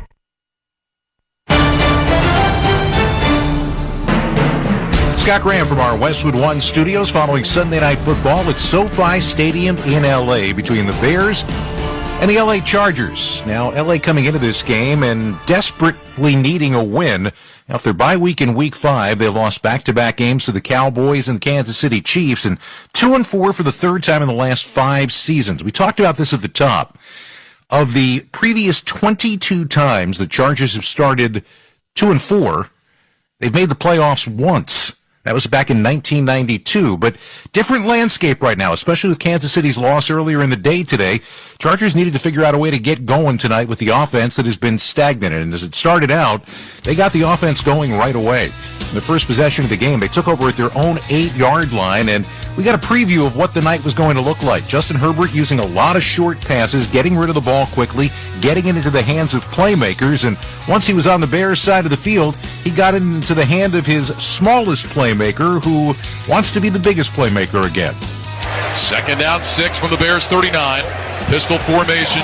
Receiver in motion from right to left. That's Allen. Here's the snap. Herbert back on a play fake. Looks left, throws left. Caught by Eckler outside the numbers. Breaks a tackle. Out to the sideline. 35, 30 to the 25, 20, 15, 10, 5. Eckler diving. Is he in? He is. Touchdown Chargers. Austin Eckler races down the left sideline and scores, and the Chargers have taken the lead. 6-0 LA, 7:08 to go in the first quarter. The 30th receiving touchdown of Austin Eckler's career. 92-yard drive that took 5.5 minutes. Cameron Dicker's extra point was good, and it was 7-0. The Chargers weren't letting up in that first quarter. The next time they got the football back via the punt, they got it at their own 45-yard line. This time, it took them 9 plays to go 55 yards. The result was similar. Herbert to the gun, hands in front of his chest, brings Jonathan in motion from left to right. Here's the snap. Herbert back, looks left, looks middle, throws left. That's caught across the 5, into the end zone. Touchdown Chargers, and it's Simi Fehoko. It's his first catch of the season. It's his first career touchdown. And the Chargers lead 13-0. 14-0 after the extra point. That was the score at the end of the first quarter. In the second, Chargers used an interception to give themselves field position, and Dicker hit a 43-yard field goal to make it 17-0. This is just about at the halfway point of the second quarter. At this point, the Bears needed something to try to keep the game alive. What they did off that was go on a 14-play, 75-yard march. When I say march, it wasn't marching quickly. It took them more than 7 minutes off the clock, but ultimately, inside the 2-minute warning, Chicago broke through. Third down and 4. Trip to the right, single man left. Bajan takes the snap, toss it right side. Darrington Evans has the edge inside the 5 and into the end zone. Touchdown Bears. Darrington Evans with an 11-yard touchdown run, and the Bears are on the board. 1:47 to go in the first half. Chargers 17, Bears 6. Santos' extra point was good, so 17-7 game. Had it stayed there, no telling where this game might have been able to go if they went into halftime just down by the 10. However, the Chargers were not going to let that happen. They got the ball at the 25-yard line with that 1:47, and they used most of the clock getting downfield for 9 plays and 75 yards. And they capped what was probably the most important drive of the game with the Wrangler jeans highlight of the game. Herbert lifts his right leg, takes the shotgun snap, back to pass, looking, fires right side, caught by Parham, escapes a tackle, into the end zone. Touchdown, Chargers. Donald Parham with the catch, got away from the defense and scores. An 11-yard touchdown strike, and the Chargers answer back with 4 seconds to go in the half. LA extends the lead, now on top 23-7. That's the highlight of the game, sponsored by Wrangler. 75 years of history and still blazing trails. Check out Wrangler.com today to discover new styles and all the latest denim trends. Wrangler, for the ride of life. The extra point was good. We had ourselves a 24-7 game at halftime, and you knew at this point that the Bears were going to be in the middle of an uphill fight. Offense is not their specialty. Their first possession of the second half was a 3-and-out. Second time around, though, they tried to see if they could move the ball and put together a drive. This is the Chargers basically locking down defensively all night long on Chicago. Ultimately, when it came to it, midway through the third quarter, they locked down on a huge fourth down play. Bajan's going to go under center. 2 receivers right, 1 left. They need the 30 for a first down. Bajan brings a receiver in motion from the right. Here's the snap. Handoff. Johnson straight ahead. I don't think so. They've got him marked shy of the 30-yard line. The Chargers turn the Bears away. Joey Bosa with the tackle, and the Chargers will take over at the Bears 29. For all intents and purposes, that was your ball game. Cameron Dicker hit 2 more field goals. Tyson Bagent got in on a quarterback sneak with just over 2 minutes left to go in the game. That's what brought us to our final score, 30-13 tonight, as the Chargers dominate on Sunday Night Football and get a much-needed win. More on tonight's game. Let's go back out to SoFi Stadium and rejoin Ryan Radke and Mike Golick. Guys? All right, Scott, thanks very much. The Charger fans that were here go home happy as they see their team get back in the win column, snapping a 2-game losing streak with a 30-13 win. Chargers opened with 2 losses, then won 2 games, had lost 2 games, and they came into tonight, Mike, knowing this was a really important game at home against the Bears team that, look, is playing a quarterback in his second career start, and they took advantage. I mean, Keenan Allen talked about it. That opening drive of the game to start inside the 10 and go 92 yards and score a touchdown with Eckler a big part of it as he had been struggling the last couple of weeks. It really just seemed to set the tone for the whole night. It really did. I love the timing route to the outside. I love the underneath routes to Eckler as well. And the key is Herbert, right? Justin Herbert. We talked about the last 3 games. He was sub 60%. Tonight he was 77%. Last 3 games he was sub 90 rating. Tonight he was a 122 rating. And we talked about Chicago not getting pressure, being one of the worst in the league at sacks. They only had 10. Not a great pressure rate at all. So Herbert was 31 of 40, and there was no pressure on 30 of the attempts. 30 of the drop-back attempts, there was no pressure by the Bears. So good timing routes, all well run, but you can do that when there's nobody in your face. And Herbert spread the ball around tonight, despite the fact he's down a couple of weapons. Quentin Johnston got involved, the first-round pick. I'm sure the fans here love to see that. He's been kind of slow out of the gates. We heard from Donald Parham, and I think Scott nailed it too, Mike. That touchdown before the half, the Bears had just scored, finally had something positive. It's 17-7. Bears get a quick stop, maybe get a field goal, down 7, going to the locker room. Instead, the Chargers go all the way down the field, get that touchdown to answer, and it felt like, even though there was 30 minutes left, it kind of felt like that sealed the deal. It did. You really needed Chicago to come out and get that quick stop right away, which they weren't able to do right away in the third quarter. And I thought this looked the most like this Charger offense that we had seen. Eckler, I had said, listen, this isn't rocket science, get it in his hands. I said 20 to 24 touches. He had 23 touches. I mean, that's the sweet spot for him. The more he touches, normally the better off they're going to be. 123 scrimmage yards for Eckler tonight. He had 108 combined in his last 2 games. Meanwhile, for the Bears, Tyson Bagent, 25 of 37, 232 yards. He was picked off a couple of times in the game. Cole Kmet finishes with 10 catches for 79 yards. We said this during the broadcast. I don't think Bagent was the problem tonight. Did he make some bad throws? Sure, he did. But I don't think he was the issue. The issue really for the Bears, 73 yards rushing tonight. Just the second time this year they've been held under 100. Snapped a 4-game string where they had run for 160 or more. They weren't able to do what's made them successful. And the Chargers, now the Chargers do play well again to run. They can hold you to under 100 yards, but that's when you got to take control. You got to have that offensive line take control of the running game, and they just weren't able to do it. So kudos to the Chargers for that, to continue what they've done stopping the run. But I'm with you. Bagent was not the problem here.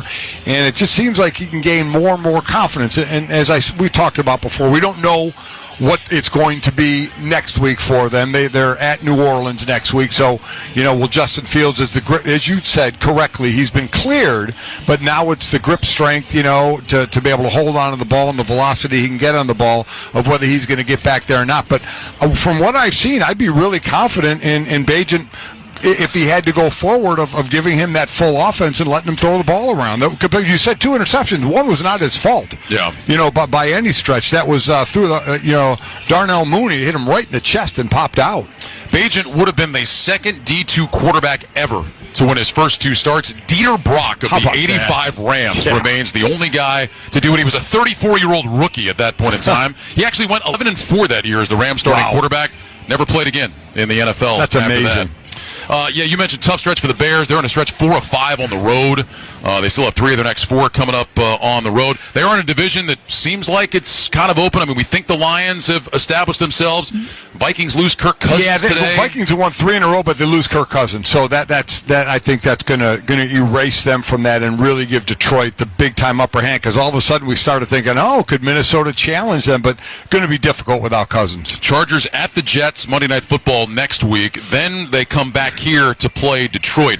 I think the word for the Chargers is what we started tonight talking about: consistency. Yes. They had a good night tonight. Can they go on the road against a good Jets defense next week and find some rhythm offensively, or are we going to see them slip back again? Yeah, the offense, how we talk about a good defense always keeps you in a game. Well, this Charger team is led by their offense, so they have to be able to have the ability to match scores when they're going against a team that can score a lot, i.e. the Chiefs right in their own division there, which, again, were beat by the Broncos today. I know they beat the Broncos early in the season, but the Broncos defense has played well in both these games. So This really flipped almost a 180 for me, Ryan, on the Chargers, on where I thought it was going to go and where they are, coupled with the Chiefs' loss today. I'm not sitting here saying the Chargers are going to now win this division, but they put themselves in position to say, you know what, there's a little bit of light at the end of the tunnel, and what was a train before maybe isn't so much. Yeah. All right, Michael, enjoyed it. As always, safe travels from South Bend out to Scottsdale, and we'll see you again in a couple of weeks. We'll be in Cincinnati next Sunday night for the Bills coming in. Hall of Famer Tony Baselli will be with me in the booth for that one. Final score tonight, Chargers win it 30-13. Send it back to Scott Graham now in our Westwood One studios. All right, thank you very much, guys. When we come back, we're going to run down all the scores and highlights from today's NFL action. This is Westwood One's coverage of the National Football League. Hi, everybody. Christopher Mad Dog Russo here. Familiar? You should be. Well, now you can catch Mad Dog's Daily Bite each day as a podcast, where you'll hear my thoughts and opinions on the biggest topics around the world of sports. NFL, baseball, golf, NBA, even the hockey. That you know you can count on. That's Mad Dog's Daily Bite. Drops daily anywhere you get your podcasts. And you can also hear me weekdays 3 to 6 Eastern on Mad Dog Unleashed, Sirius XM Channel 82, or anytime on the SXM app. Nobody brings you the excitement of Formula One racing like SiriusXM. Let's go, come on! Hear every thrilling lap of a worldwide championship chase. Verstappen takes the lead of the Grand Prix. Hamilton couldn't hold him off. Comprehensive pre- and post-race coverage. That was the best race I've ever seen. And a weekly insider look at the F1 circuit every Wednesday on SXM Wheel to Wheel. There's been plenty going on both on and off track. The 2023 Formula One season on SiriusXM Channel 81 and the SXM app. Soccer's biggest clubs play in the English Premier League, and you could hear them in action every week on Sirius XM FC. A 5-star show from Manchester City. From the traditional powers Liverpool have been incredible tonight. Manchester United may just have won it. to the new kids on the block. Newcastle United, they have lived off. All the top teams. A quick fire double from Chelsea. Every match. Absolutely glorious from Tottenham Hotspur. Only on Sirius XM FC 157 and the SXM app. This is my meal. I call this girl dinner. All the viral songs from TikTok's For You page. Do my little boo thing, so I'll give a hoot what you do. Say, girl, I know. All on one Sirius XM channel. I let that get to my head. I don't care. I paint the town red. Presented by creators like me. On TikTok Radio. TikTok Radio. Listen now on Channel 4 and the SiriusXM app. Back to the Sunday Night Football postgame show following a win by the Chargers over the Bears. What happened earlier today in the National Football League? Kansas City Chiefs had quite a streak going into Denver today. 16 straight wins against the Broncos, the longest active win streak by one team against another in the National Football League. And the Chiefs, of course, with the high-powered offense, second in the NFL in yards per game and passing yards per game. Denver allowing 31 points per game, but here was one trend coming in. They had only allowed 18 points per game over their last two. They had split those games. So, what happens here? Well, I gave you all of those numbers because you knew I was setting you up for something, right? Denver did a pretty good job of taking care of the football today. Kansas City Chiefs did not. Takes the snap. Mahomes in the pocket, in trouble. Tries to climb with stiff arms. Bonito throws the ball on the run. That ball is intercepted. Justin Simmons. Simmons in Kansas City territory. Get out of bounds, Justin. 5 Kansas City turnovers in the game.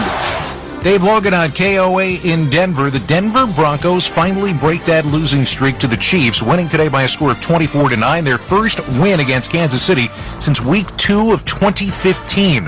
Russell Wilson only threw for 114 yards, but he threw 3 touchdown passes and no interceptions on the day as Denver improves to 3-5. Patrick Mahomes, who was feeling under the weather, 241 yards, 2 interceptions, and lost a fumble in his first loss to a divisional opponent on the road in his entire career. He'd been 16-0 coming in. After the game, it was his head coach who took the blame. 17 points. We gave them really off of turnovers, great field position. I take full responsibility for it. I saw things tonight or this afternoon that I haven't seen before from the guys, so that's my responsibility to make sure they're right, and we weren't right today. So after their first game without a touchdown in nearly 2 years, the Chiefs are now 6-2, and they head to Germany to take on Miami next week. Interesting matchup, and it turns out could be a pivotal matchup in the AFC before all is said and done. Another team that's right in this mix right now with Kansas City falling to 6-2 are the Baltimore Ravens. They went to Arizona today and beat the Cardinals 31-24. Lamar Jackson throws for a touchdown. Gus Edwards runs for 3. Baltimore, as we said, now sitting at 6-2. John Harbaugh's team is right back in this thing. You know, my mom always says, get the lead, keep the lead. So, you know, we're tied for the lead, I guess, but it's a long season. As we say, nobody's crowned after 8 games. There's a lot of football to be played. The season is long for a reason, you know, and it does weed out the best. And if we want to be the best or considered the best, we're going to have to do it over the long haul. Very confident in our guys. I think our guys have what it takes: character, toughness, resilience. I really love our guys. I'm proud of our guys. I think that they fight, man. They fight, and we have really good players. We're really talented. Arizona have only been averaging 9.5 points over their last 2 games. Today they put up 17 in the fourth quarter. Joshua Dobbs, big part of that. He threw 2 touchdown passes, ran for 1, but he also threw 2 interceptions. One of those touchdowns, by the way, to Marquise Brown, who began his career with the Baltimore Ravens. Arizona is now 1-7. Bill Belichick does not like going to South Florida. There's a lot of reasons, not the least of which is his team lost 5 of their last 6 games at Miami coming in, and Belichick going up against Dolphins quarterback Tua Tagovailoa, 0 for 5. And you know why? Tua Tagovailoa's got a lot of weapons. Second down, a long 5 to go. Play action fake back to throw. Tua deep downfield. Touchdown. He's got Tyreek for a touchdown. What a throw. My gosh, he put it right on the money off a fake. Tua throws a perfect pass to Tyreek Hill. It's a matter of time. Everybody was cheating up a little bit. What a throw. Jimmy Cefalo and Joe Rose, the WBGG, WINZ Miami Dolphins radio network. One of 3 touchdown passes on the day for Tua, who threw for 324 yards in a 31-17 victory over the New England Patriots. Tyreek Hill, 8 catches for $112 in that touchdown. He becomes the first player in the Super Bowl era with 1,000 yards receiving over the season's first 8 games. I've been calling my shot, man, since I came in the league. You know, a lot of people doubted me, said I couldn't do this and do that, but it's all about believing in yourself. That's the one thing my mom and dad always taught me. So here I am today. I'm very blessed, very thankful to be in this position, and no greater day to do it. You know, I have my kids here today, so no greater day to do it. Dose of perspective, Tyrese has more receiving yards than 8 teams' entire wide receiver rooms. Miami now 6-2, as we said. New England falls to 2-6. Mac Jones 19 out of 29 for 161 yards and a couple of scores on the day. Kendrick Bourne had a touchdown but left the game with a right knee injury as the New England Patriots drop one once again in South Florida. Jacksonville, the hottest team in the National Football League right now because they've won 5 in a row. They went into Pittsburgh today and won once again 20-10 the final.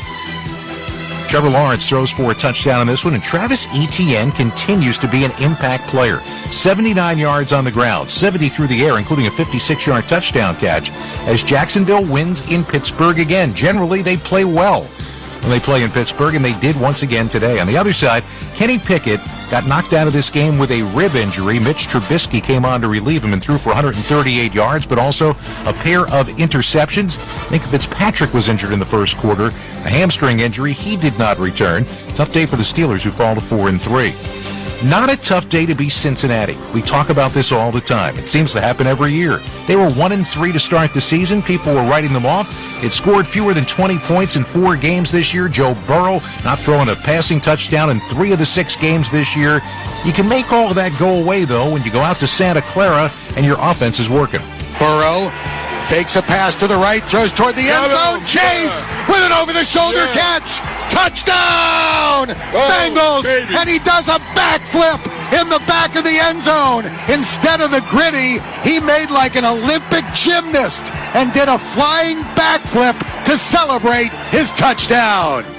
Dan Horton, Dave Lapham, Cincinnati's ESPN 1530 of the Bengals radio network. Burrow throws for 3 scores. Jamar Chase, 10 catches for 100 yards. And Cincinnati beats San Francisco 31-17. So the team that was once 1-3, won 3 in a row. They're now 4-3. Look out. And we said we've got them next week on Sunday Night Football right here on Westwood 1.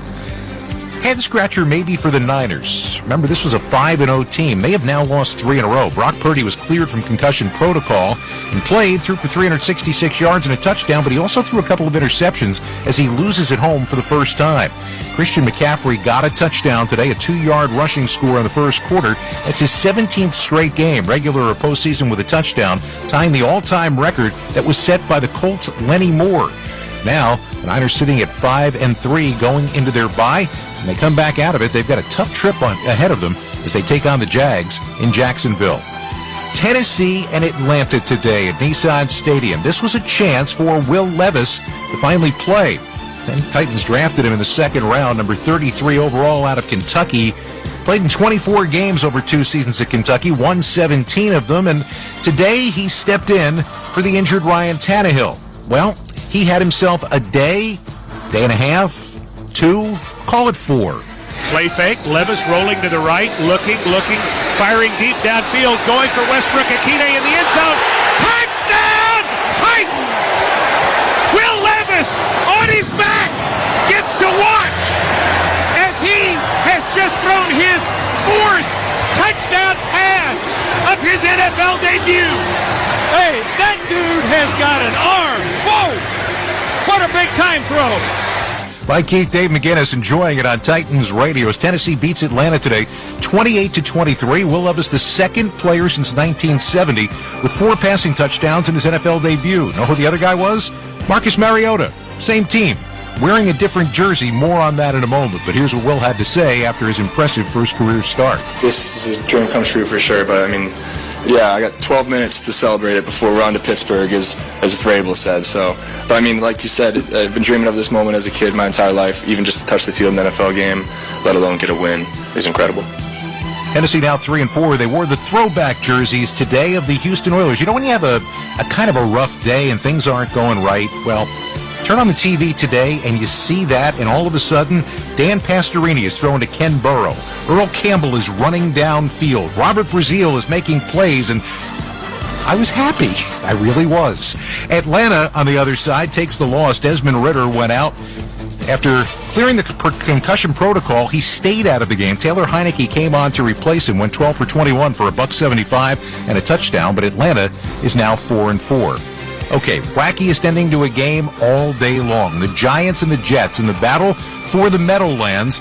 The Giants basically had this game taken care of. They had the football in Jets territory, Jets out of timeouts, and the Giants basically take it down to the final 28 seconds of the game. That's when Brian Dable decides he's going to kick a field goal and put this game away, stretch the lead to 6 points, and force the Jets to score a touchdown. Well, Brian Dable's kicker, Graham Gano, missed a chip shot field goal, his second miss of the day. That gave Zach Wilson an opportunity to get downfield. He was going to have to make 2 big plays to do it, and he did. Zach Wilson in the shotgun. 2 receivers to either side. Carter to his right. Takes the snap, drops back, 4-man rush under pressure. Scrambles right, throws across his body. Caught down at the 25-yard line by Lazard. He's down to the 16. 5 seconds to go. The Jets trying to get lined up to spike it. Zach Wilson spikes it. 1 second on the clock. And Greg Zuerlein will come out to try a field goal to tie the game. Bob Wischusen, the 98.7 ESPN Jets radio network. He made that field goal as time expired from 35 yards out, and we went to overtime. Now, the Giants had lost their quarterback, Tyrod Taylor. They virtually had no offense toward the end of the game other than Saquon Barkley. When they couldn't get it done, the Jets got the football back. They got themselves a pass interference call, and they got themselves close enough to give Zuerlein a chance to do it again. Zuerlein ready. The snap clean, the placement down, the kick is up, and the kick hooks to the left, but it's gone! Inside the left upright for Zuerlein, and the Jets win it in overtime, and honestly, I'm not sure how! I think there's a lot of people, Bob, that left that stadium not sure how. I mean, they just watched a game where there were 24 punts by both sides. The NFL record is 27, but the Jets win it by a 13-10 final. Head coach Robert Saleh for the Jets was asked after the game about the mindset of his team when Gano missed that chip shot field goal and opened the door. Initially, before the ball snapped, it's, we're thinking clock situation, get the ball down and get a shot to a Hail Mary. Thankfully, they, free play, get the explosive, and gave us a chance to get in field goal range. So, it's a series of just sloppy ball all the way around. But they never ask how. They ask how many. Jets are now 4-3 with the win. As we said, Tyrod Taylor had a rib injury. He left the game and actually left the building. They took him to a local hospital. So Tommy DeVito came on, an undrafted rookie free agent out of Illinois. He had the Giants' only touchdown of the day on a 6-yard rush in the third quarter, but passing the ball was not his strong suit. 2 out of 7 for -1 passing yards, and the Giants couldn't turn things over to DeVito to throw the ball. Big girls don't cry. Saquon Barkley had 36 carries for 128 yards on the day today, but the Giants fall to 2-6. Still to come, more scores, highlights, and post-game reaction. You're listening to Sunday Night Football on Westwood One. Hey guys, it's Susie Schuster, and I am so excited for my new podcast coming out this fall. It is called What the Football with Susie Schuster and the Princess of Darkness, Amy Trask. If you're looking for a new podcast to listen to about jargon, heavy-legged waist benders, this is not for you. We're going to have big girl conversations where we're going super deep to bring you weekly guests that you won't find anywhere else. It is What the Football with Susie Schuster and Amy Trask, wherever you listen. Before Shopify, were you wondering, where are my sales at? Now you're selling with Shopify, the global commerce platform supercharging your selling. You have no problem selling online, in person, on social media, and beyond. Gary, easy on the cha-ching. Oh, sorry, but my Shopify sales are through the roof. Start selling with Shopify today and discover how millions of businesses around the world use Shopify to ignite their selling. Sign up for a $1 per month trial period at shopify.com/touchdown. Shopify.com/touchdown.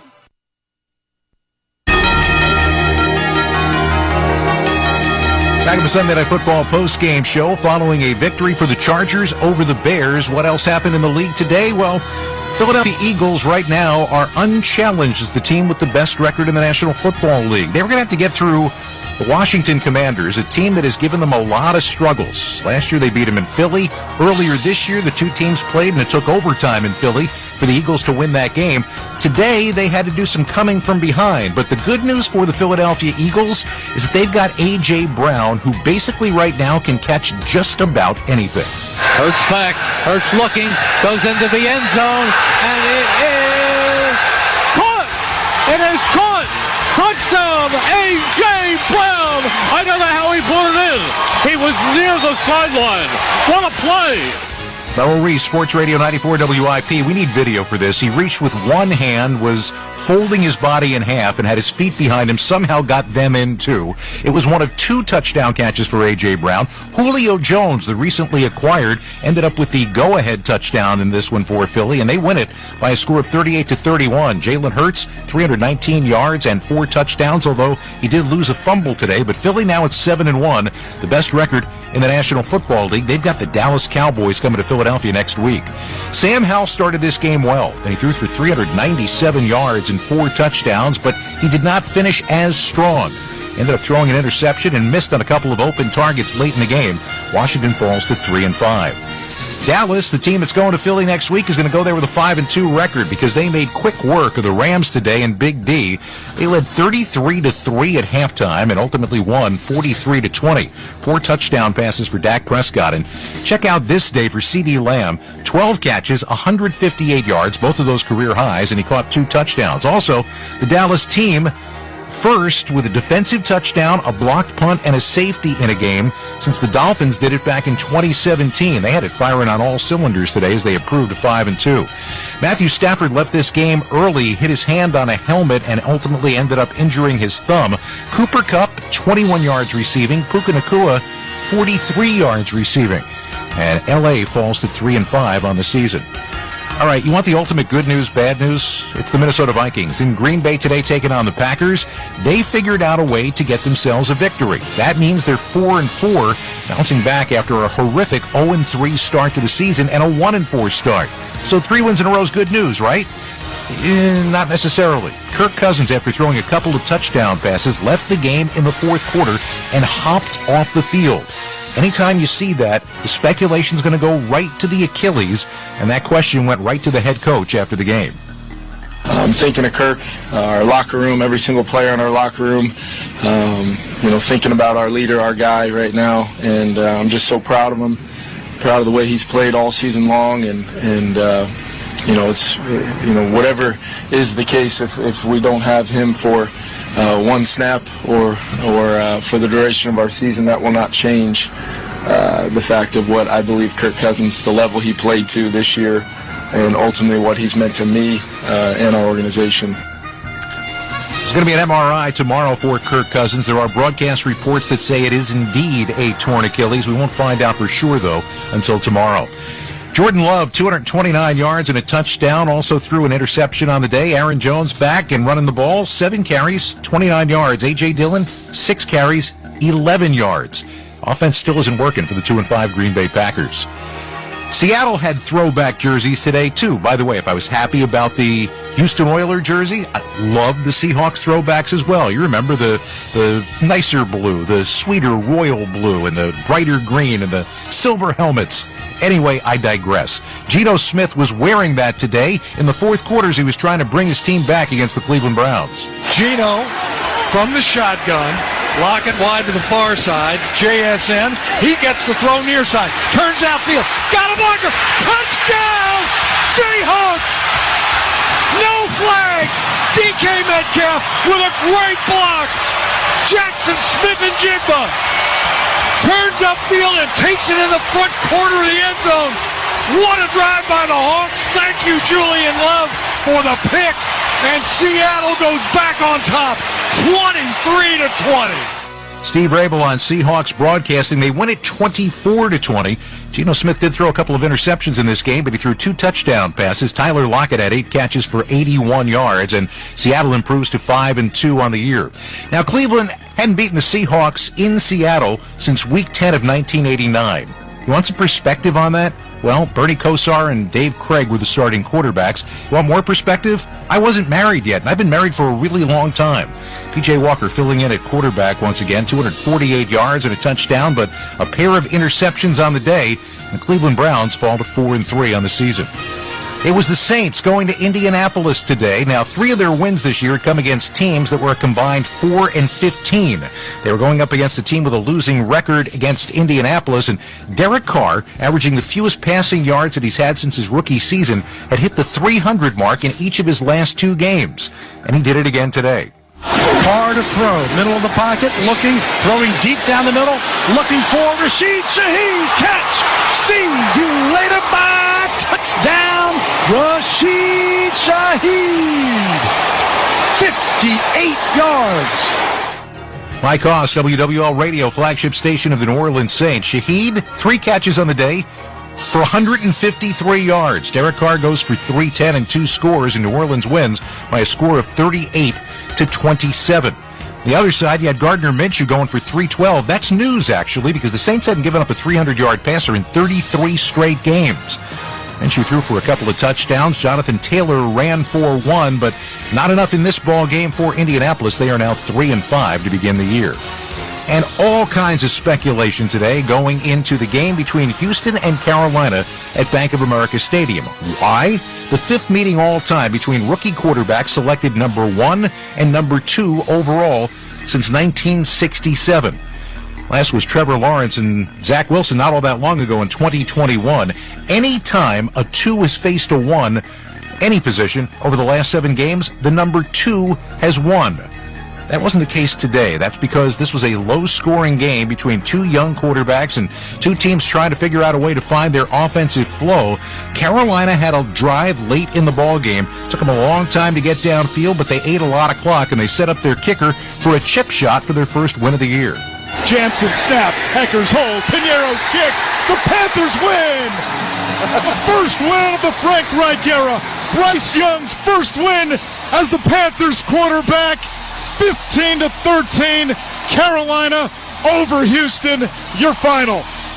And Ace Schroff with the call, the Carolina Panthers radio network, 15-13 the final. Bryce Young threw for 235 yards and a touchdown on the day today. Adam Thielen had 8 more catches for 72 yards as Carolina improves to 1-6. And for Bryce Young, after finally getting to taste victory, this is what it sounded like. You know, it's definitely an exciting feeling. You know, as we know, wins aren't easy to come by in this league, and you know, it's great to get on the board, great to get one. And you know, right now, obviously, we're fresh, everyone's enjoying it, and we're super happy about it. But it's a lot of excitement. But at the same time, you know, right now is the time for us to enjoy it and have fun. But tomorrow we come back and watch the film, and there's a lot of stuff that we still can get better at, still can improve at, and you know, we don't want to be the team that got a win on was week 8.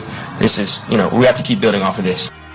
C.J. Stroud on the other side was 16 for 24 for just 140 yards on the day. He did run for a score, but did not pass for a score in this ball game. And Houston Texans, who really wanted this one in Carolina today, fall to 3-4 on the season. We're going to wrap things up when we return. This is Westwood One's coverage of the National Football League. Want to hear something scary? Spirits are swirling in the SiriusXM app with creepy Halloween treats. Drift into the dark with Scream Radio. Here's Johnny. Or ride with the devil into Nitro's Halloween Headbangers. Find even more monstrous fun right now on the SiriusXM app. Just search Halloween. Add some ghoulish grooves to your Monster Mash. With the ultimate Halloween party mix. This is Halloween. The Freaky 50. A spooky selection of songs to make you shudder and dance. Find the Freaky 50 along with many more Halloween specials in the SiriusXM app. Just search Halloween. Still to this day, if I listen to that record, I'll feel things that I didn't feel years ago. Hi, I'm Conan O'Brien. Hear my in-depth conversation with Nirvana as In Utero turns 30.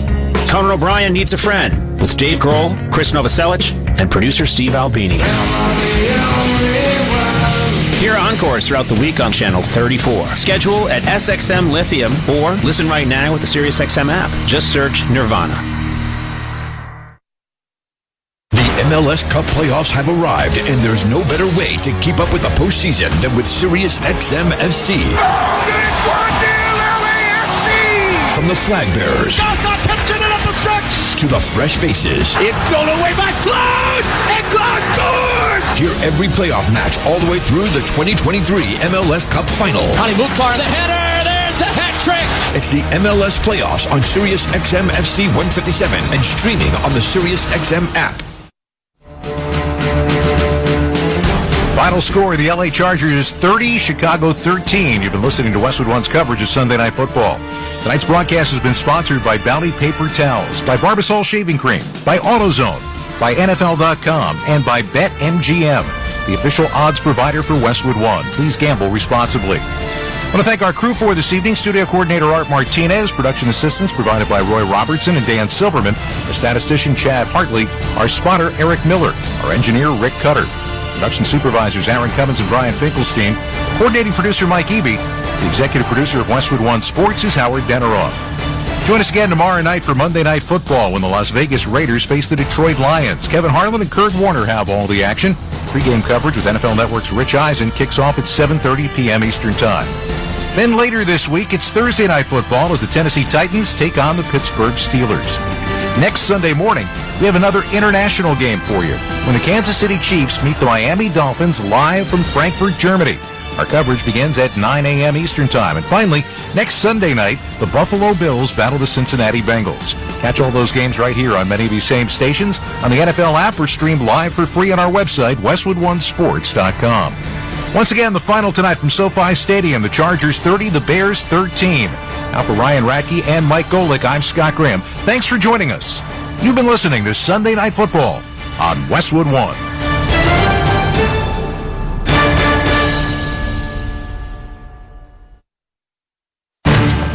Thanks for listening to the National Football League on Sirius XM. Now, let's join the NFL Radio postgame show.